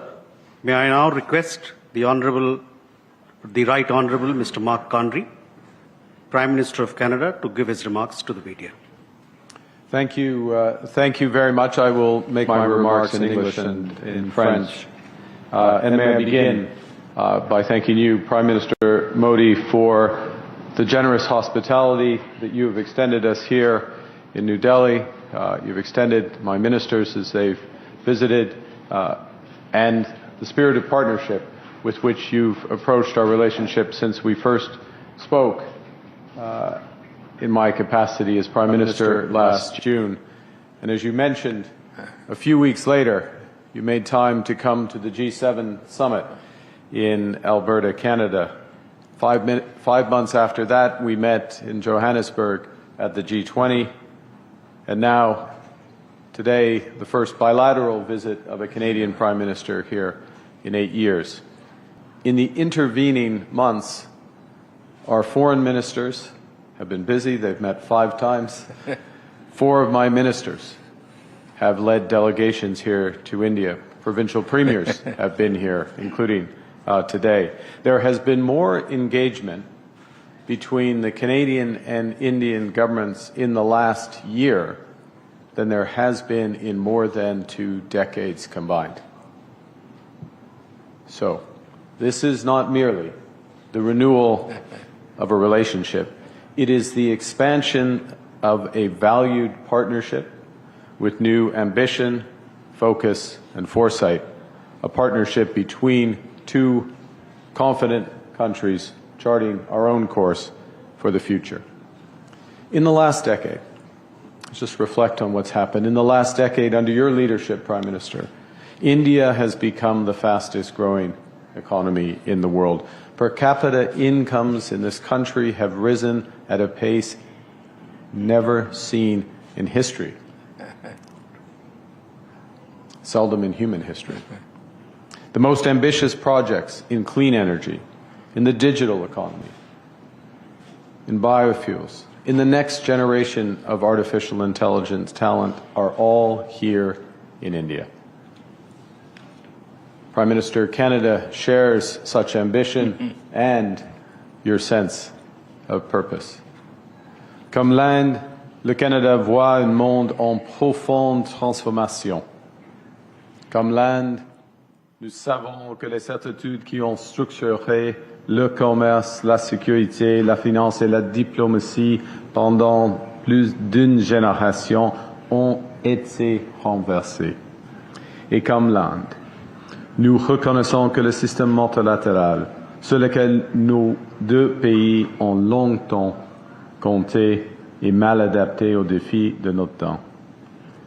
We both know that nostalgia is not a strategy, and that those who succeed in this new era will be those with the confidence, the ambition, and most importantly, the partnerships to build a more inclusive, sustainable, and prosperous future for all our citizens. And I believe the prescription for success in this new era is well exemplified by the theme of your G20 presidency in 2023, which I had the honor of attending. That theme, of course, one Earth, one family, one future. Because the challenges of our age cannot be solved by one country alone. And only by building on the principles of one Earth, one family, one future can we forge the partnership worthy of our countries. Reconnaissons que nous partageons une seule terre, nous renforçons notre collaboration en matière de climat et d'environnement. Le Canada prévoit de doubler son réseau électrique d'ici 2050 et d'accroître considérablement le déploiement des énergies renouvelables et du stockage de l'énergie. De son côté, l'Inde est une chef de file mondiale dans le domaine de l'énergie solaire à grande échelle, les technologies de stockage d'énergie et d'autres formes d'énergie renouvelable. C'est pourquoi le Canada et l'Inde tiendront cette année un sommet sur les énergies renouvelables réunissant l'industrie, les investisseurs et les décideurs publics afin d'élargir et de diversifier le commerce des technologies propres. Et nous bâtissons, à partir de maintenant, un partenariat énergétique pour un avenir plus durable. India is a country whose demand growth for energy is projected to double by 2040. And to meet that demand sustainably, India plans to increase its renewable capacity by 500 gigawatts by the end of this decade, and to almost double the share of LNG in its primary energy mix over the same period. Canada is well positioned to contribute as a reliable supplier of the world's lowest carbon, responsibly produced LNG from our west coast. As India seeks access to critical minerals for its manufacturing, its clean tech, and its nuclear plans, Canada's resource base and world-leading companies position it as a strategic partner. As one example, the nuclear agreement, the uranium agreement signed today. As another, the fact that 40% of the world's mining companies are listed in Canada. Today, we are launching a strategic energy partnership with significant potential to expand bilateral energy trade. We've signed, as you've seen, a new critical minerals partnership spanning development, processing, and secure supply chains for clean energy, electric vehicles, and advanced manufacturing. We're deepening our cooperation in clean energy expanding collaboration across wind, solar, and hydrogen. Because Canada has big plans as well. We plan to double our grid by 2050, and India can be a major partner in this expansion. As you've seen, the government of India and Cameco have signed a major $2.6 billion uranium supply agreement supporting India's nuclear ambitions and our shared commitment to clean, reliable baseload power. All of these agreements, under one planet, are beginning of a new prosperous relationship that will offer generational opportunities for workers and businesses in both our countries, and which will protect the planet for future generations. Secondly, we are one family. The greatest, most enduring strengths between Canada and India are the families who call our nations home. Nearly 2 million Canadians trace their roots to India, including leaders in business, science, culture, and government. Tens of thousands of people travel between our countries every year to visit friends and family. 400,000 talented Indians study in Canada. That is twice the number in the United States. It is 4 times the number in the United Kingdom. These students, these connections, deepen our ties. And so we're collaborating to build on those strengths. We've launched the new Canada-India Talent and Innovation Strategy with 13 new partnerships to deepen our ties in education. And this includes collaborations involving McGill, the University of Toronto, University of British Columbia, to work across artificial intelligence, health sciences, and digital architecture. Notre partenariat va propulser des centaines de chercheurs canadiens et indiens grâce à des projets de recherche conjoints de pointe. Nous lançons de nouvelles bourses et de nouveaux programmes de fellowship pour l'Indo-Pacifique afin d'accroître la mobilité universitaire et de former la prochaine génération de talents. Over the longer horizon, the Prime Minister mentioned a moment ago the $100 billion of investments already in India by our pension funds. Those pension funds have $2 trillion in capital. There are already some of the largest foreign investors here, potential for significant growth, particularly given the scale of the infrastructure build in this country. And thirdly, we share one future. That's why we're forging deeper ties in frontier technologies from AI to space. At the G20, India and Canada signed a landmark trilateral partnership with with Australia on AI and critical minerals. And we've already identified key sectors such as digital infrastructure, semiconductors, electronics manufacturing, and high-performance computing. With the agreements today, we're going to expand our collaboration between the Canadian Space Agency and the Indian Space Research Organization on Earth observation, on climate monitoring, on generating the data that powers agriculture, disaster response, climate resilience across the Indo-Pacific. And our partnerships will be reinforced by the strong foundations we are building in trade and defense. We're advancing towards a Canada-India Comprehensive Economic Partnership Agreement with the aim to conclude by the end of this year. This ambitious agreement will reduce barriers, increase certainty, unlock opportunity for exporters, investors, and workers in both our countries with the aim to double trade by the end of this decade.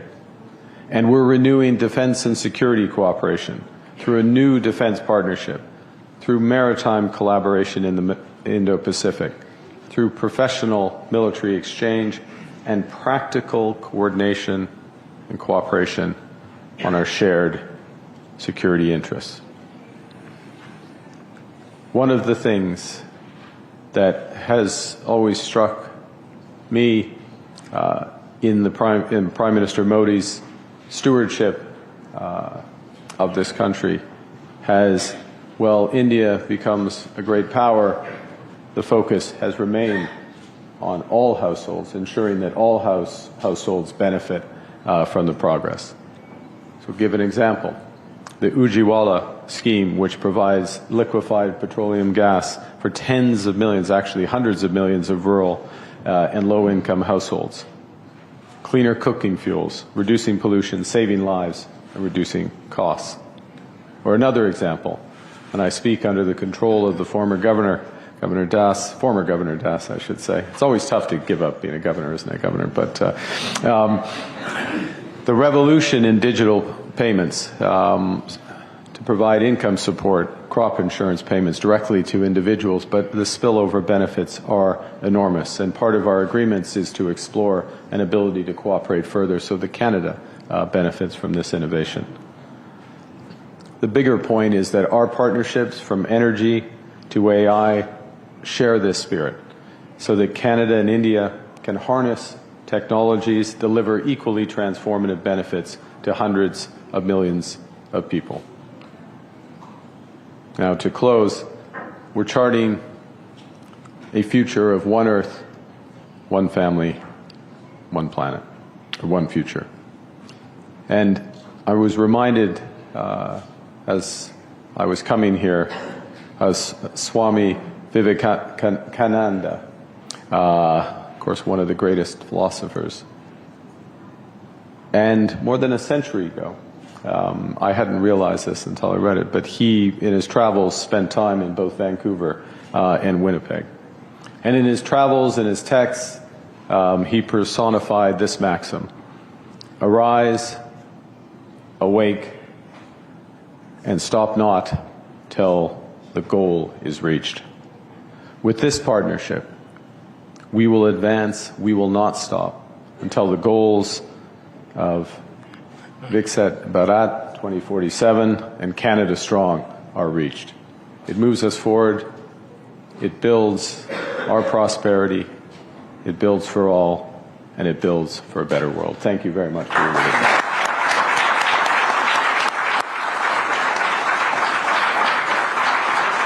Thank you, sir. All right, so that was the bilateral meeting and the joint press statement after the meeting between the Prime Minister of Canada and India. The big takeaway is also what Prime Minister Modi has said, that India stands for peace. He went on to say that the West Asia war is a matter of concern and India supports diplomacy and dialogue.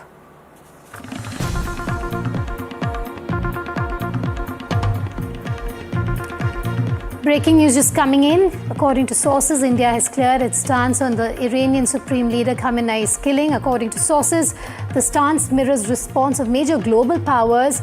No G7 country has issued condolences. Only 10 of 57 Muslim countries have expressed condolences over the death of Khamenei. India's response is driven by national interests, is what sources are telling NDTV. Gulf states' key India partners are under attack. Now, the opposition's framing of India's silence as communal is baseless. Again, what sources are telling NDTV. Sovereign responses prioritize national interest. India's silence safeguards ties with Gulf partners. The killing of Iran's Supreme Leader Ayatollah Ali Khamenei in joint US-Israel strikes was condemned by several opposition parties on Sunday. Akhilesh joining me on the phone line. Akhilesh, just take us through the details. This is what your sources are telling you about why India hasn't come out and put out an official statement on the killing of Khamenei.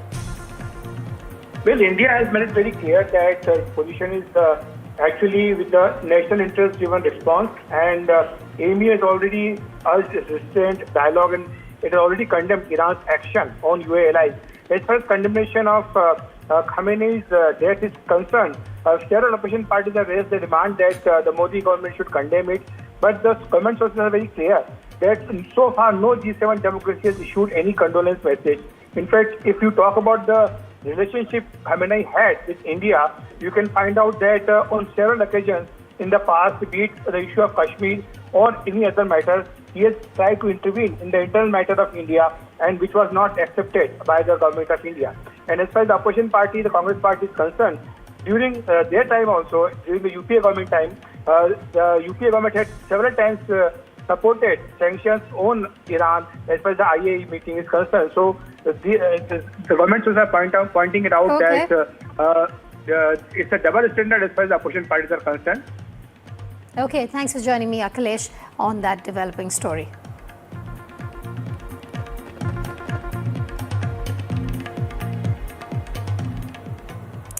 All right, continuing with our rolling coverage on the crisis in the Mideast, Kuwait has now confirmed that several US military aircraft have crashed. All crew is safe is what they're saying after a US aircraft incident took place.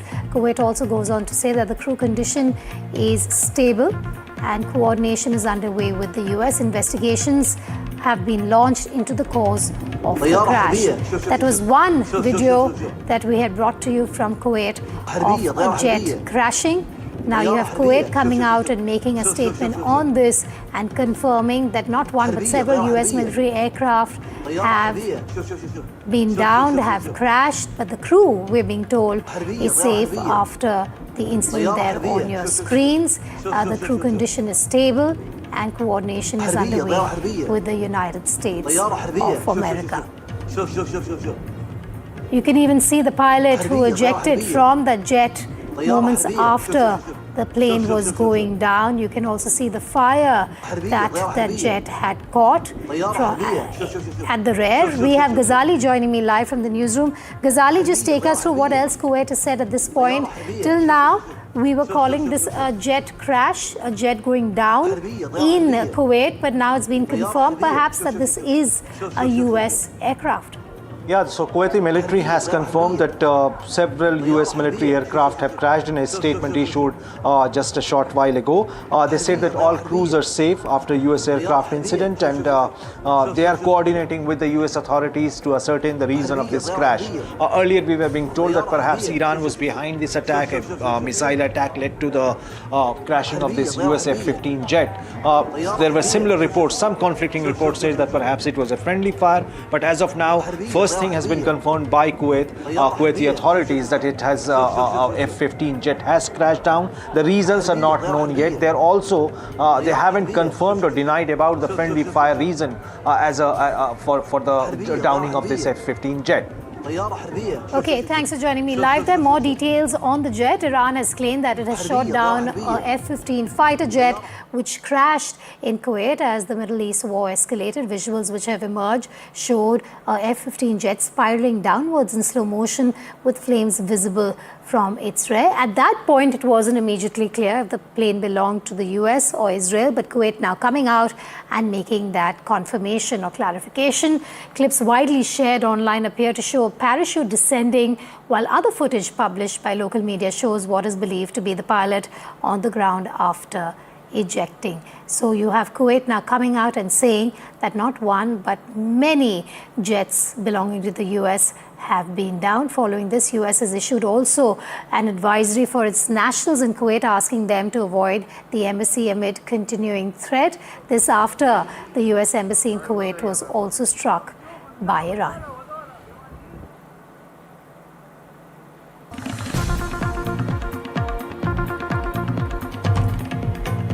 News coming in, Iranian Shahed 136 drones have struck an Aramco oil refinery in Ras Tanura in Saudi Arabia. Remember, Aramco is the world's biggest oil company. You can see smoke also billowing from the compound where this oil refinery is stationed. There on your screens, this is a developing story. Iran has struck the Aramco oil refinery in Saudi Arabia. We are waiting word from Saudi Arabia on this incident that has taken place, which is a part of the retaliatory strikes by Iran in the larger Mideast region. We have Ghazali joining me live. Ghazali, tell us more about this fire that we can see on our screens. Has that been doused? How serious is this retaliatory strike by Iran? Though it looks a very major attack, but the Aramco authorities have confirmed that it was a minor attack. The fire has been doused, but they have also confirmed that the operations at that particular terminal in Ras Tanura has been suspended. The oil extraction process has been suspended. It is located near the Dammam province of Saudi Arabia, and this is a major attack in terms that Iran has not even left attacking Saudi Arabia, which has all this while promised or kept reiterating that they want de-escalation in the region. There have been conflicting reports that how Saudi Arabia perhaps pushed Mr. Trump to go after Iran, but Saudi Arabia has come out publicly claiming and refuting those reports, saying that we have always sort of campaigned for peace. We were the ones who asked US that we won't allow our airspace to be used for Iran. But despite all these claims, Iran yet again went ahead and attacked the Saudis' oil refinery there in Ras Tanura. Okay, thanks for joining me live there. That's the latest that we have for you. You do see smoke billowing out, but this doesn't seem to be a massive attack is what we're picking up at this point. Also, some sources telling us that the refinery for now has been temporarily shut. That's the latest that Ghazali is bringing to you.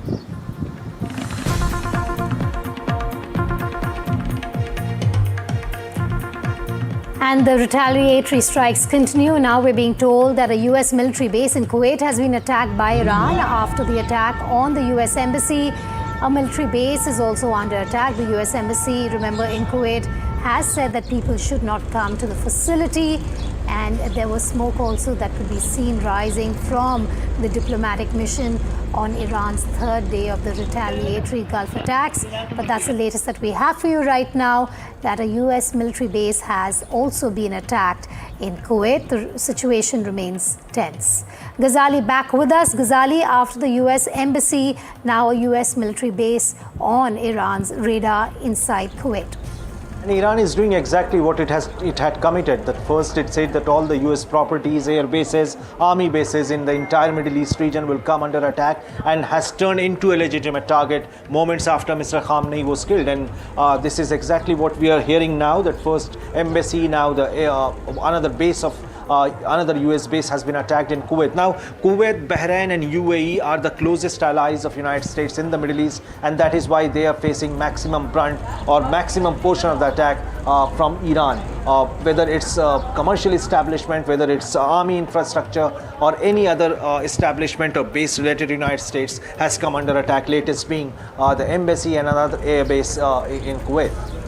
Okay, Ghazali, thanks for joining us there. That's the latest that we have for you from Ghazali. We're being told that an oil refinery in Saudi Arabia has been attacked by Iran. Also getting news in that in Kuwait, there are more US military bases that are being targeted. This after the US embassy was also on target. Now it's time to take you through the widespread damage across the region, be it Iran, be it Israel, or be it some other Gulf nations. Here are some visuals defining images that I'm going to take you through.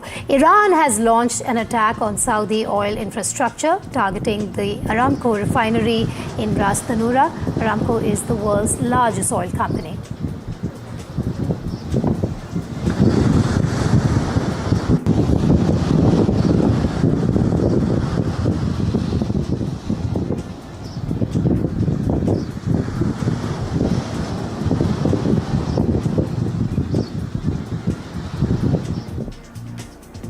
Iran releases footage of its drone arsenal and launches towards US-Israeli targets in the region.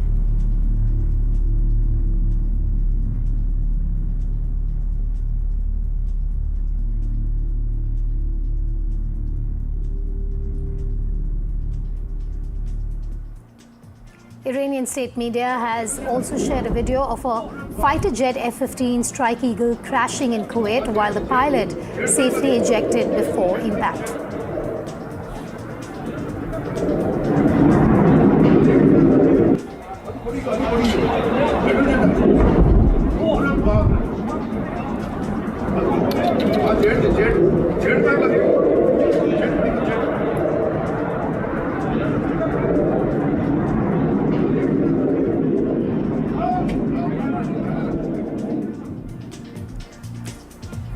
Direct ballistic missile strike in Jerusalem. Medical teams are seen in this video scanning the area for the wounded. Multiple injuries reported.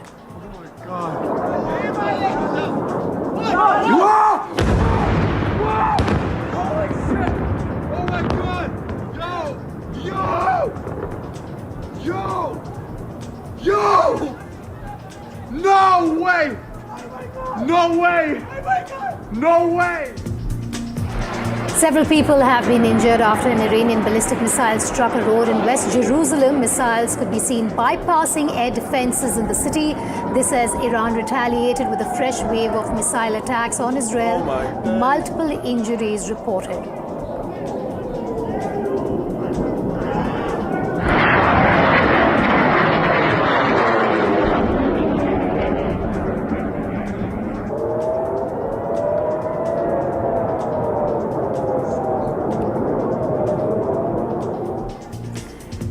Inferno at the docks. Massive blaze breaks out at maritime facility near Key Manama port following the Iranian attack in Bahrain.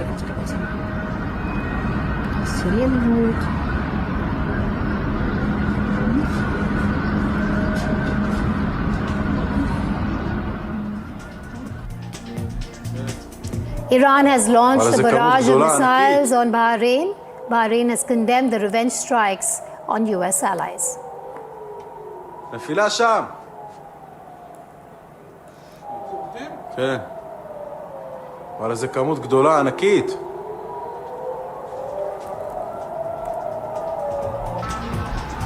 The conflict fire has also spread to other Gulf nations. Drone attacks continue to be reported in Bahrain. The skyline shows a plume of smoke over the capital city.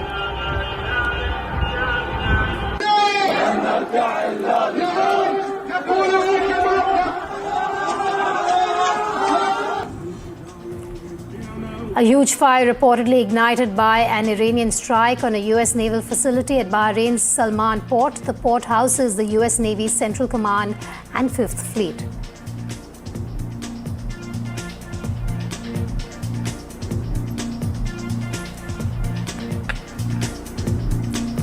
A U.S. military base in Erbil, Iraqi Kurdistan, has reportedly been attacked by Iran. The theater of the Middle East war continues expanding.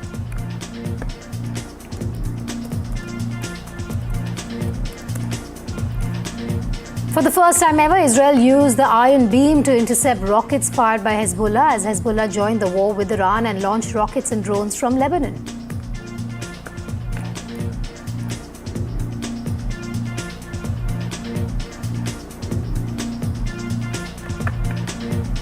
The IDF has struck weapons storage facilities and additional infrastructure of the terrorist organization Hezbollah in several areas in Lebanon.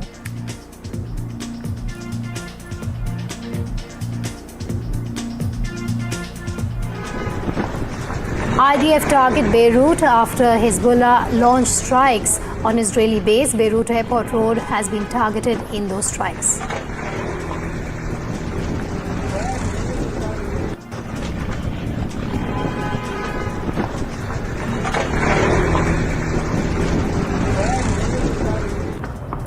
Israel launched strikes in Lebanon's capital, Beirut, after the Lebanese militant group Hezbollah fired missiles across the border.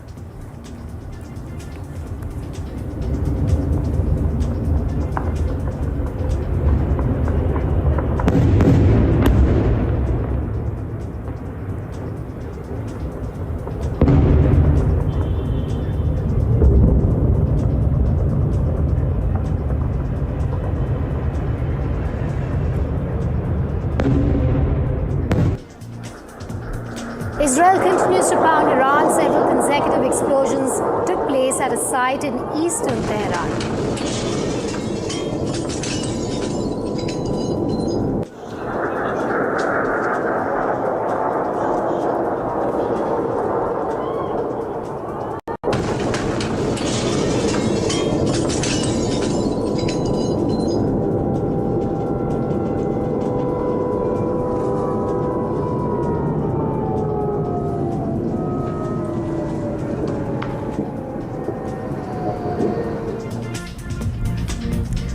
Police Station 104 in Tehran's Abbasabad district, a government building, was targeted in the recent US-Israeli strikes.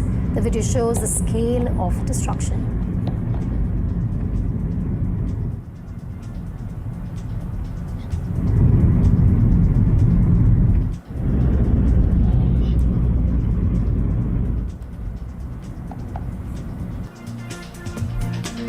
The IDF has released footage of an Israeli strike on air defense systems in Tehran. Israel has intensified attacks on Iran following recent escalation.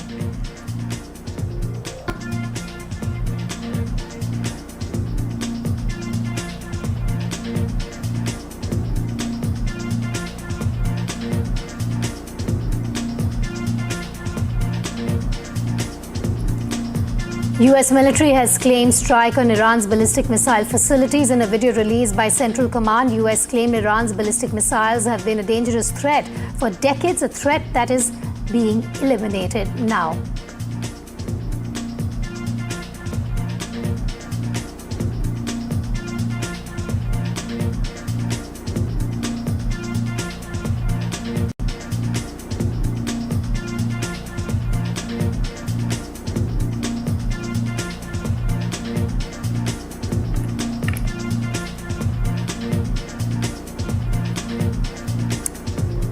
And we, of course, are trying to get your voices from across the region.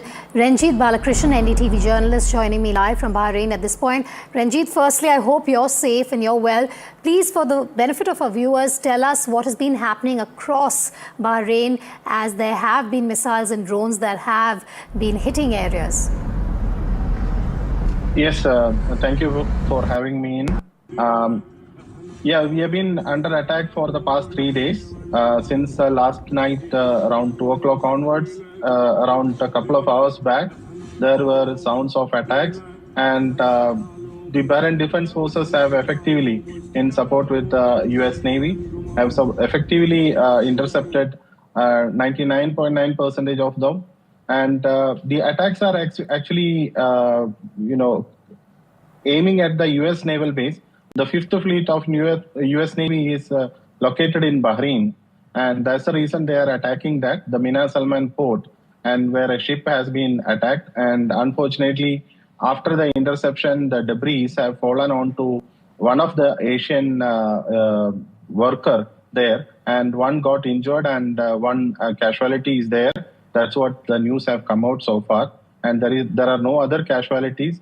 And the civilians are basically, the civilian life is also, though it is affected, the government have issued a caution as well as to stay inside, and there are enough shelters has been assigned. And yes, the area where near to the US base, which is called the Jufair district, has been effectively evacuated, and the people are safely taken care, and the food and the rest of the things are taken care, and all the schools are closed. They are being advised to go online, and 99% of the, unless the effective emergency staffs, yes, except the emergency staff, all the people in the private companies are also working online at the moment. Okay, thanks for joining me live then for that update there from Bahrain. You have Ranjit there bringing us the latest. There is some breaking news coming in. Iran's message to the people of Israel, IRGC, has put out this message saying, leave the country immediately. The Islamic Revolutionary Guard Corps urged people in Israel on Monday to stay away from military bases and government and security sites and leave the country immediately. We recommend that residents of the occupied territory stay away from military bases, security and government centers, and immediately leave the occupied territories, is what IRGC has said in that statement.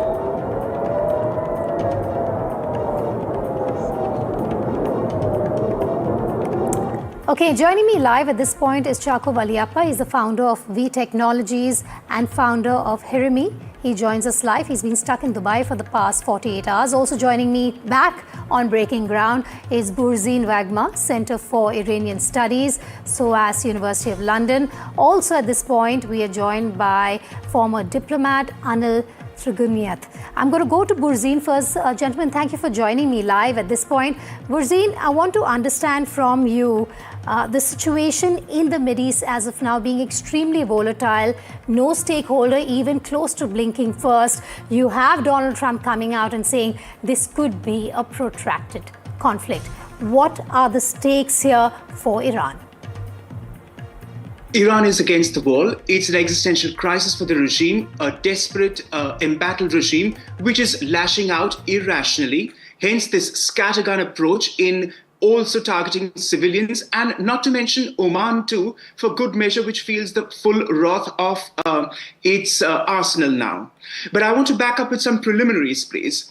There was a mention made of the G7 democracies that have not commiserated on Khamenei's demise, and the question of India not doing so or being ambivalent.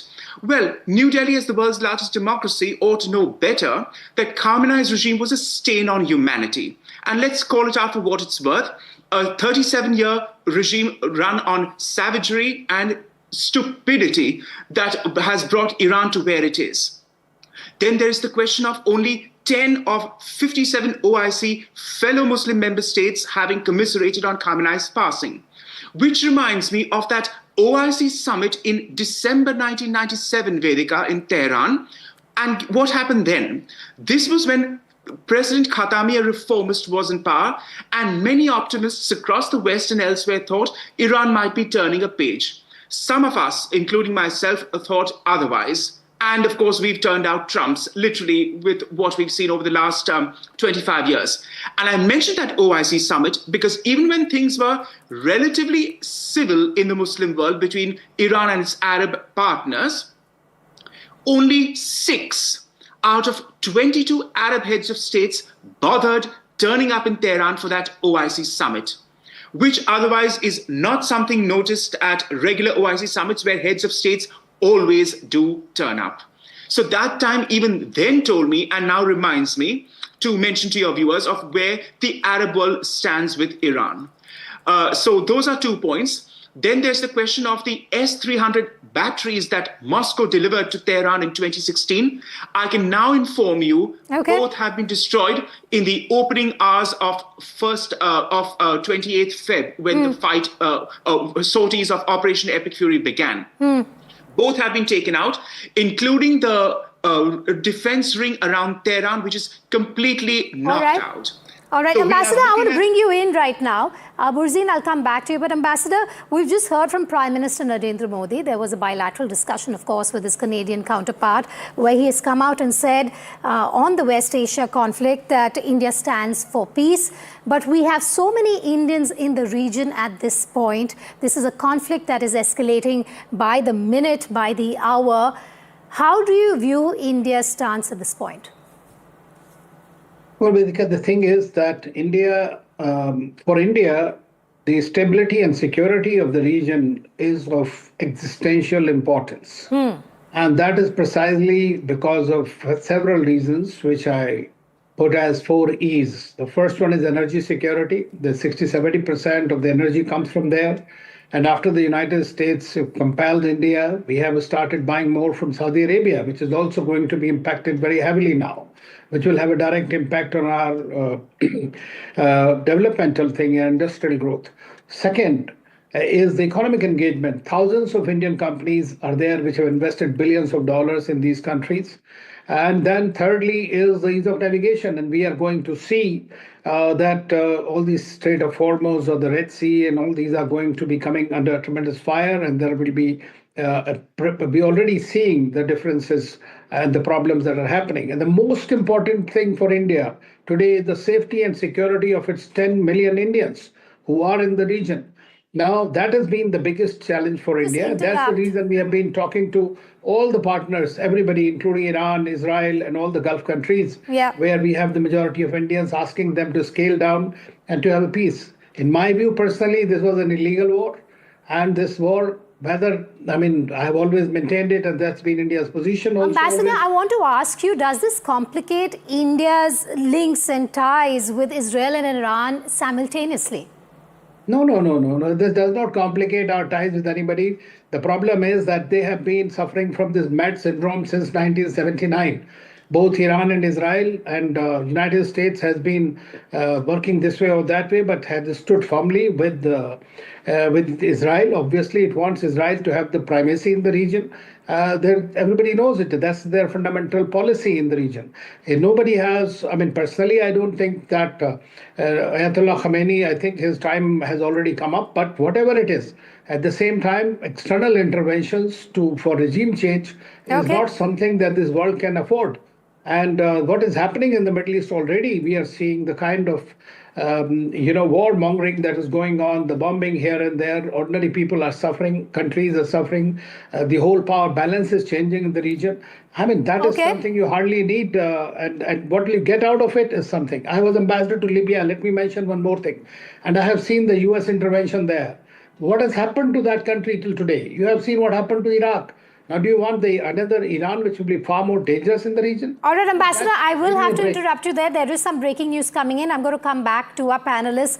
But the big update coming in from Bahrain at this point, the US Embassy in Bahrain has said terrorist groups are plotting attacks on US citizens. The US Embassy in Bahrain has warned that terror groups and those inspired by such organizations are intent on attacking US citizens abroad. In a statement, the embassy encouraged US citizens to avoid hotels in Manama, saying they could be targeted. Terrorist groups continue plotting possible attacks in Bahrain. Terrorists may attack with little or no warning, is what it added. This is a huge development that I'm going to discuss with Arjun, who joins me live from the newsroom at this point. Arjun, you have the US Embassy saying US citizens are now on target in the region. That's absolutely right. The US Embassy in Bahrain, we're getting to listen, has just come out with an advisory for all its citizens to in fact avoid hotels in capital Manama. Now, this advisory comes right after we saw the Crown Plaza Hotel, one of the biggest hotels in capital Manama, in fact, also being targeted by Iranian drones and missiles both.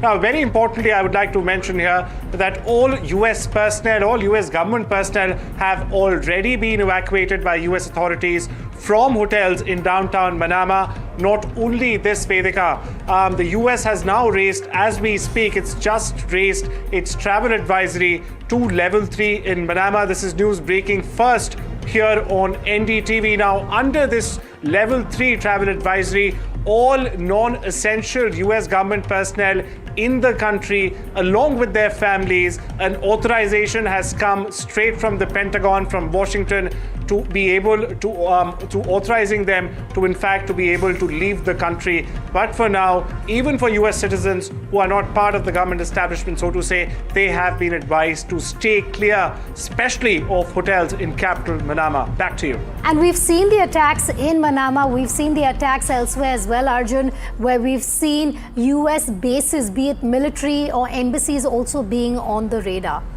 Of course, as I was just mentioning, we saw the Crown Plaza Hotel in Manama being hit yesterday. It's not only the Crown Plaza Hotel. Vedika, across the Gulf, we've seen attacks on multiple countries, and we've also seen attacks on multiple civilian institutions. You talk about the Al Burj, you talk about the Jumeirah area, you talk about the Fairmont Hotel, where we saw that Iranian drone go and hit on the first day of the conflict. So this, critics says, also be the strategy of not only targeting US establishments but also targeting hotels and other establishments is also a strategy being used by Iran to in fact have these world leaders not only call Donald Trump but also call his family members, because it's very important to mention here that the US and the Trump family, they have a lot of economic interests all around these Arab nations. So Iran is likely also using these strikes as some sort of a leveraging chip to get US agree to a ceasefire sooner than later. Back to you.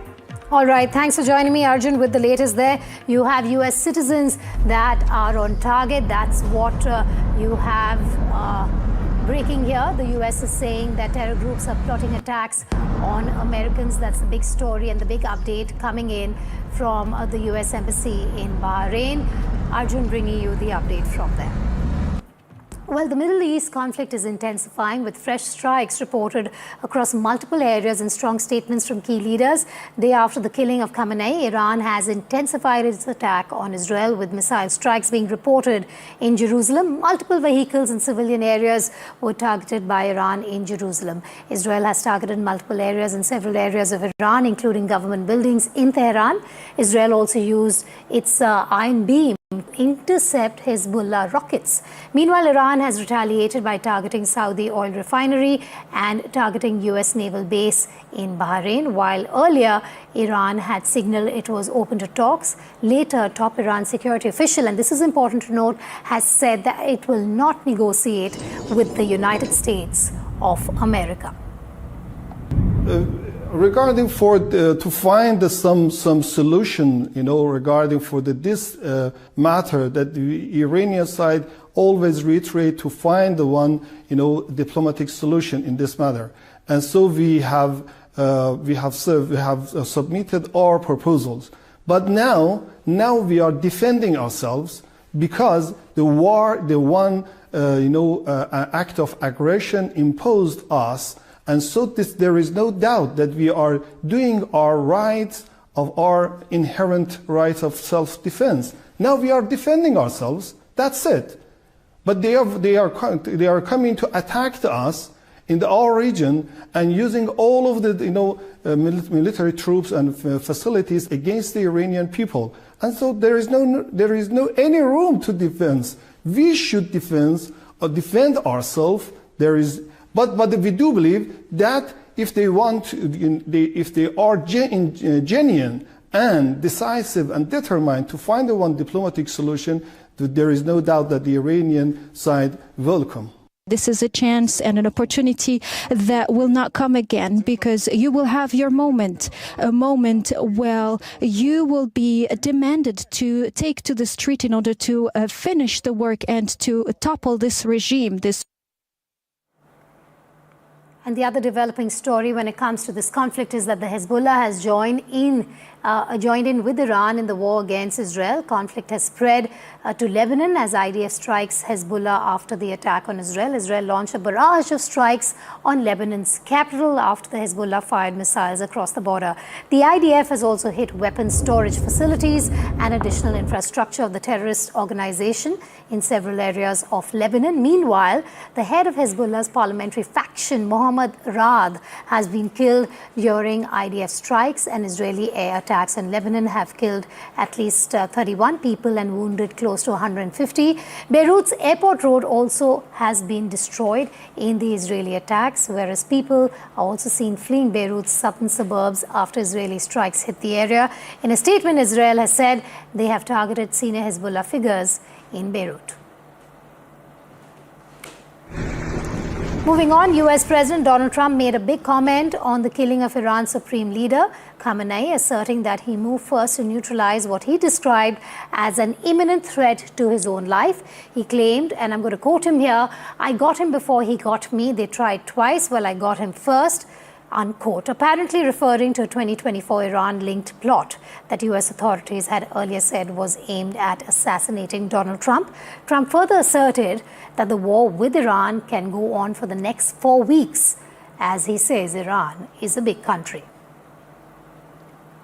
Cannot allow a nation that raises terrorist armies to possess such weapons, would allow them to extort the world to their evil will. Not going to let it happen. These actions are right and they are necessary to ensure that Americans will never have to face a radical, bloodthirsty terrorist regime armed with nuclear weapons and lots of threats.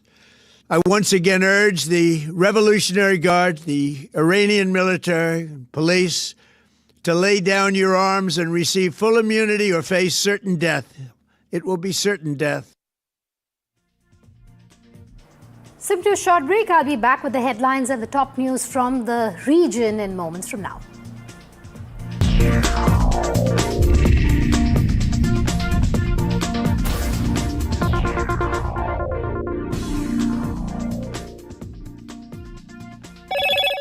Hello, Moto.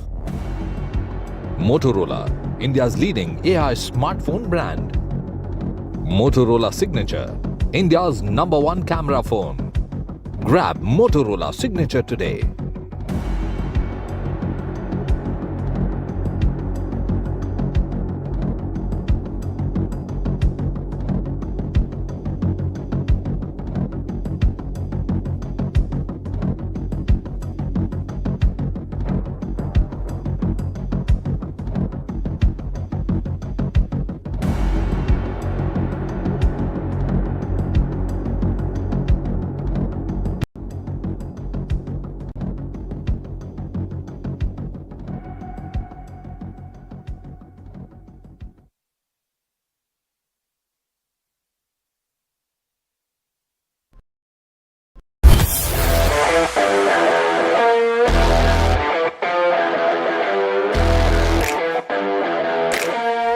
first India tour in your city. Rock on with Shankar Ehsan Loy and Siddharth Mahadevan and Shivam Mahadevan. 5 times melody, 5 times masti with NDTV Good Times. Go grab your tickets.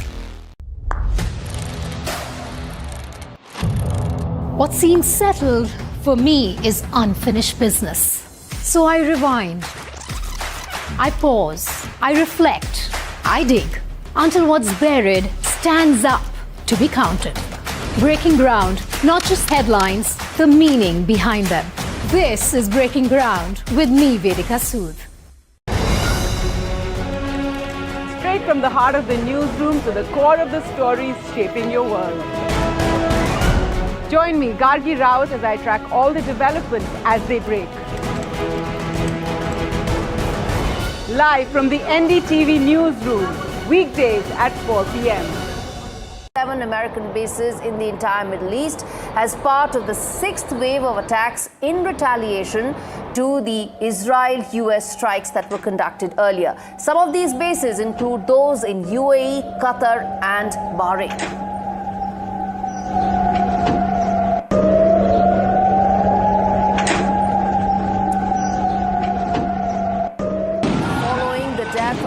Iran's supreme leader, protests have erupted in various parts of the world and not just limited to Iran.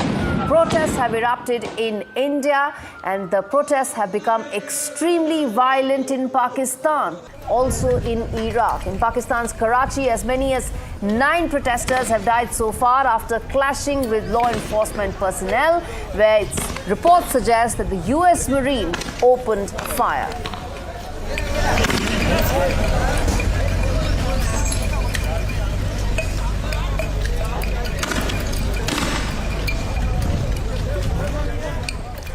Now we have the video, the 11-second video of exactly how that strike took place.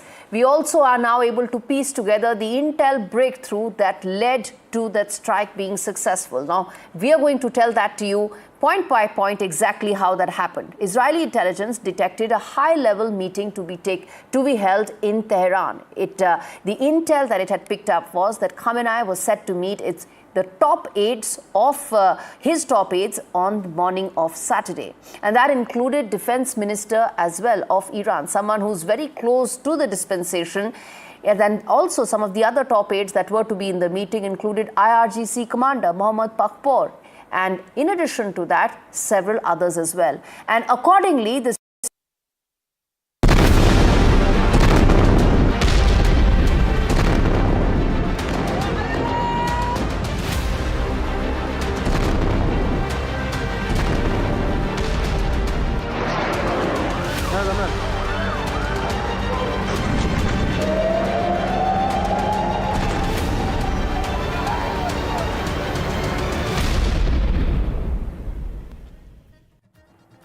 Welcome back. You're with NDTV 24/7. I'm Vedika Sood. We've been trying to get you all the developments minute by minute that is taking place in the Middle East with the West Asia conflict that is underway. You have Donald Trump saying that this conflict could go on for 4 weeks. That's a long time.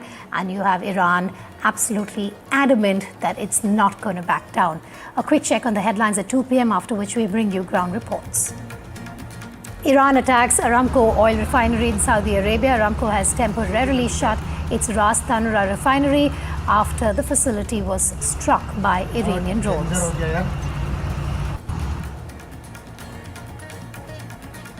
A US F-15 fighter jet crashes in Kuwait. Aircraft engulfed in flames. Pilot ejects from aircraft. Kuwait confirms not one but several US jets have been down in the region.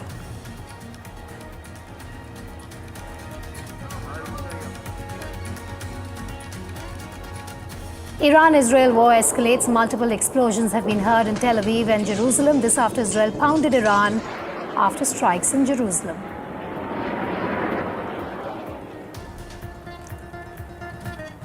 Key Hezbollah leader killed in Israeli strikes in Lebanon. Israel struck Lebanon after Hezbollah fires rockets and drones.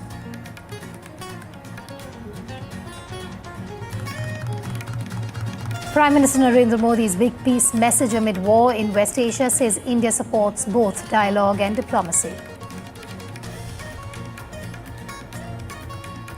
And the big impact is being felt here in India as well. Sensex nifty tank over oil price surge amid Iran-US conflict. Global crude benchmarks climb sharply.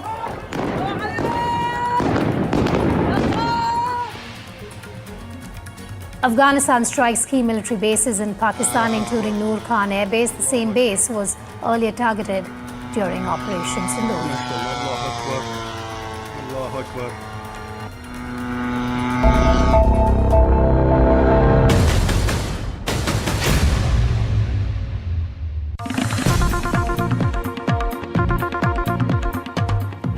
We start with breaking news coming in through this rolling coverage of ours at 2 p.m.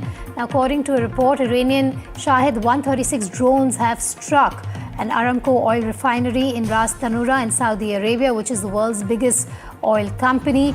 You can see smoke billowing from the region. These are close-up visuals that we're getting to you. Earlier we had long shots. These are close-up visuals of the smoke and the impact that you can see on that oil refinery. We're also being told that Aramco has shut down its oil refinery for now after the strike on 8. These are Iranian drones that have struck the Aramco oil refinery. It has temporarily shut its Ras Tanura refinery after the facility was struck by Iranian drones. The strike on Ras Tanura, one of Saudi Arabia's key refining hubs, adds to the fears of broader disruption in the region's energy infrastructure. You've had Iran come out and say that there will be retaliatory attacks. We also have Arjun joining me live on this developing story. What can you tell us, Arjun, about the situation there on the ground? We know that this oil refinery, which has been struck, has shut down for now. That's absolutely right, Vedika. Now, this attack triggered a small isolated fire at an oil storage facility at Aramco's facility. That's what we're getting to here. Now, the Saudi Aramco has, as you were rightly mentioning, temporarily suspended operations at the refinery as a precautionary measure. That's what we're getting to hear from Aramco, the oil company. Meanwhile, we're also getting to hear that no injuries or fatalities have been reported, which is very important. And prelim assessments indicate that there has been no major damage incurred by any crucial production system in an oil refinery. That's also very important to mention here. Now, following this news, very importantly, Brent crude prices have also, in fact, gone up. We're getting to learn over 8 to 9%.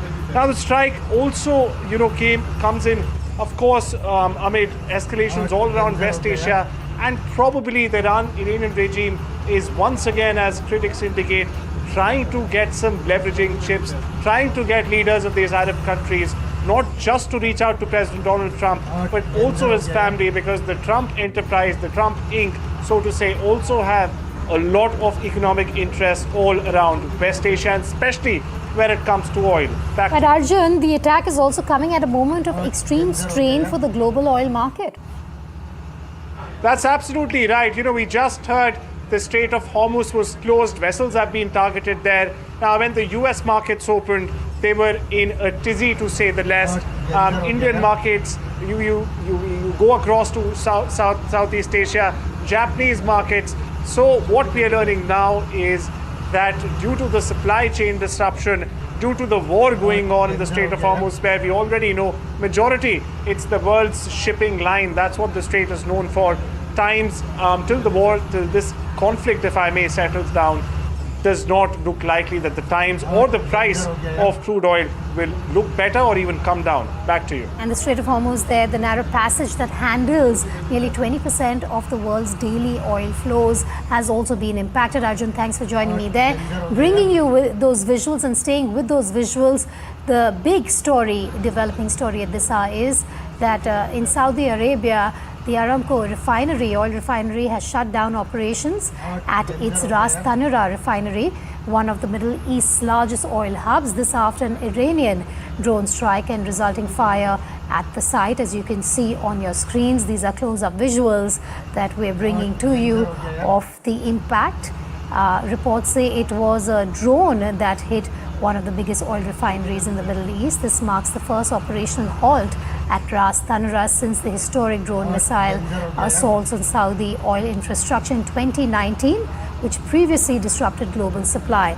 Now, Saudi Aramco isn't just an oil company, it is the backbone of Saudi Arabia's economy and one of the most influential energy players in the world. Any word coming from them, Arjun, at this point? Not really, but something to highlight the importance of this Aramco Ras Tanura refinery, as you were just mentioning. Now, this, needless to say, is a very global and vital pivotal hub, if I may mention, for global energy. It has roughly a production capacity of 550,000 barrels per day. So over 500,000 barrels per day, essentially in jeopardy. It's safe to say that no barrels will be coming out of this Aramco factory for the near foreseeable future, as we're getting reports that the company has temporarily shut down this facility. But I'd also like to reiterate once again that we have absolutely no reports of any critical damage to any of the production facilities inside this refinery. Back to you. Just take us through Saudi Arabia's stand. We've heard from them earlier as well, where Saudi Arabia has said that it had repelled cowardly Iranian attacks targeting areas around the capital. Just take us through what they've been saying when it comes to this conflict, Arjun. But it's not just Saudi Arabia, as I was just mentioning. It's other Middle Eastern countries including Qatar, UAE, Kuwait, Bahrain, across the board. We've seen Iranian missiles and drone attacks also trained at these countries. The biggest reason, of course, being because all of these countries, somewhere or the other, house either U.S. embassies, they house U.S. military assets, U.S. naval assets, or even U.S. Air Force assets like the Al Umaid Air Base in the UAE. Just taking an example. Now, apart from this, all of these countries, very importantly, are also, knee-deep in trade with the United States, which extends far beyond the government. The Trump family has personal economic interests within all of these countries. So all of these countries were targeted by Iran initially. This, very importantly, I must mention here, this even came after these countries told the US that none of the US bases on their land will be allowed to launch any sort of an attack on the Iranian regime. But after that salvo, that Israeli jets and US missiles fired on Tehran on the 28th of February, nothing seemed out of bounds for Tehran. And now, especially with the IRGC calling the shots, as Iran's Foreign Minister Abbas Araghchi said only a few hours ago, they're operating in a silo. They are operating under instructions that were previously provided to them. So it's very safe to assume that these military attacks will only continue for the foreseeable future, probably till these attackers are either taken out or they have new instructions coming in from the dispensation in Iran. Back to you. Also, let's just talk about how this is the backbone of global oil supply, Arjun, because we also, before I come back to you, we're also being told, according to reports, that a spokesperson of the Defense Ministry at Saudi Arabia has said that there were no civilian injuries resulting from this strike. But given that this conflict has entered a volatile phase now, Arjun, energy markets perhaps embracing for a prolonged period of instability, especially in the Gulf areas where we're seeing the attack like we've just seen on our screen? Well, I can just state the importance of the Aramco's refinery in Saudi Arabia in two simple figures for our viewers. Let me just break it down. The first big figure, that this refinery alone produces around 550,000 barrels of crude oil every day. That's more than 500,000 barrels of oil every day. And the 550,000 barrels of oil constitute to 75% of the total oil coming out of Saudi Arabia.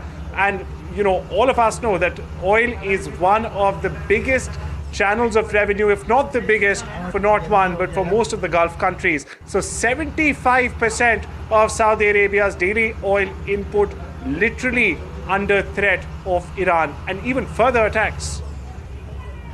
All right, Arjun, thanks for joining me live there. Those are visuals we're getting to you from Saudi Arabia of an oil refinery of Aramco being struck. We're being told that it's been closed for now and no casualties have been reported, but those are the close-up visuals and videos that we have of this oil refinery that has been hit, the world's largest. in terms of the company here. Now let's move on and bring you some of the defining images also that we have for you as part of our rolling coverage. After the attack on the US Embassy, military base under attack, Iran attacks American military base in Kuwait.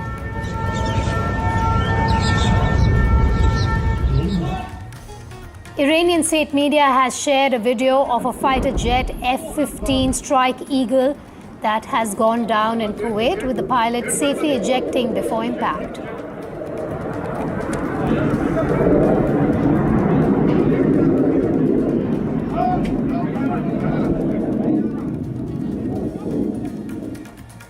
Iran has released footage of its drone arsenal and launches towards US-Israeli targets in the region.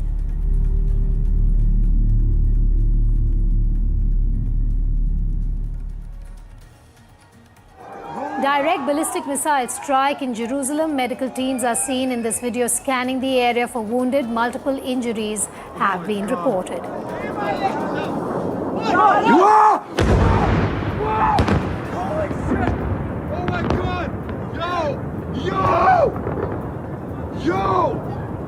Yo! No way! No way! No way! Oh my God! Oh my God! Several people have been injured after an Iranian ballistic missile struck a road in West Jerusalem. Missiles could be seen bypassing air defenses in the city. This as Iran retaliated with a fresh wave of missile attacks on Israel. Multiple injuries have been reported. That strike caught on camera.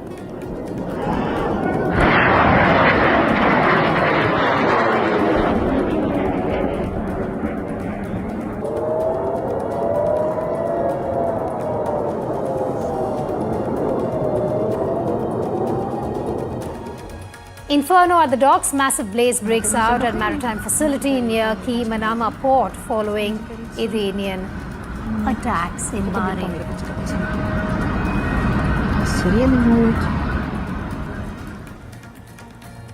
Iran has launched a barrage of missiles in Bahrain. Bahrain has condemned the strikes, calling them revenge strikes on US allies.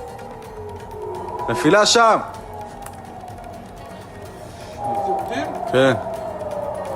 וואלה, זו כמות גדולה, ענקית. The conflict fire has also spread to other Gulf nations. Drone attacks continue to be reported in Bahrain. The skyline shows a plume of smoke over the capital city.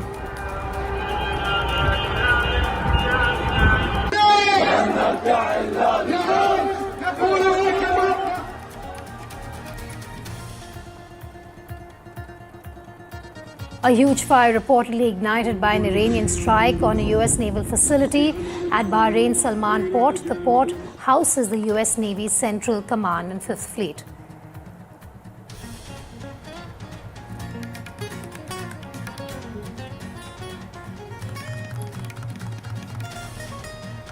A US military base in Erbil, Iraqi Kurdistan, has been reportedly attacked by Iran. The theater of the Middle East war continues to expand.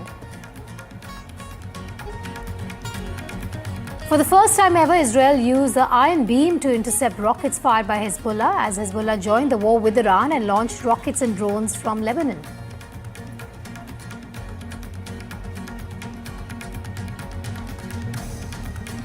The IDF has struck weapons storage facilities and additional infrastructure of the terrorist organization Hezbollah in several areas in Lebanon.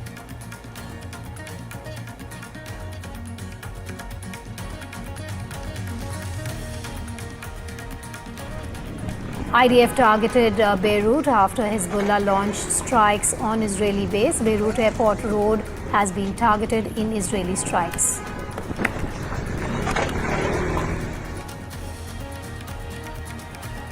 Israel launched strikes in Lebanon's capital Beirut after the Lebanese militant group Hezbollah fired missiles across the border.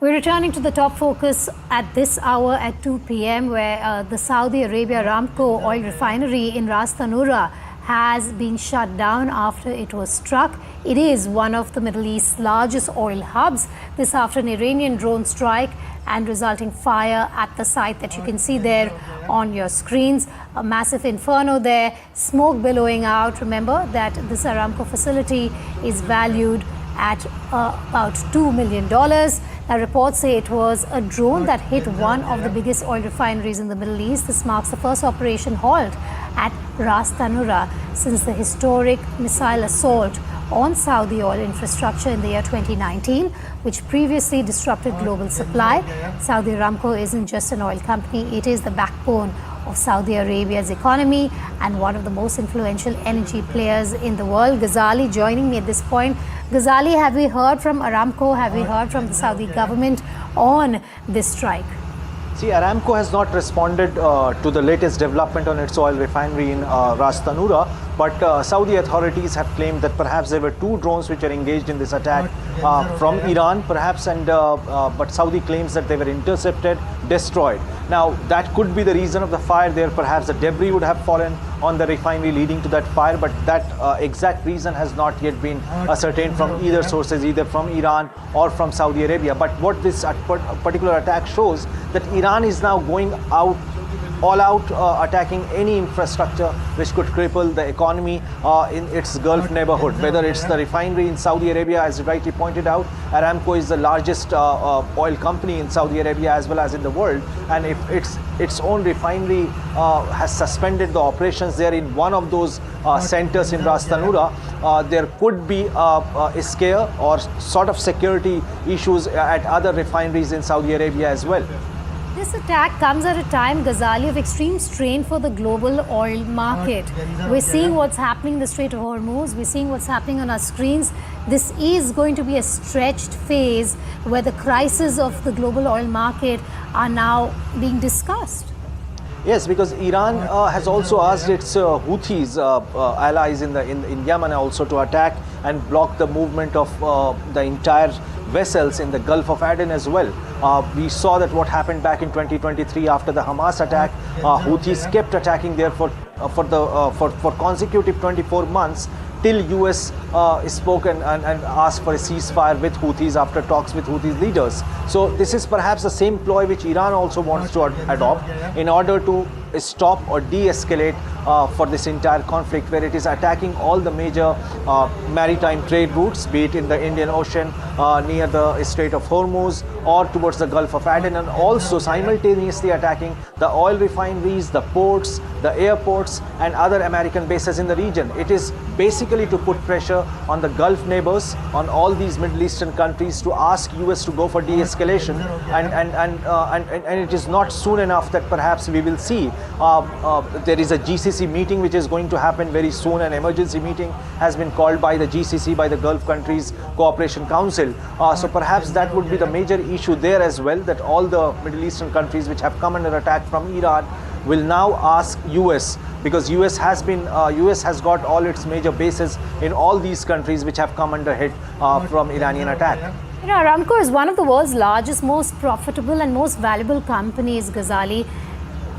Just take us through the stand of Saudi Arabia ever since this conflict began, because these Gulf nations are now, of course, being hit. What has been their stand? What has been their latest reaction to the conflict? We know they haven't spoken about this attack in particular till now. See, it was back in 2022, if I remember correctly, when China had brokered peace between between Iran and Saudi Arabia, and what we called back then was a rapprochement between the two countries. And since then, multiple round of talks have happened between Iran and Saudi Arabia. Even during the Hamas-Israel war, Iran and Saudi Arabia were on the same page. But this time around, since this conflict has broken between as a joint attack by Israel and US on Iran, Saudi Arabia had kept mum till Iran started attacking the Middle Eastern countries. It came out strongly criticizing Iran. Saudi Arabia openly on record has been advocating that its own airspaces will never be used to attack Iran. But after Iran launched strikes in the Middle Eastern countries. Now even Saudis have changed their tones and saying that whatever it takes, we will defend our territory as well as our neighbors in the Gulf region, basically Kuwait, which has come under intensive attack from the Iranians. So whether they will walk the talk, because now this particular attack on Aramco refinery there in Saudi Arabia will certainly make some heads roll in the Saudi leadership as well. Okay, do stay with me, Ghazali, while we just update our viewers that Saudi Aramco has temporarily shut its Ras Tanura refinery after the facility was struck by Iranian drones. The strike on Ras Tanura, one of Saudi Arabia's key refining hubs, adds to fears of broader disruption in the region's energy infrastructure. Aramco's media office is yet to issue an official statement on the attack. However, Saudi's defense ministry spokesperson has spoken to a TV channel and said that 2 drones targeting Saudi Aramco's Ras Tanura facility were intercepted. The attack comes at a moment of extreme strain for the global oil market. Crude prices have logged their steepest 4-year surge as the widening Iran conflict has effectively paralyzed shipping through the Strait of Hormuz that we were discussing, the narrow passage that handles nearly 20% of the world's daily oil flows. Though Tehran has not formally closed the route, several ship owners have suspended transit, citing security concerns, creating a de facto bottleneck in one of the world's most critical energy corridors. Let's just recap that with Ghazali, who's still live with me from the newsroom. Ghazali, we have the Strait of Hormuz as well, which we must discuss, given that what's clear is that for Iran, the targets will be to cripple the oil supply in the region. That's one advantage they want in this situation. And if you see the attacks in the Strait of Hormuz as well, Iran is not leaving anyone. Even a vessel attached to belonging to Pakistan came under attack day before yesterday, which was passing through Strait of Hormuz. Then it is attacking Bahraini vessel. It is attacking vessels from any other country which is passing through Strait of Hormuz, except any Chinese vessels. We have not heard any such report that any vessel moving through Strait of Hormuz towards China or any vessel related to China has come under attack in the Strait of Hormuz. But Iran has clearly suggested or is conveying perhaps that any energy infrastructure or anything which is related to the financial economy of the Middle East will certainly come under attack. The bases, the US bases in the Middle Eastern countries or other financial centers. We have also received report that how Amazon Web Services data center in Dubai had also come under attack yesterday from Iranian drones. All right, Ghazali, do stay with me. I want to take our viewers through the retaliatory attacks that have been taking place in the last 24 to 36 hours. We're putting that out for you. This is the map where you can see how Iran has attacked the Middle East area. You have Israel, of course, you have Jordan, Kuwait, Bahrain, Qatar, as well as the UAE, all on their radar at this point. Ghazali also reporting how you have an oil refinery in Saudi Arabia, which has also been hit hard. These are all important critical energy corridors as well. That is something that we must keep in mind. At this point, we have some breaking news coming in.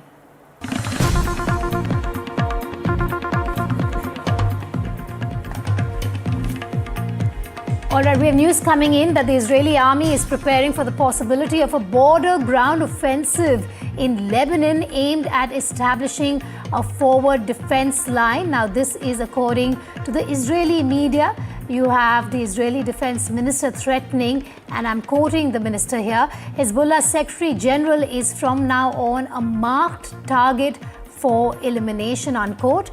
Terrorist organization Hezbollah will pay a heavy price for the shooting towards Israel. Ghazali still with me. Ghazali, just escalating day by day, minute by minute, the latest coming in from Israel's defense minister. This is a warning to Hezbollah where the target is going to be the top man of Hezbollah, which is the Secretary General.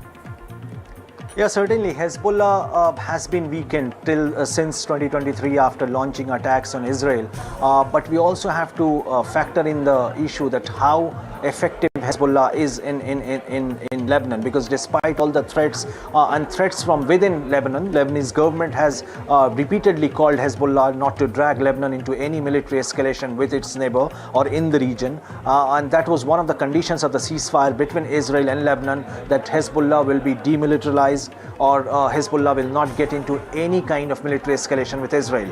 But and Israel has often been accused of violating the ceasefire with Lebanon by repeatedly carrying out aerial strikes. But in the last 72 hours, it was expected that after the killing of Mr. Khamenei, Hezbollah, one of its key allies in the Middle East, will certainly react or carry out retaliatory strike, and this is exactly what they're doing. But now when Israel announces that it is going for a ground offensive in Lebanon, it should remind our viewers that what happened in 80s when the longest war between Hezbollah and Israel had happened from 1982 till the 2000, that for around 2 decades Israel had occupied territory inside Lebanon, was fighting with Hezbollah, but it had to retreat. So perhaps now, since Hezbollah is weakened and Israel may be having a concrete plan, that is why it has announced that it is going for a ground offensive inside Lebanon against Hezbollah. But the worry for the US and Israel at this point, Ghazali, should be the proxies. It's not just about the Hezbollah at this point. Certainly, the worry is not just Hezbollah or just proxy. The worry is that whether Israel and US can continue to be in this prolonged war situation. To be at war. They have been at war since 2023 due to Hamas attack, and we have seen lot of internal issues within IDF as well. So whether Israel and US can continue to be in this war mode, that every day we have a new front opening up, because all this while in the last 1 or 2 months we had not seen Hezbollah reacting, attacking, or even carrying out any strikes inside Israeli territory. So this is for the first time that once again Israel will have to go back to hit the ground there near the northern border with Lebanon, and to go for a ground offensive, get inside Lebanese territory to take on Hezbollah. What can you tell us about the casualties also in the region? We believe that at least 30 people have been killed. Yes, at least 30 people have been killed, but more than 500 have been killed in Iran as well after the US-Israeli strike, is what we have been told by other humanitarian organizations which are monitoring the casualties in Iran. Different countries in Middle East have also reported deaths, be it UAE or even Kuwait and Qatar. Israel also has faced casualty in the last 2 days after Iran carried out aerial strikes with ballistic missiles attacking some of the areas in Jerusalem as well as in Tel Aviv.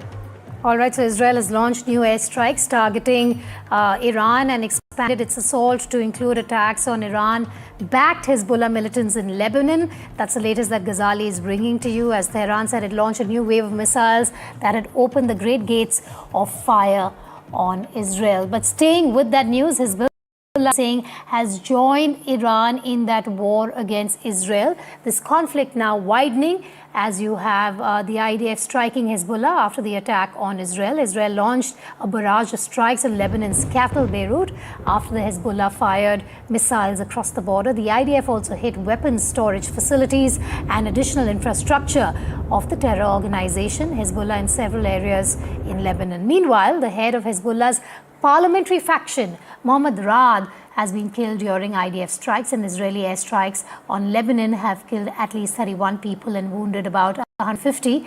Beirut's airport road also destroyed in the Israeli attacks, whereas people also can be seen fleeing Beirut's southern suburbs after Israeli strikes hit the area.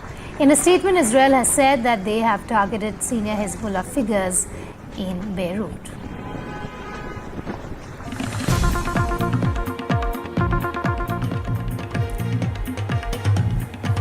In news just coming in, the IAEA chief has said that there's no sign that Iran nuclear sites have been hit. That's the nuclear watchdog coming out with the statement. You have Rafael Grossi, who is the head of the nuclear watchdog, the chief of the nuclear UN watchdog, saying that there was no indication that Iran's nuclear facilities have been damaged. Up to now, he says, we have no indication that any of Iran's nuclear installations have been damaged or hit. Grossi also reiterated that his call for maximum restraint to avoid further escalation. He added, we must return to diplomacy and negotiations. Ghazali is still with me on that developing story where you have the UN nuclear watchdog chief Rafael Grossi saying that there's no indication that Iran's nuclear facilities have been damaged. We have the statement coming in, Ghazali, but at a moment like this, it started as a nuclear deterrent, this conflict, but has shockingly and within no time expanded to a massive blow up in the region. See, if you see this statement, Vedika, we have repeatedly heard this from Israel and United States. Times they say that the nuclear facilities have been obliterated. Iran cannot develop nuclear weapons. The Department of National Intelligence in US has clearly said it in an annual last year as well, that Iran doesn't have the capacity to develop nuclear weapons. It is not even a threat to US. And then this nuclear watchdog body's chief also claiming that perhaps in this attack there was no hit on the Iranian nuclear facilities. Now that can also be a kind of a reason for Iran and for Israel and US to carry out more strikes in Iran, saying that perhaps we want to attack more towards the nuclear facilities where Iran could be enriching the uranium there. So that could be one reason or can become an excuse also to extend this war. But it's also a positive development amid all this gloomy war situation, that perhaps there has been no radiation, there is no leak or damage to any nuclear facility in Iran.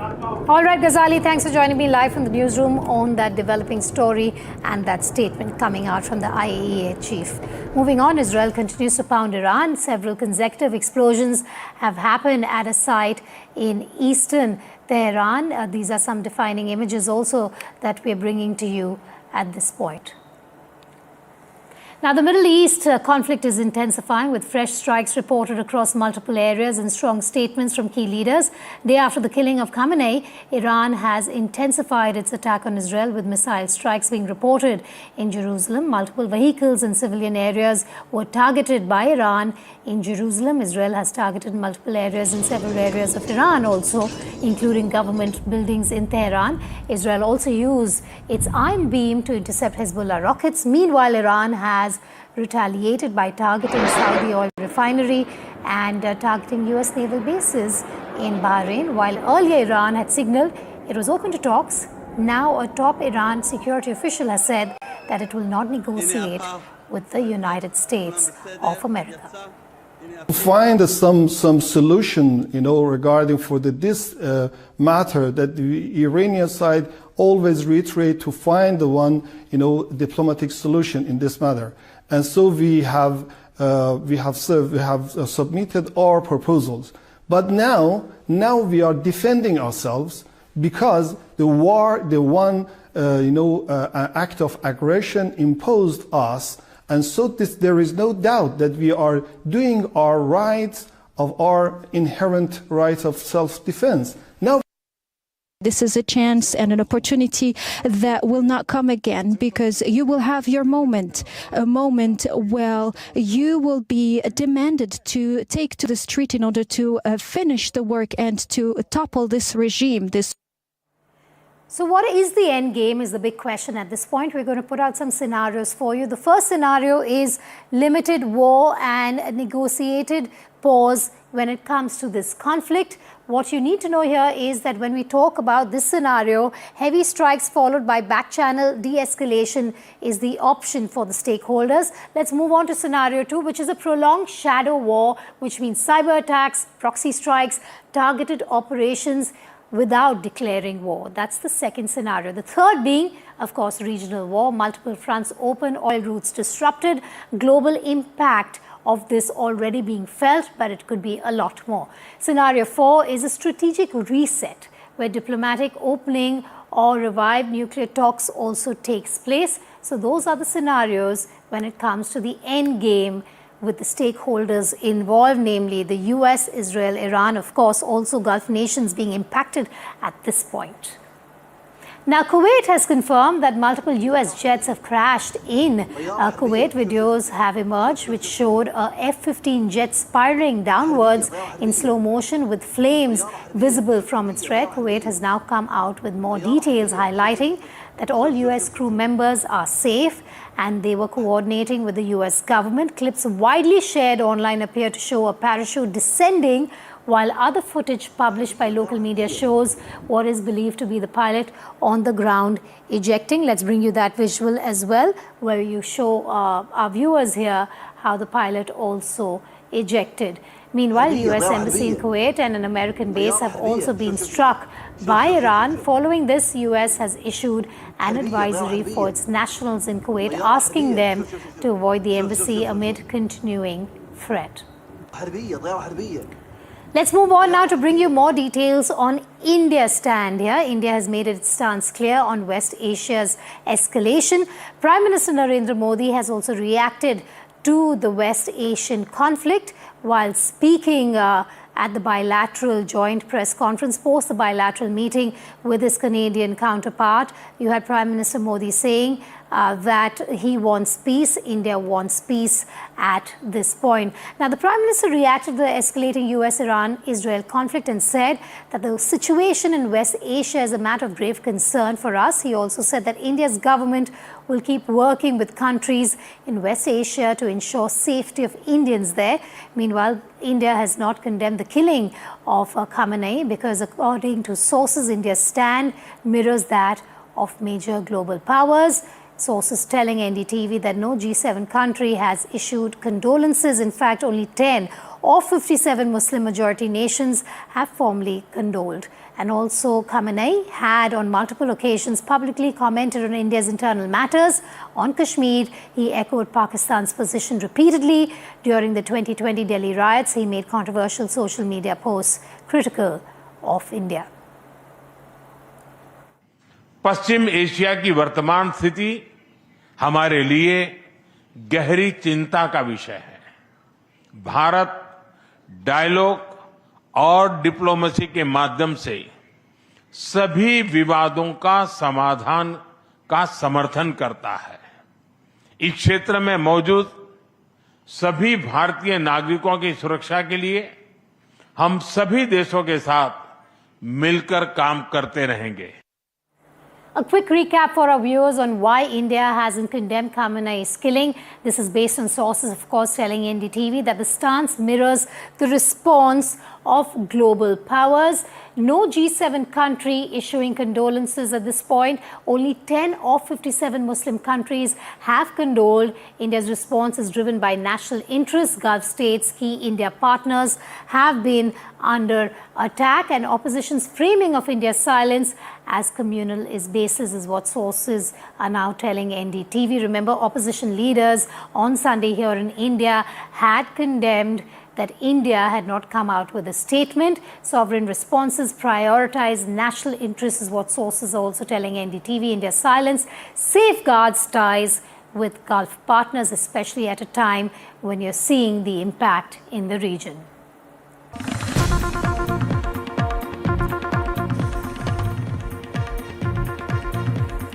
News just coming in that there have been protests in Jammu and Kashmir after Khamenei's killing. This is the latest that we are sharing with you at this point. After the death of Iran's supreme commander, you have protests also taking place in Kashmir, where tear gas is now being used to disperse the protesters.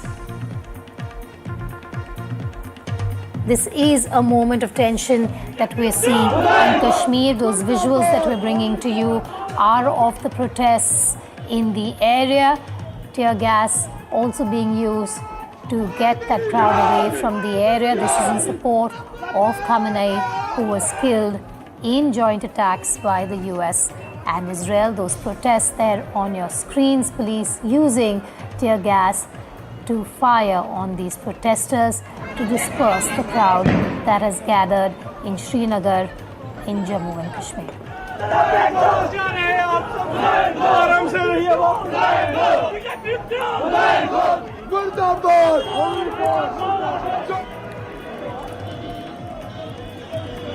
We're seeing protests in several areas of India as well in support of Khamenei. The latest coming in once again from Kashmir, where there have been protests against the killing of Iran's supreme leader Khamenei in the US-Israel strike. This is not the first time that we're seeing protests in the area. Protests erupted in multiple parts of Kashmir, even on Sunday following the killing of Khamenei after the joint US-Israel strike. There were hundreds of demonstrators back then also, particularly from Shia majority areas, who had taken to the streets, marching while raising anti-US and anti-Israel slogans. Once again, on the roads of Srinagar, we are seeing protesters come out, chanting and protesting. We're going to try and get your reporter to bring you the latest on these protests from the ground there in Srinagar. But you see people in Srinagar there protesting and supporting Khamenei, who was killed on Sunday in the joint US-Israel strikes. Other areas in India also, you've seen similar protests take place. Tear gas shells also being used to disperse the crowd there.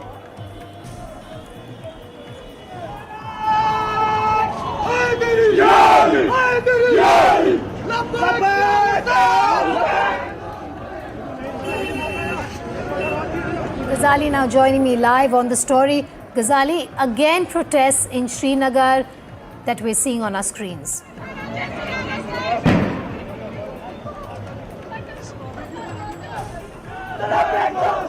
Yes, so protests happening in Srinagar because yesterday also protesters had gathered at Lal Chowk, and we know that there's sizable Shiite community which resides in Jammu and Kashmir. Not just Jammu and Kashmir, the protests erupted in Lucknow and other places in Hyderabad as well. Now the government is cracking down on these protesters for coming out because permission has not been granted to these protesters to come out and protest or mourn the death of Ayatollah Khamenei, the supreme leader of Iran. Do stay with me, Ghazali. I also have our correspondent Nasir joining me on the phone line. Nasir, just take us through what we're seeing on our screens. Protests once again in Srinagar. Well, intense clash erupted at least at 4 different places in Srinagar and the outskirts. As police has put restrictions and they didn't allow these protesters march towards the center Lal Chowk. So it led to intense clashes, and we could see heavy stone pelting on security force vehicle by these protesters, and security force and police, they responded with tear gas shelling and lathi charge to disperse these crowds, violent crowds. And along Srinagar-Baramulla highway, on the outskirts of Srinagar, there were intense clash and large number of vehicles were stranded. Some civilian vehicles also, damaged in the stone pelting. But police finally chased these people away, and traffic has been partially restored on Srinagar-Baramulla highway as well. Yesterday, protests were largely, rather completely peaceful, and all those protesters, they came from different directions and converged at Lal Chowk, Srinagar, and where thousands gathered there through the day. They were mourning, they were offering prayers. There was outpouring of intense grief and anger, but it remained peaceful. But today it was completely different, as Lal Chowk was completely sealed off by the police, and tin sheets were erected, and so was concertina wire. So Lal Chowk was a no-go area, but in the outskirts we could see intense clashes taking place between protesters and police, as protesters have been protesting against the killing of Iranian Supreme Leader Ayatollah Ali Khamenei. All right, so Iran is on the brink, and the fallout is not only limited to the Middle East. As you can see, there are these protests also that have been taking place in Kashmir. Now that Khamenei is no more, who will succeed him is the big question. Of course, there's a council in place in Iran for now, but this report brings more clarity on what next for Iran.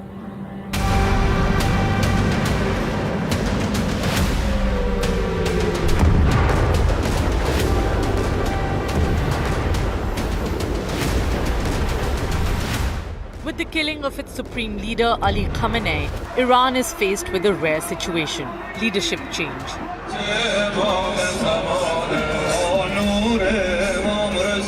Khamenei defined Iran for decades and held the most powerful position, overseeing the military, judiciary, intelligence services, and direction of foreign policy.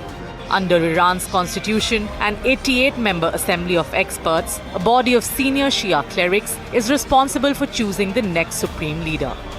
This body convenes in secret and must pick a successor as soon as possible. A temporary leadership council comprised of the president, the judiciary head, and a member chosen by the Expediency Council will carry out the duties of the supreme leader until a new one is formally chosen. This council now serves as de facto head of state until succession concludes. Several names are going around as possible Khamenei successor. On top of the list is Khamenei's son, Mojtaba Khamenei. Then there is Ayatollah Alireza Arafi, a senior cleric and respected figure in religious circles. Also in contention will be Mohammad Mehdi Mirbagheri, a hardline religious figure. Moderate cleric and grandson of revolutionary founder Ayatollah Khamenei, Hassan Khamenei, may also emerge as a consensus candidate. Leadership change in Iran is rare, only the second since 1979. How the transition unfolds will shape the country's course at this difficult moment, where both internal and external challenges are at their worst. NDTV Bureau Report.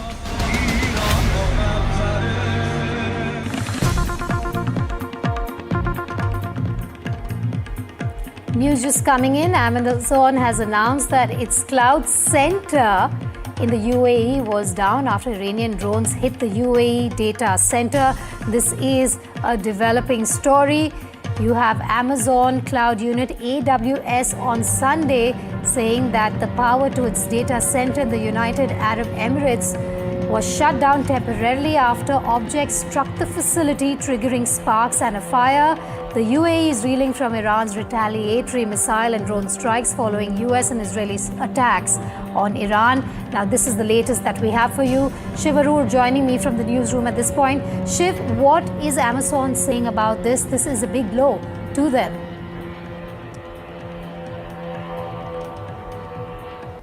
Shiv, can you hear me? All right, we'll try and reconnect with Shiv there, but Amazon says its cloud data center has been hit in the UAE. Also, AWS is saying that about 4:30 a.m. is when it was impacted by objects that struck the data center, creating sparks and fire.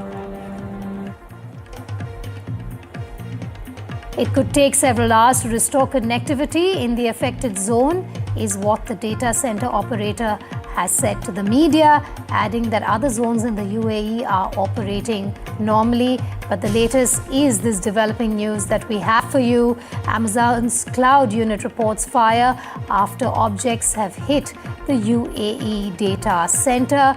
You have them also coming out and saying, AWS, that on Sunday, the power to its data center in the UAE was shut down temporarily after objects struck the facility, triggering sparks and a fire. I'm going to try and reconnect with Shiv. Shiv, if you can hear me, if you could share details on this developing story.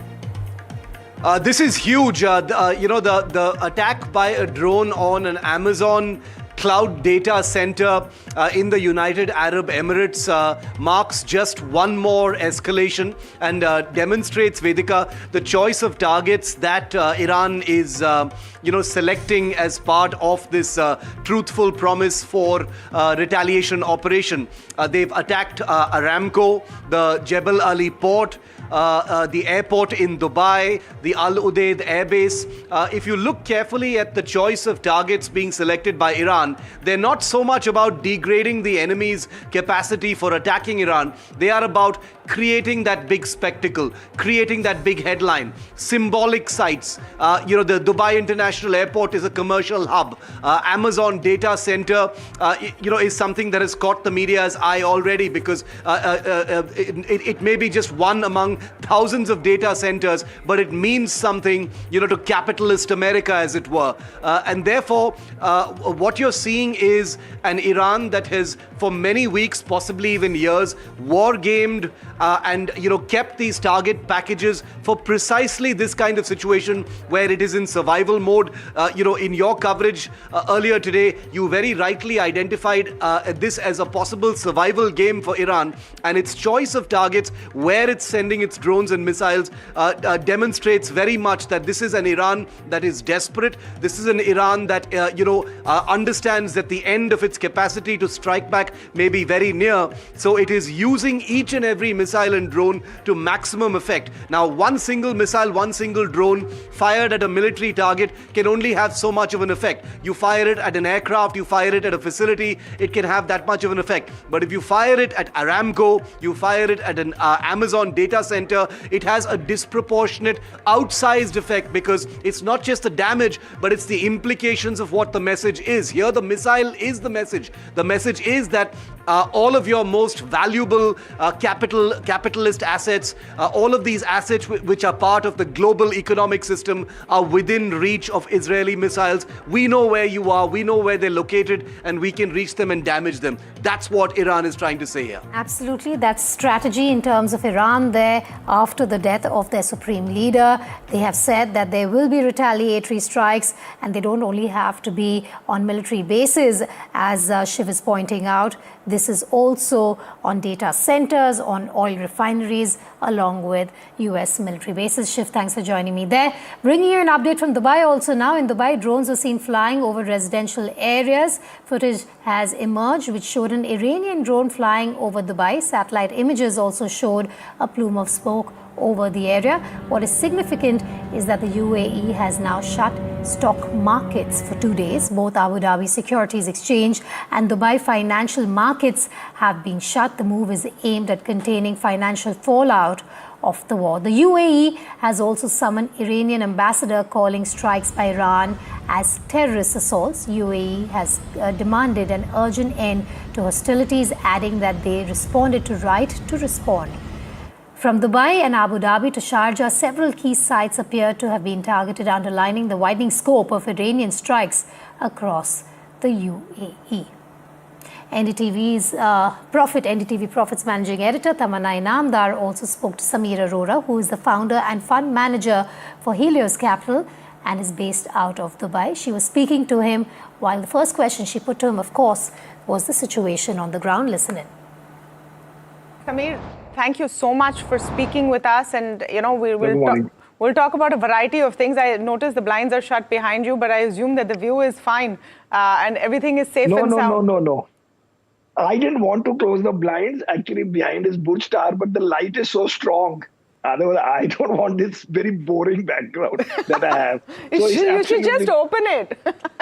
I don't mind opening it. Yeah, open it. Give us open it and give us at least a peek of what the Burj is looking like. But you won't be able to see, na. We'll see it for a second. We're seeing it for a second, and it's good, Sameer, because that's what happens in the world of social media, right? Everyone is thinking, oh, the Burj was attacked. You're sitting there with the Burj behind you. And the Burj is here, and we paid extra for this view, of course, before we knew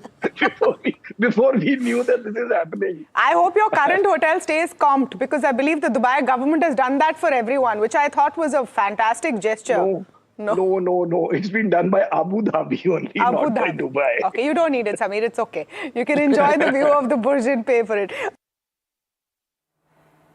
On that note, simply a short break. Gargi will be back with the headlines, updates and top stories on our rolling coverage on the crisis in West Asia. Thanks for watching.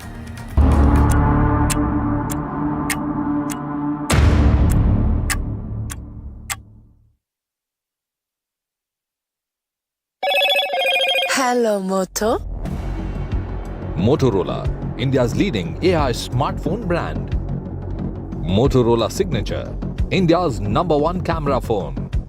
Grab Motorola Signature today.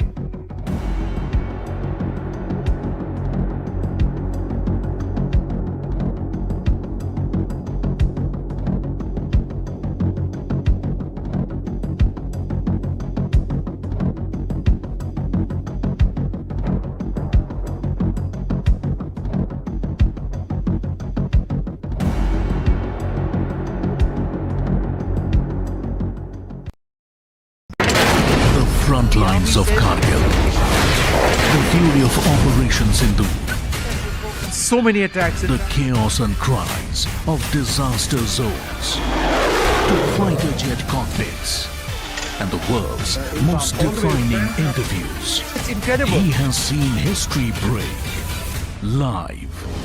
unfiltered. 20,000 hours of live broadcasting. Welcome to Left, Right and Centre. Hard facts. War-struck country. Hard questions. In the Ukraine. 30 years of trust. In the Kargil area. North Ukraine. In France, in Italy. At Srinagar. Vishnu Shom for NDTV. Vishnu Shom. Only on NDTV. 7 American bases in the entire Middle East as part of the 6th wave of attacks in retaliation to the Israel-US strikes that were conducted earlier. Some of these bases include those in UAE, Qatar and Bahrain.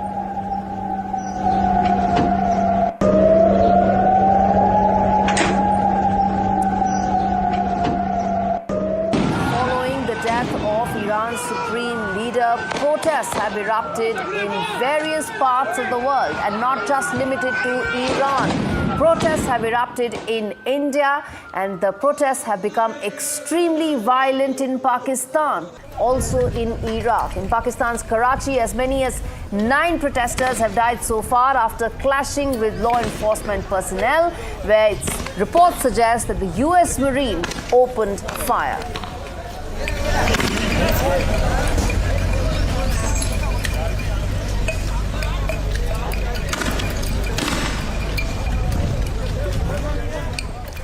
Now we have the video, the 11-second video of exactly how that strike took place. We also are now able to piece together the intel breakthrough that led to that strike being successful. Now, we are going to tell that to you point by point exactly how that happened. Israeli intelligence detected a high-level meeting to be held in Tehran. The intel that it had picked up was that Khamenei was set to meet the top aides of his top aides on the morning of Saturday. And that included Defense Minister as well of Iran, someone who's very close to the dispensation.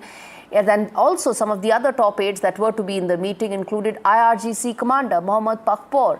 And in addition to that, several others as well. And accordingly, the strike plan was advanced. The original plan was to hold the strike in the evening, but it was moved forward in light with the fresh intel that came in that suggested a morning meeting where Khamenei was set to meet his top aides. The decision was taken to ensure that all the high-profile key targets of Iran that Israel and America were targeting were present in that single meeting. The operation was classified as decapitation strike. And what followed was a joint Israel and US military coordinated strike, an aerial assault. A heavy pinpoint aerial bombardment was launched, and the aircrafts that were reportedly used included F-35 or F-15s.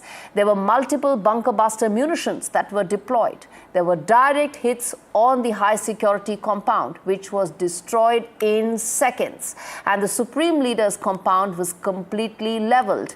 In fact, there was massive structural collapse that was reported, and some of that can be seen in this video, the 11-second one that IDF has now released. The satellite imagery, in fact, indicated there was complete total destruction.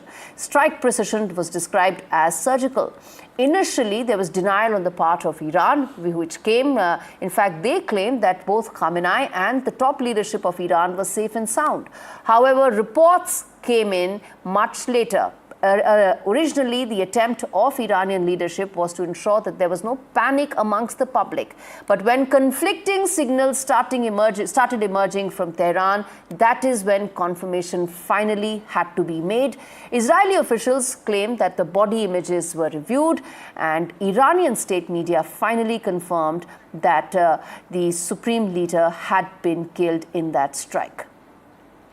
Now, for over 3 decades, Ali Khamenei has stood at the apex of power in Iran, rising after the 1979 revolution led by Khamenei. He became the supreme leader in 1989, shaping Iranian politics, regional strategy, and of course, ties with the West. Here's a look at the man who defined the Islamic Republic's direction.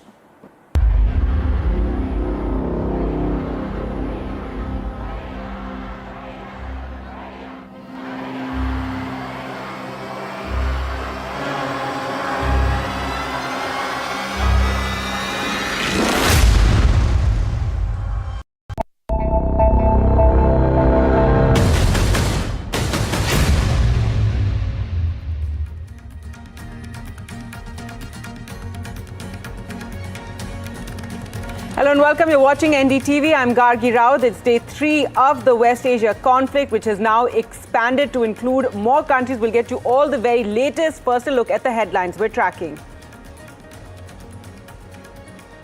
Iran attacks Aramco oil refinery in Saudi Arabia. Aramco has temporarily shut its Ras Tanura refinery after the facility was struck by Iranian drones.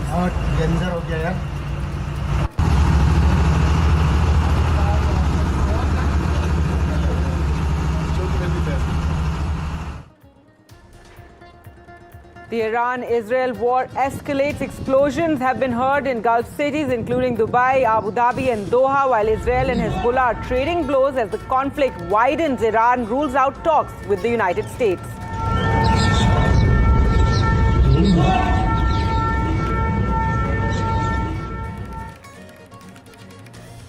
In the midst of the West Asia conflict expanding, the Prime Minister Narendra Modi's big message of peace amid the war says India supports dialogue and diplomacy.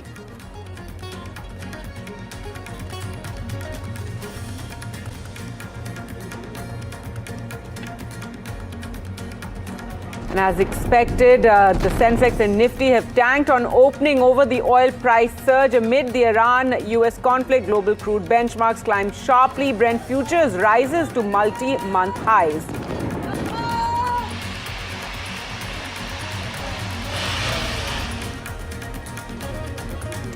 And Kuwait says several US planes have crashed as images of an F-15 fighter jet crashing go viral. The pilots ejected safely. حربية ضياع حربية.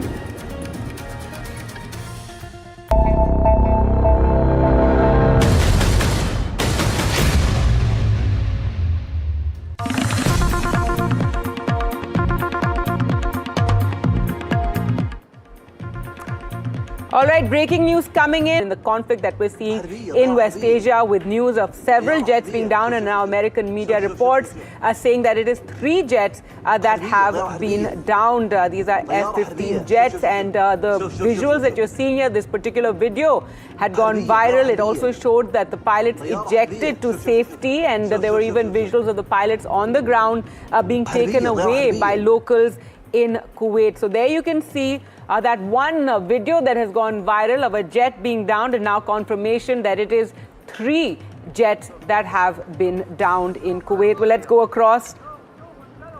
There you can see the visuals of the pilot who managed to eject safely. In fact, there were 2 pilots and they are now safe according to the visuals that have been shared. However, the reports now are that 3 US jets have been downed. As we said, this is the biggest loss so far for the United States ever since this conflict, ever since this war began and its strikes in Iran. So 3 US jets have been down, and an F-15, this visual that has gone viral, seen crashing on camera, even as Kuwait had earlier said that several US jets had been downed, and now the information that it is 3 US jets. Today is the 3rd day of the conflict, of the war in West Asia as it expands further, and we've also seen more attacks taking place in the Gulf countries as well. And now this news coming, Iran claiming it had shot down F-15 fighter jets. Earlier this video had gone viral. The pilots managing to eject to safety. Kuwait confirming, had said that several US jets had crashed, and now the news coming in that 3 US jets shot down in Kuwait. Initially, it was reported as the jet, that particular jet that has been downed, had fallen due to friendly fire, but there was no clarity at that point. Later, it was Kuwait that said that several jets have been shot down, and now this news coming in that 3 US jets have been shot down in Kuwait. There you can see the 2 pilots managed to parachute to safety. In fact, visuals then showed them on the ground being surrounded by the locals there and being taken away in vehicles as well. Earlier, Kuwait's defense ministry had confirmed that several US military aircraft had crashed. The ministry spokespersons had said that the search and rescue operations had been launched in each instance, and that all the crew had been safely recovered, though at that time there was no clarity on why the aircraft had crashed. And now the confirmation coming from the US media as well that 3 US jets have been shot down in Kuwait. Let's go across to Vishnu Shom for more on this. Vishnu, what do we know at this point? Well, very preliminary information at this stage, but I think it is interesting, and it's been picked up by media now. A Kuwait government statement, the Kuwait official Kuwait Army handle, which says that several jets have been downed. In the last today itself, these are believed to be American jets which have been downed. And so, if this is true, then we have already footage of one aircraft which has gone down. The pilots of that have been recovered safely. But the word used by Kuwait in this official sort of statement was several jets have been down. So we just have to wait and see what it is. If it is true, and some reports suggest that it's, it's several, it's more than one, some even going up to 3, as I understand it, there are a couple of possibilities. Firstly, a long-range strike by Iranian surface-to-air missiles. They use Chinese-designed long-range surface-to-air missile systems.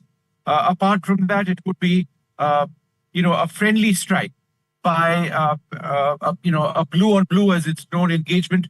Kuwait has Patriot missile batteries over there, but I should say that these systems are designed in a way that, friendly aircraft are not targeted. It's very difficult. It's almost impossible to do that because of the safeties in place. And a third possibility, and, this is just me thinking loud and having spoken to some air power experts, is that a group of Iranian infiltrators managed to get into Iran. And as these jets were coming back, using shoulder-mounted surface-to-air missiles, they managed to engage and knock down several of these fighters.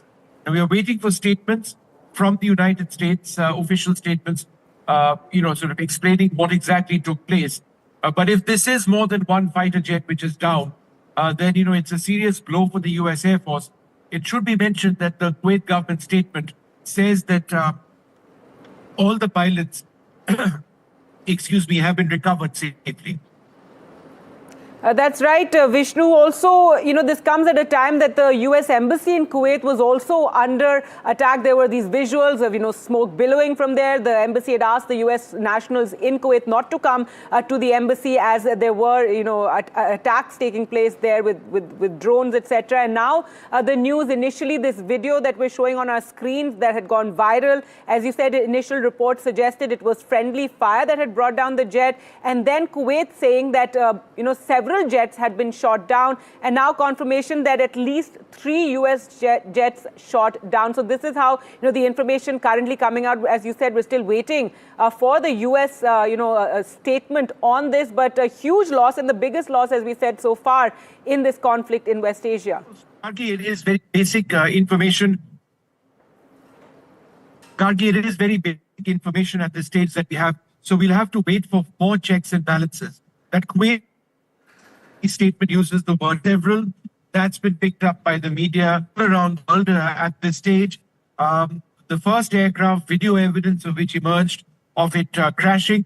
There were also pictures and footage of the pilots, at least one of the 2 pilots on an F-15 aircraft being recovered on the ground. Initially, this one pilot was confronted by locals, but he was then put into a vehicle and is safe. But the fact that they're now saying that several would sort of mark a huge capability jump if true, if indeed Iran, in the context of this war, was able to down any of these aircraft.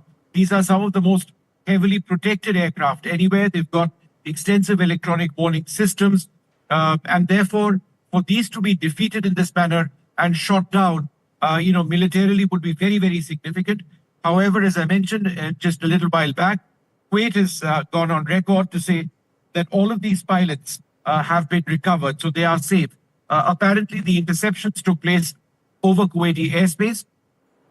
It's difficult for me to state right now whether this involved a long-range Iranian strike. They use a long-range Chinese-made surface-to-air missile systems, whether there were Iranian infiltrators using manpads, in other words, shoulder-mounted surface-to-air missiles which took them out, or whether this was a blue-on-blue, in other words, friendly fire, which resulted in these jets going down. That friendly fire scenario would be a technical anomaly. These systems are designed to interrogate, the aircraft coming in electronically. They've got identification, friend or foe, or IFF systems on board. for exactly this reason. So if it was even one jet downed as a result of friendly fire, it would be quite something. And now the report suggests that many US Air Force planes have been down. A video that we have and which we've been airing clearly shows one jet. All right, Vishnu, thanks so much for joining it. We'll leave it there and, wait more information, more clarity as to the number of jets so far, 3. And this is one of the defining images, as we said, one of the videos that has gone viral. So let's take you through the other visuals of the day. And this is as the war in West Asia has expanded. Iran launching an attack on Saudi oil infrastructure, targeting the Aramco refinery at Ras Tanura. Aramco is the world's largest oil company. So that is one of the big images that has emerged today as the conflict in West Asia has expanded.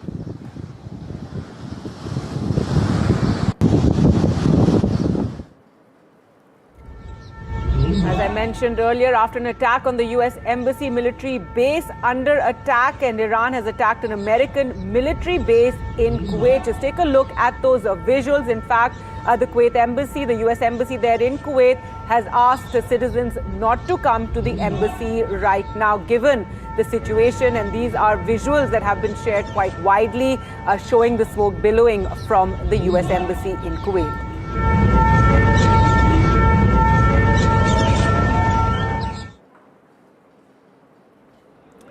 And this video, of course, which shows a fighter jet F-15 Strike Eagle crashing in Kuwait with the pilot safely ejecting before impact. This is the visual that has gone viral today and is being extensively shared. And there has, as we said, been confirmation that several jets, in fact, have crashed. The pilots are all said to be safe.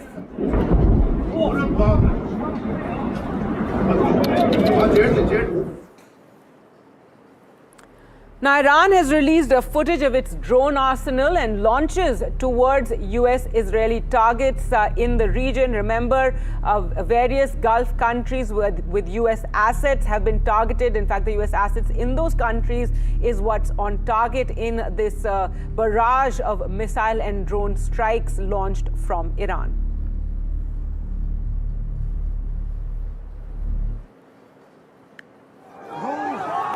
Direct ballistic missile strike in Jerusalem. Medical teams were seen in this video scanning the area for wounded. Multiple injuries have been reported, and this visual caught by a person, which actually shows how some of those missiles and drones were not intercepted, in fact crashing in Jerusalem.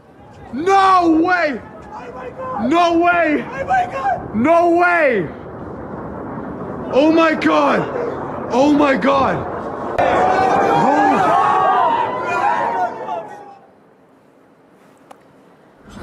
And an inferno at the docks. A massive blaze broke out at the maritime facility near the key Manama port following the attack from Iran. Remember, there are various assets of the US that are under attack in the Gulf countries, and especially maritime facilities, places where US officials are said to be staying, as well as embassies, as we've seen, have been under attack.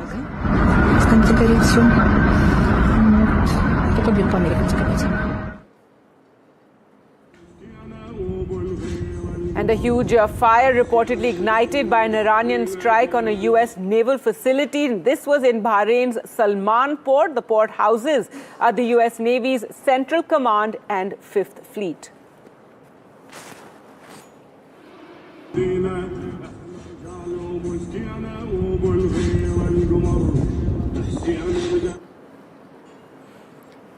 And today we've also seen the conflict expanding, with Hezbollah also getting involved, and for the first time Israel using the Iron Beam to intercept rockets fired by Hezbollah, as the Hezbollah joined the war with Iran and launched rockets and drones from Lebanon.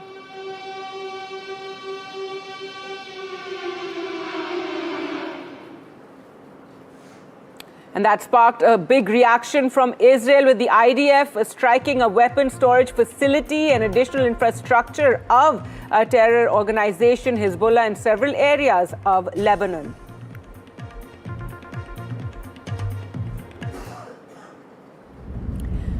Now, the strikes in Iran, a police station in Tehran's Abbas Abad district, a government building was targeted in the recent US-Israeli strikes. The video shows the scale of destruction.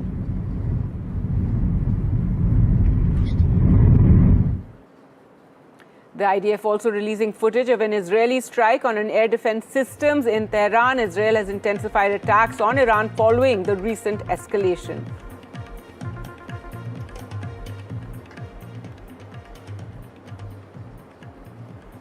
And the second meeting of the Provisional Leadership Council, remember this is the council that has come into place after the Ayatollah was killed. So the second meeting of this council was held with the presence of the President, Judiciary Chief, as well as Ali Raza Arafi.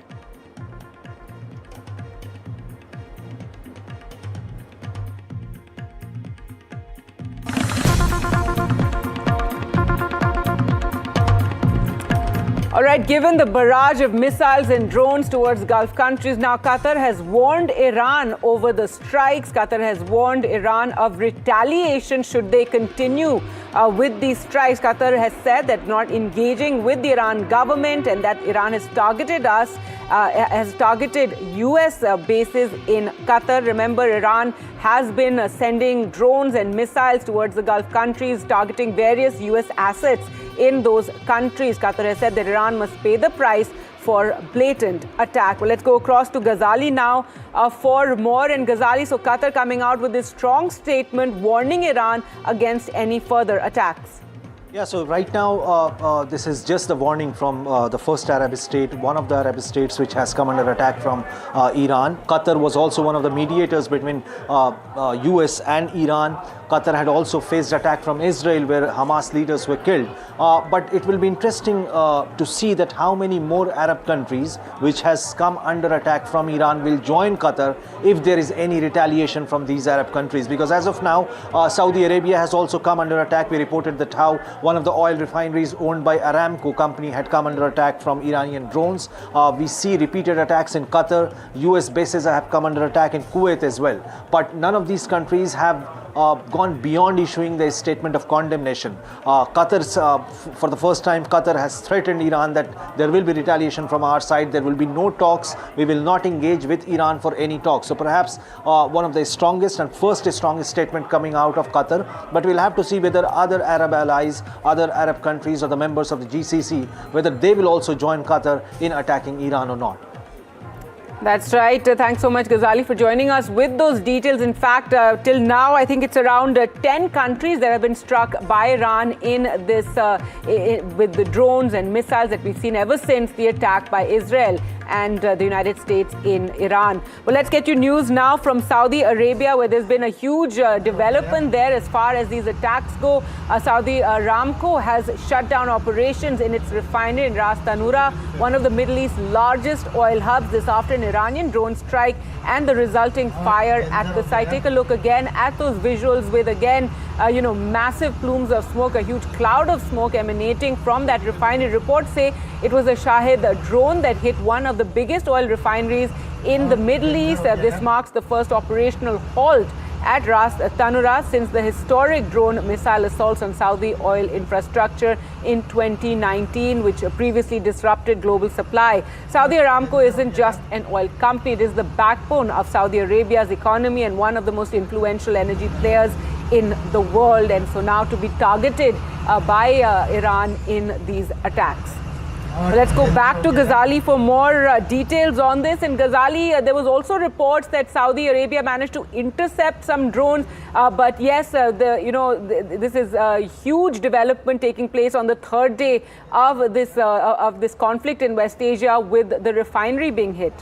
So Iran is technically and very strategically attacking all the energy sources, maritime trade route as well as airports. It wants to cripple the economy in the Middle East, thereby putting pressure on big wigs like the big countries like UAE, the Qatar and the Saudi Arabia, who are also closest allies of United States, because damaging their economy, damaging their sources of energy will at least put pressure on these Gulf countries, who in turn should go to United States asking for de-escalation. This is what exactly exactly Iran is doing. And this is first major attack in any of the oil refineries in the Kingdom of Saudi Arabia. Last time one of the oil refineries or the centers came under attack was way back in 2019, and back then it were Houthis who were involved in the attack. So Iran now going all out against everyone who they see as an ally of United States in the region, and that is why even Saudis have come under attack.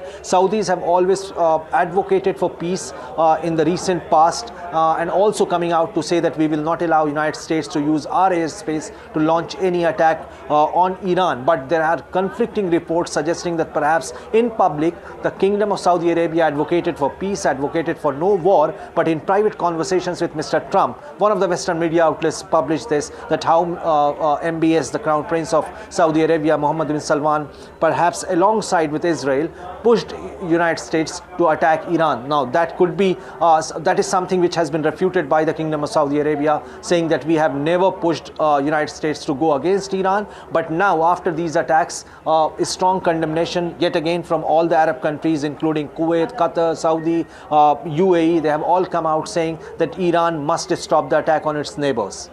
Right. This is something, none of them would have anticipated. And you're absolutely right. There was, an official denial of that U.S. report saying that Saudi and Israel got together and convinced Donald Trump to go ahead with this attack in Iran. But Ghazali, also at a time when, we're already seeing concerns over energy, what will the impact of this major fire at the oil refinery really result in immediately?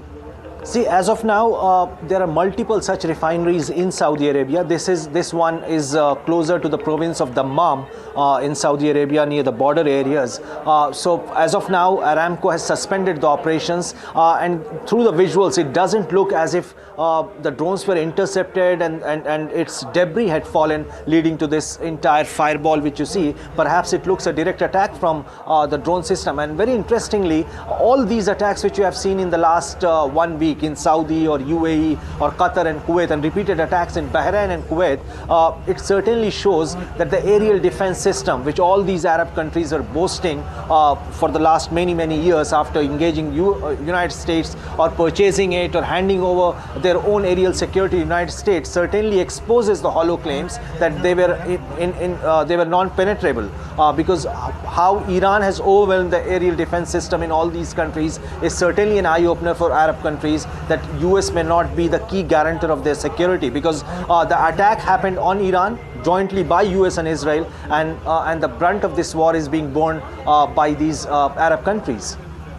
That's right. Allies of the US in the Gulf really bearing this anger and this aggression from Iran. Thanks so much, Ghazali, for joining us with all those developments. So let's take a look at this latest development as we described it, that Iran has targeted the Aramco refinery in Saudi Arabia. There has been some talk that Saudi is saying that they managed to intercept drones, but take a look at the extent of the fire which we just showed you. It's Iran's Shahid drone that hit the Aramco facility, causing the facility to be closed. The Iran drone strike resulting in this massive fire, and this is one of the Middle East's largest oil hubs that has been struck today. This is day 3 of the West Asia conflict, this war, as we see Iran attacking at least 10 countries in the Gulf. Operations at the Ras Tanura refinery have now been shut down because of this massive fire and the drone strike taking place at the refinery. And as Ghazali was telling us, immediately, while there are many refineries and immediately the impact will not be felt, but this is just added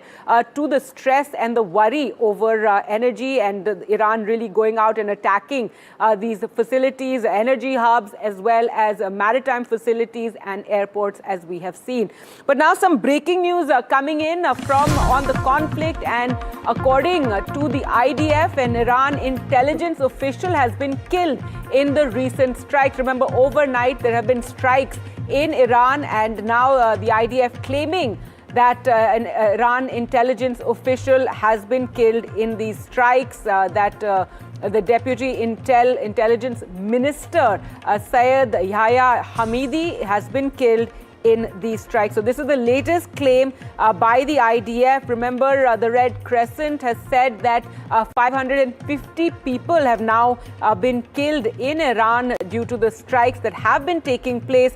as the war has extended and broadened and gotten more intense. And now Israel saying that it has managed to kill the senior Iran intelligence official. Remember earlier, IDF had said that over 40 top leaders in Iran had been killed in the strikes by the US and Israel. Donald Trump had said that 47 of the top leadership had been killed, and now Israel saying that it is an intelligence official, a top intelligence official who has been killed, a senior Iran intelligence officials, as well as the deputy intel minister who has been killed in the strikes.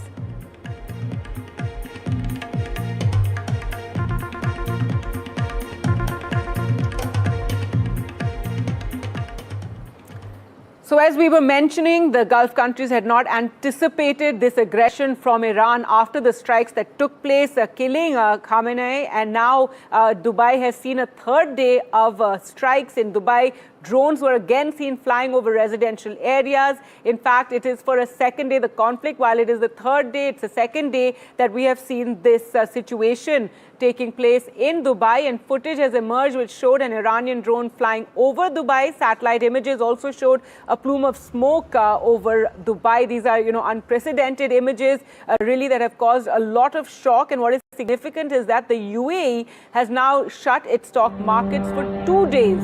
Both Abu Dhabi Securities Exchange and the Dubai financial markets have been shut.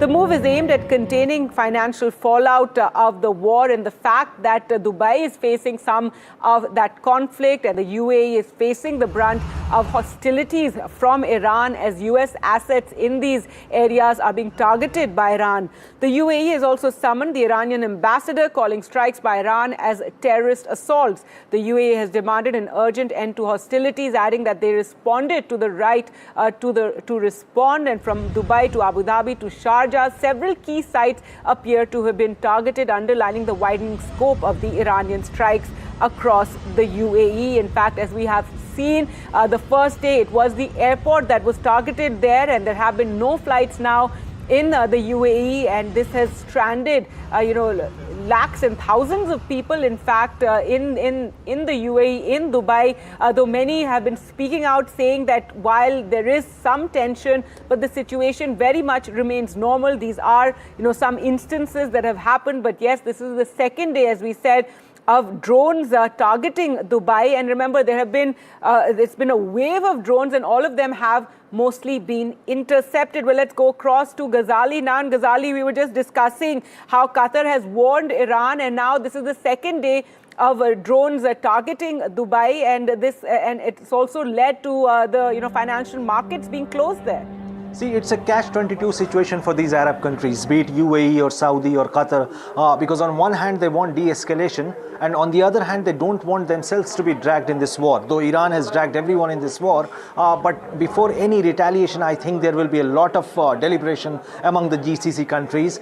They will also like to not be seen siding with US, because if US and Israel are attacking and striking inside Iranian territories, perhaps Arab countries would prefer to stay away or distance themselves from that. And due to this, despite repeated attacks by Iran in the last 48 hours inside all these countries, none of these countries have retaliated yet. It exposes their aerial defense system as well. Iran is strategically and systematically is trying to target all the financial centers. It is trying to choke the oil movement or the maritime trade routes across the world. And you see the Strait of Hormuz, how they have announced that they will block it, and it has also curtailed the movement of vessels from Strait of Hormuz. Iran has also spoken to the Houthis to show their impact and to be active in the region of Gulf of Aden there. So perhaps UAE, one of the business centers, global business centers, and as well as global diplomacy center, is bearing the brunt of this war. And right now, the max what they have done is that they are also consulting and are in talks with different European countries to perhaps deliberate upon how to react to this entire development. That's right, Ghazali. Thanks so much for joining us with all those details. So as this war in West Asia expands, it's these countries that never anticipated, being targeted in this manner that are bearing the brunt, and these sort of images that have now emerged. In fact, let's show you, where all there have been attacks. And as we said, Iran has been targeting various Gulf countries, the countries in West Asia, Israel, Jordan, Kuwait, Bahrain, Qatar, and the UAE, all being targeted. In fact, in Cyprus as well, there has been an attack on a British base there. So really what Iran has been showing is that it is going to target all the bases, all the US bases, and as well as various airports, as well as ports, as we have seen. And in Saudi Arabia, we've just seen the refinery also being targeted. So that is really the extent of Iran's aggression in these areas after it was attacked by Israel. And the US and the Khamenei, they're killed. Now Iran launching these retaliatory attacks. And the images that are emerging from these countries are not images that one has ever seen before, from glitzy images of the buildings and the malls. Now we're seeing images of smoke billowing over the skyline of Dubai. So really not images that anyone has been used to in these areas, and Dubai shutting down its financial markets. So let's take a look at some more of these images that have emerged, and a defining image for the first time ever. As he said, Israel used the Iron Beam to intercept rockets fired by the Hezbollah, as the Hezbollah too joined the war with Iran and launched rockets and drones from Lebanon. So this has been an expansion of this war. The IDF struck weapons storage facilities as well, and additional infrastructure of terrorist organization Hezbollah in several areas in Lebanon.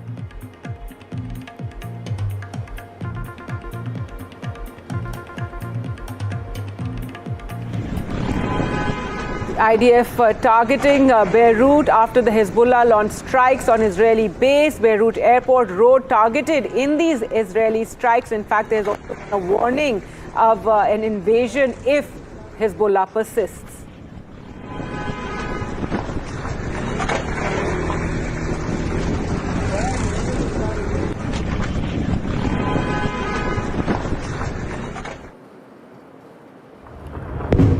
Israel launching strikes on Lebanon's capital Beirut after the Lebanese militant group Hezbollah fired missiles across the border, joining with Iran to target Israel.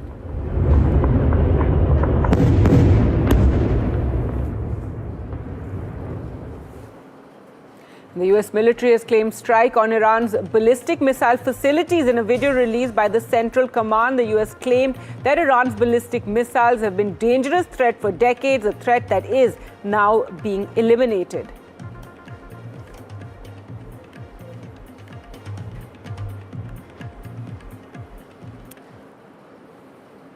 So as the Hezbollah has now joined in Iran in the war with Israel, the conflict now spreading to Lebanon as the IDF strikes Hezbollah after the attack on Israel. The conflict is set to further escalate. Israel is now planning, or threatening at least, a ground offensive into Lebanon after the Hezbollah strikes. Israel has warned citizens in South Lebanon to not return as there may be ground strikes. This comes after Israel launched a barrage of strikes on Lebanon's capital Beirut after the Hezbollah fired missiles across the border. The IDF has also hit weapon storage facilities as well as additional infrastructure of the terrorist organization in several areas of Lebanon.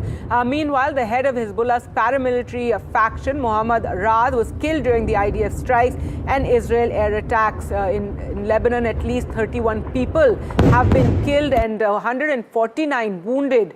The Israel defense minister issued a warning to Hezbollah and said that Hezbollah General Secretary is now a marked target for elimination. Overnight, the IDF carried out retaliatory strikes against several Hezbollah targets in Lebanon, including command and control centers, launch sites, and senior terrorists. We were ready for this. As part of the preparations for our operation in Iran, the IDF prepared for an attack from Hezbollah, allowing us to carry out a swift response. As I am speaking right now, our aircraft are striking targets in Iran, including Tehran, such as underground bunkers of the terror regime. We are operating to eliminate any threats to our civilians and will continue doing so. Hezbollah is entering a fight it cannot win. Overnight, the IDF carried out retaliatory strikes against several Hezbollah targets in Lebanon, including command and control centers, launch sites, and senior terrorists. We were ready for this. As part of the preparations for our operation in Iran, the IDF prepared for an attack from Hezbollah, allowing us to carry out a swift response. As I am speaking right now, our aircraft are striking targets in Iran, including Tehran, such as underground bunkers of the terror regime. We are operating to eliminate any threats to our civilians and will continue doing so. Hezbollah is entering a fight it cannot win.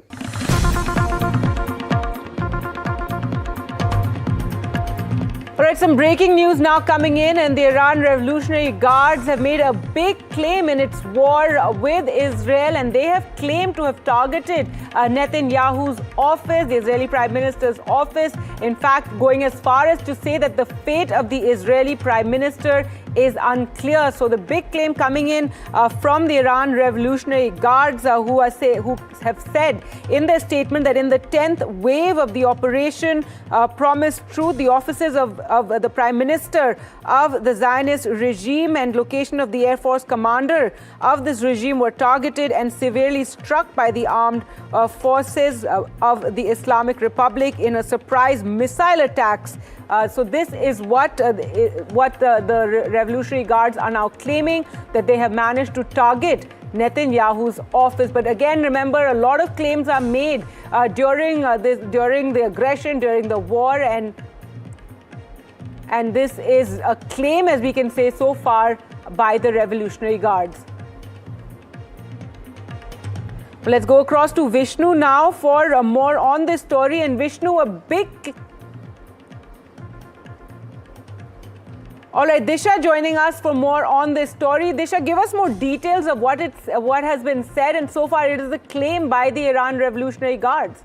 Right, so Iranian Revolutionary Guards have claimed to have targeted Netanyahu's office in Jerusalem, as well as the residence or the location of an Air Force commander. Now, who is this Air Force commander? We are yet to know, and we still don't have confirmation whether Netanyahu's office was officially struck or not. But this is what the Iranian forces are claiming. Now, this is a big claim being made by the Iranian forces, and really making it clear that there are no more red lines when it comes to what sort of targets that they're hitting and are looking at targeting, because the IDF over the past day or so has already claimed to have targeted various Iranian intel officials, top Iranian leadership, as well as leaders from Hezbollah. And now Iranian forces are hitting back, saying that we've struck Benjamin Netanyahu, Israeli Prime Minister's office, and even making a bigger claim saying that the fate of the Israeli Prime Minister is unclear, which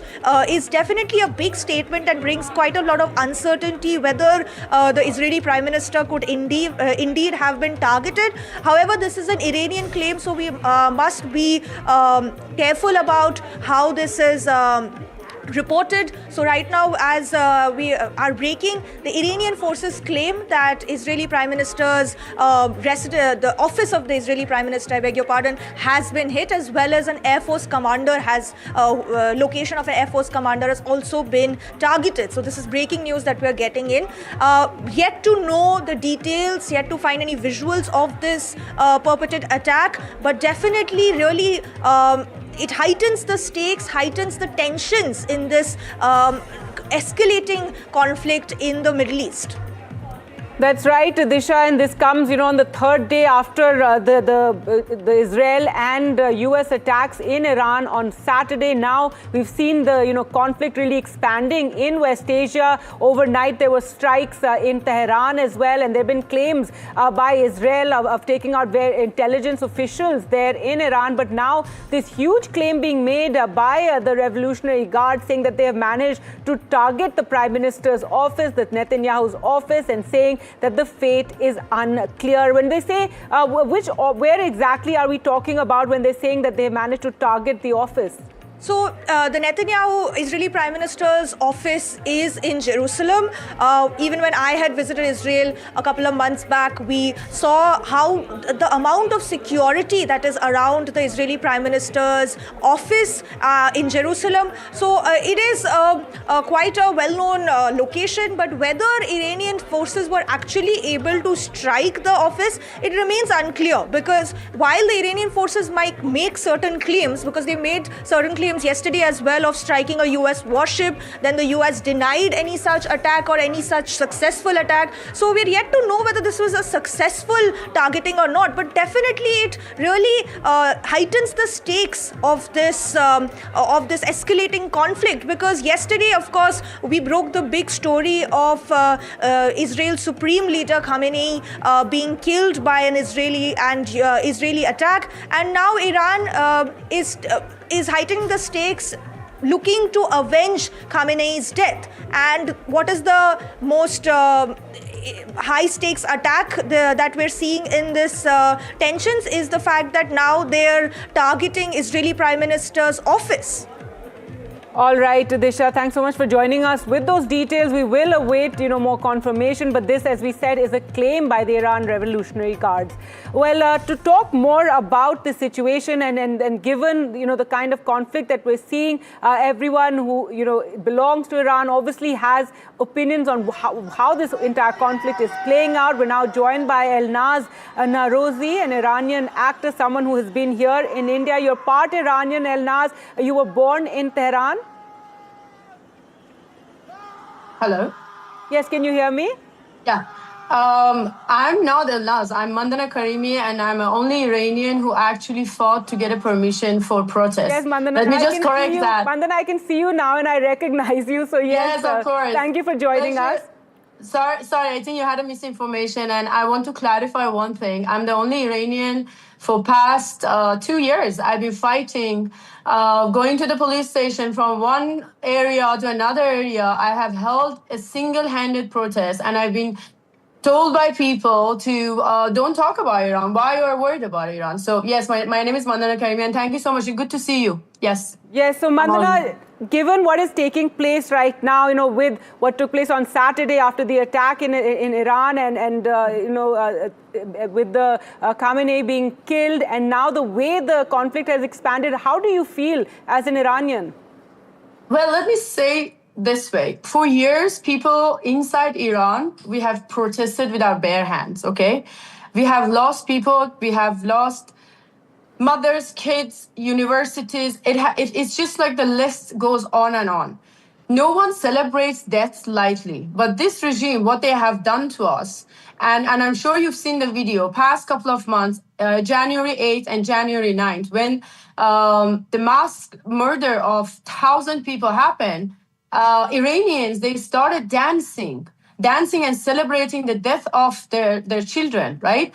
And what happened is that my own family, my own friends, when they called me and they said, can you believe Khamenei's death? It was a relief. There was this weight has been removed from the thousands and millions of. And of course, we're going to be celebrating because it's been so many years. We're asking the world, please help us. Please help us. This regime is a cancer cell in Middle East. And you can see, because when you see the attacks, I'm just giving an example. When you see the attacks, it's happening within Middle East. It's not planned or it's not organized. They're hitting the and restaurants or places like that. And then that's how we feel. And we are celebrating.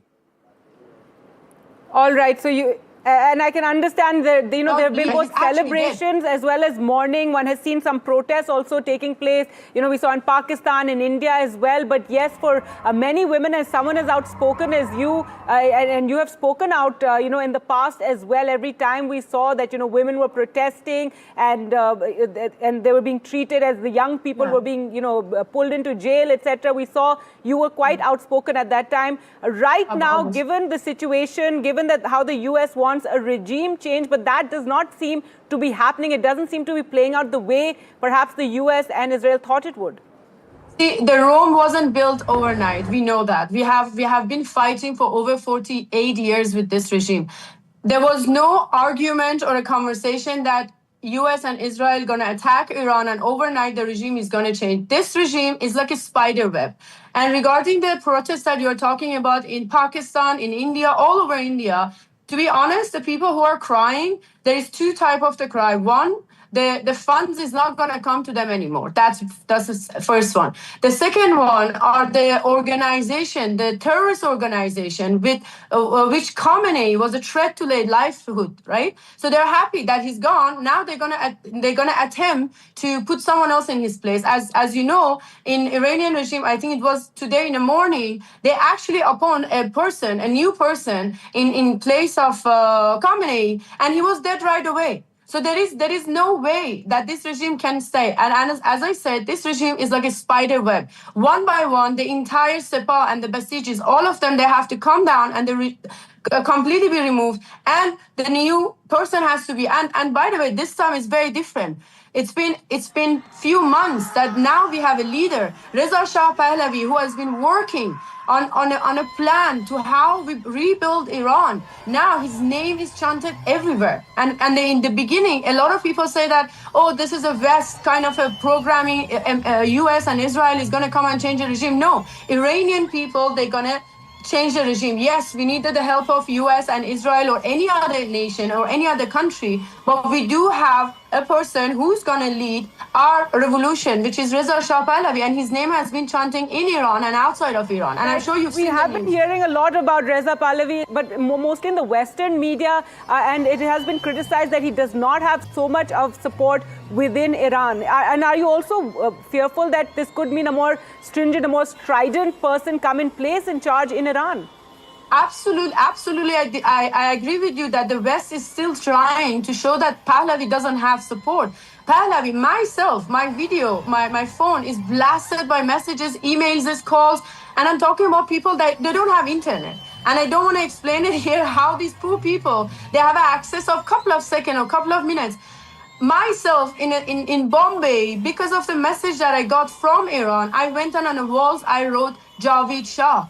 This is a message coming from Iran, and Iranian outside of Iran in Munich. The gathering that we've been having for past 2 months, it's been millions of people who are supporting Reza Pahlavi. So if the West, it's want to deny that we have no support of Reza Pahlavi, he doesn't have the support of Iranian, it's absolutely the biggest bollocks that I've heard. And to be honest, I think I'm glad NDTV actually called me for this interview because finally, because of the death of Khomeini, people are interested to know, oh, what's going to happen next? What's going to happen next? Because 2 months ago, if we would have think about Khomeini is dead, right? Khomeini is dead, sorry, it would be a dream talking about. But now, today, it's our reality. So think about it. And I don't agree that this regime is going to stay and they're going to replace someone else and the whole system is going to function the way it did. Because this regime on their own, they have proved it to the world that we are not a reliable regime to own any missiles or any bombs or any source. Because all right, in Middle East, all the countries who are getting attacked, they work with the Iranian regime. And I don't know, for people, they need to open their eyes and actually see that this regime has to go. There is no other way. All right, so Mandana Karimi there, hoping for a major change in Iran, a change in regime. Mandana, you've been in Bollywood for many years. You've been here in India. अगर आप अब हिंदी में हमको बता सकते हैं कि इस समय जो हो रहा है ईरान में, आप क्या आपके होप्स क्या, आप क्या चाहते हैं कि अब क्या हो ईरान में? Actually, मैं काफी Farsi is also coming. You got me emotional क्योंकि अभी बहुत मेरा वो जो दिल है ना बहुत टूटी गई है क्योंकि जो प्रोटेस्ट अभी हो रहा है इंडिया में ये रजीम का सपोर्ट में जब मैं 2 हफ्ते के पहले अकेली कार्टर रोड में गई थी to have a candle light for my people वो सब मुझे इजाजत नहीं मिला मुझे I didn't get a permission. So now with everything that I'm seeing, मुझे बस एक चीज कहना है इंडिया में 15 साल इंडिया में रह चुकी हूँ यहाँ पे मेरा actually full life my whole teenager and my adulthood has been in India. लेकिन जो अभी हो रहा है ईरान से अगर आप लोग को समझ नहीं आ रही है ये जो कंटेंट है ये जो इंडिया टुडे जो सब प्लेटफॉर्म्स है जो मतलब बकवास I can't even say it. It's a reporting of the situation. Please वो जो न्यूज़ है आप मत देख लो और उसमें ना विश्वास मत रख दो क्योंकि वो ईरान नहीं है और अगर एक रजीम है जो इस्लाम के नाम पे इतना मतलब मर्डर कर रही है, अपना लोग का मर्डर कर रही है, यंग वुमेन, और वो जो औरतें हैं ईरान में, उसका मतलब फ्रीडम नहीं है। आप लोग क्या मतलब बात कर रहे हैं? ये इस्लाम नहीं है।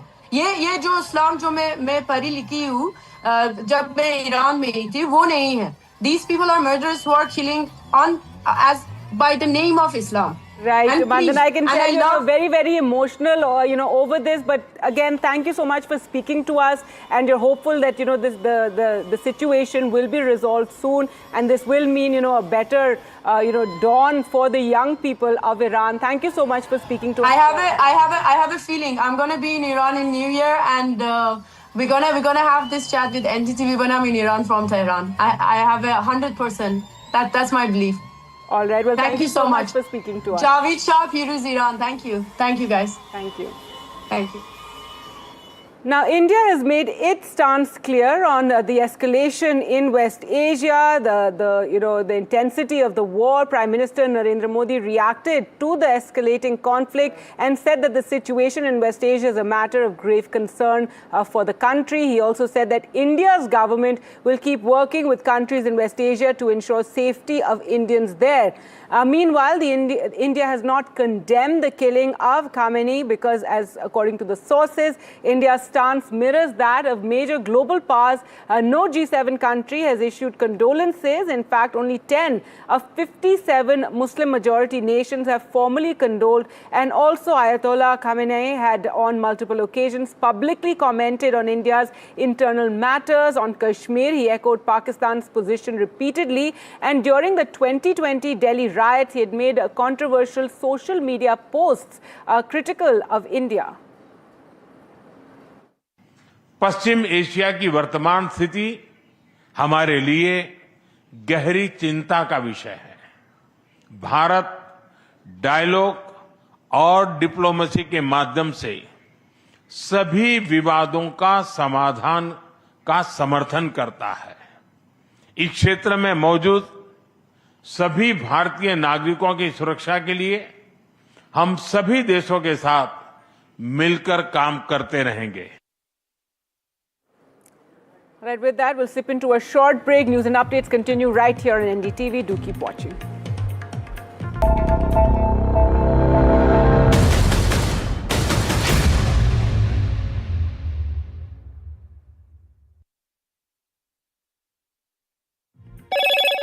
Hello, Moto.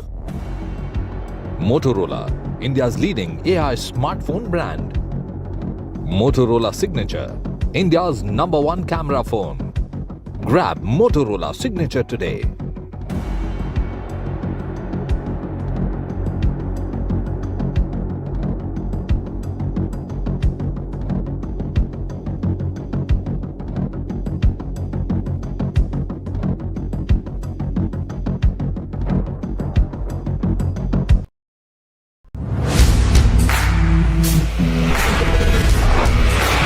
Alright team, our new auto show is ready. Now we need a promo. Something cool, something sharp. Well, I'm sure we'll be having outstanding reviews, solid suggestions, Expert advice, the latest trends. It's a lot simpler. We'll help people make the right auto decisions. It's got the cool stuff, geeky stuff, serious stuff, all of it, so that you can discover, decide and drive. I'm Siddharth Sharma and I am your Automate.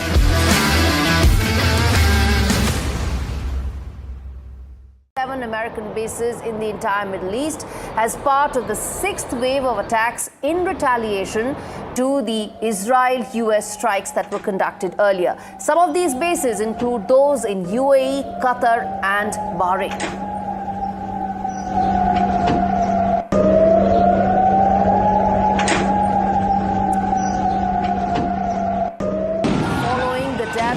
Iran's supreme leader, protests have erupted in various parts of the world and not just limited to Iran. Protests have erupted in India and the protests have become extremely violent in Pakistan, also in Iraq. In Pakistan's Karachi, as many as 9 protesters have died so far after clashing with law enforcement personnel, where reports suggest that the US Marine opened fire.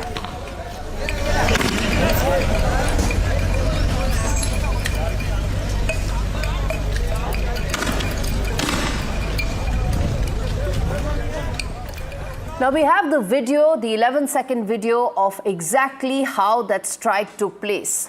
We also are now able to piece together the intel breakthrough that led to that strike being successful. Now, we are going to tell that to you point by point exactly how that happened. Israeli intelligence detected a high-level meeting to be held in Tehran. The intel that it had picked up was that Khamenei was set to meet the top aides of his top aides on the morning of Saturday. And that included Defense Minister as well of Iran, someone who's very close to the dispensation. And then also some of the other top aides that were to be in the meeting included IRGC Commander Mohammad Pakpour. And in